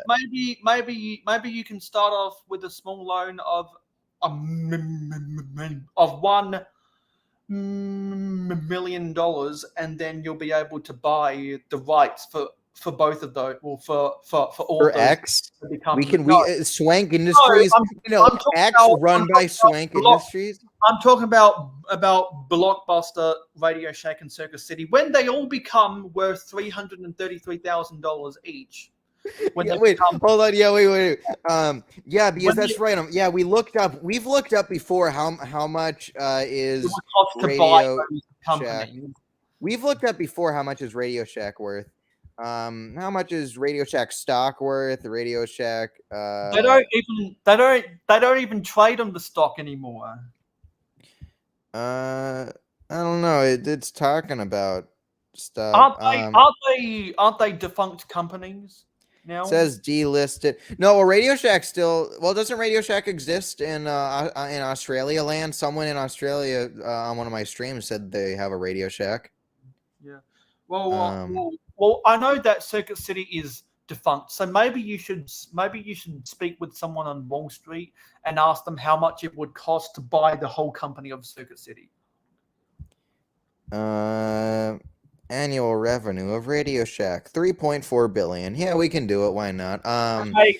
So since that's its annual revenue, then I guess Radio Shack is off the table. We can. What are you talking about? We can do it. That's just another Sunday for us. Or it might be easier to try to start a franchise of Radio Shack. Well, yeah, that's what we're doing. We're franchising it in this area that I know where I took pictures of where it's gonna be because there was literally the sign there, which is how this whole thing started. And I guess if you want total control of Blockbuster, you can attempt to buy the one place in Bend, Oregon. You can attempt to buy that one remaining Blockbuster store in Alaska. I don't. Oh no! It's in Bend, Oregon. Okay. And then I don't think they're gonna. I saw a documentary on a plane a couple of years ago, and yeah, the people who run it seem very invested. Okay, that glitch just happened.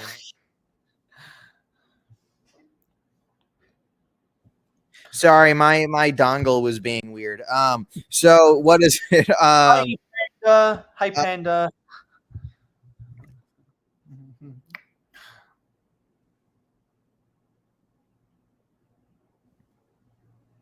Sorry, my dongle is acting up. What is it? Right.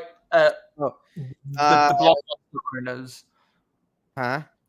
the Blockbuster owners are invested in Yeah. their business. Oh yeah. So yeah, the Blockbuster, the person who owns Blockbuster, who like so apparently that it's like a family that runs the Blockbuster, and they're like very like proud of running the last Blockbuster, and they do not seem like people who would let it go. So maybe I would Let just it go, offer them- let it go. maybe Pokemon let it go. Maybe I would just talk to them about expanding their the brand, the Blockbuster, or by 2028 and beyond, maybe they won't be there anymore, you know. Though then again, maybe they'll continue the family lineage of running Blockbuster. So I don't know. Yeah, I guess I guess we'll see what happens. But we will franchise a Blockbuster. I will at least go inside a Blockbuster. And maybe if Lego Head Productions AZ and some other representatives of Swank Industries can commit to come onto my streams at 6 p.m. Eastern, at 6 p.m. Pacific on Friday nights, maybe I will build a Circuit City, a Blockbuster, and a Radio Shack for Mayo City. We should. We will need to talk in the Scots about what we'll need to talk in the Scots about setting up finding people who will be able to join every Friday or whatever time it was. We can see if the people from Ohio are doing anything that time. Yeah, I mean, or Idaho with what is it? With Gibby and Samuel Bean. I don't think they'll be. Well, it's not Idaho. The state of Idaho is not called Idaho. Idaho is Potato Land. True, Sammy Land. Yeah, so because sorry, it's Beanland if it has Sammy in it. Because Idaho's biggest crop is potatoes, just like how Nebraska and Kansas's biggest crop is corn. Exactly. I mean, I had see you could hear my yawn there. Exactly. Like I had some tater tots one time, and I sent a picture of Sammy how the package said "grown in Idaho," and yeah. What is it? But yeah, we're gonna have to talk to the people in Beanland, not Potato Land, about if they will be able to join, and then we can have Swank Industries represented on Mayo stream. And then when we want to sort out an ad, and then when you want to upgrade from ambassadors to advertisers, then we can figure it out.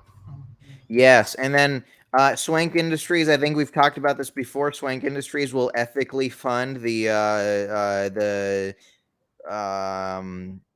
we will ethically fund the growth of your YouTube channel, so we can get more exposure and you can get more as well. So that will. We will maybe someday if we have like if we go to like if you said you went to Brick World Chicago, if I ever happen to do anything like that or go to if I go to Mayo Land and then I go to like the Brick Convention or whatever the heck it was, we can have Swank Industry representatives and all that. We can wear suits. We can find a meeting to we can find a room to have a conference meeting in, and it will be something. If you want to meet me at Brick World Chicago, we can stay in the same hotel room. Exactly, and then we can split the cost of the hotel room. Yeah, I mean, you are my husband. So yes, in that, definitely won't be weird with our age difference or anything. But yeah, we can work stuff out. You know, Swank Industries is willing to negotiate with whatever it may need to. Yeah, because it's a win. It's a win-win. Anyway, I've got shit to do now. Yeah, so- I gotta go to sleep. Yeah, so the last thing I'll say is thanks for watching, and I'll see you in the next video. See you later, Richard. Escalator from Yasabalader, whatever the thing is. Goodbye, everyone. Mayonnaise on an escalator going up the. Oh yeah, wait. Panda said hello. Lego head hello. Sorry. And also Idaho potatoes rhymes. That's a wrap. Sure. Yeah. I don't know, man. That's cool if they still got Mayonnaise on an escalator. It's cool if they still got Blockbuster. Yeah, they have one Blockbuster in Bend, Oregon. My friend went there once and sent me a video because I asked him to. Or I asked for a picture, but he sent a video, and that was amazing. So yeah, mayonnaise on an escalator. Play the clip now, and I'll see you later. Bye, Daddy-o. Something. I'll see you later. Bye, Mario. Going up the stairs. So play that clip. We're ending the stream. I'll see you later. I gotta go to bed and eat some beans. Potatoes. That's what I was looking for. Thanks. Bye, guys. See you Thank later. you for supporting mayohosko Media. Your viewership is very important to us. Tell YouTube you like us by smashing the like button. Let your thoughts be known in the comments down below. Never miss out on any more Lego See you content later, from us by hitting the Luigi. subscribe button and ringing Waluigi the is notification bell. Stay tuned for live some streams every Waluigi. He's Friday not night at shelter. 9 I don't p.m. know Eastern in North America, and monthly city updates on the last Wednesday or Thursday of every month. If you like Minecraft, Of every and mayonnaise on an Twitch, escalator mayo_hosko, going sideways on the stairs. So see you every Saturday next morning week. at 8 a.m. Eastern in North America. To be See in you the know, later, follow us guys. on Instagram Yeah, and let's Twitter type. @mayohosko.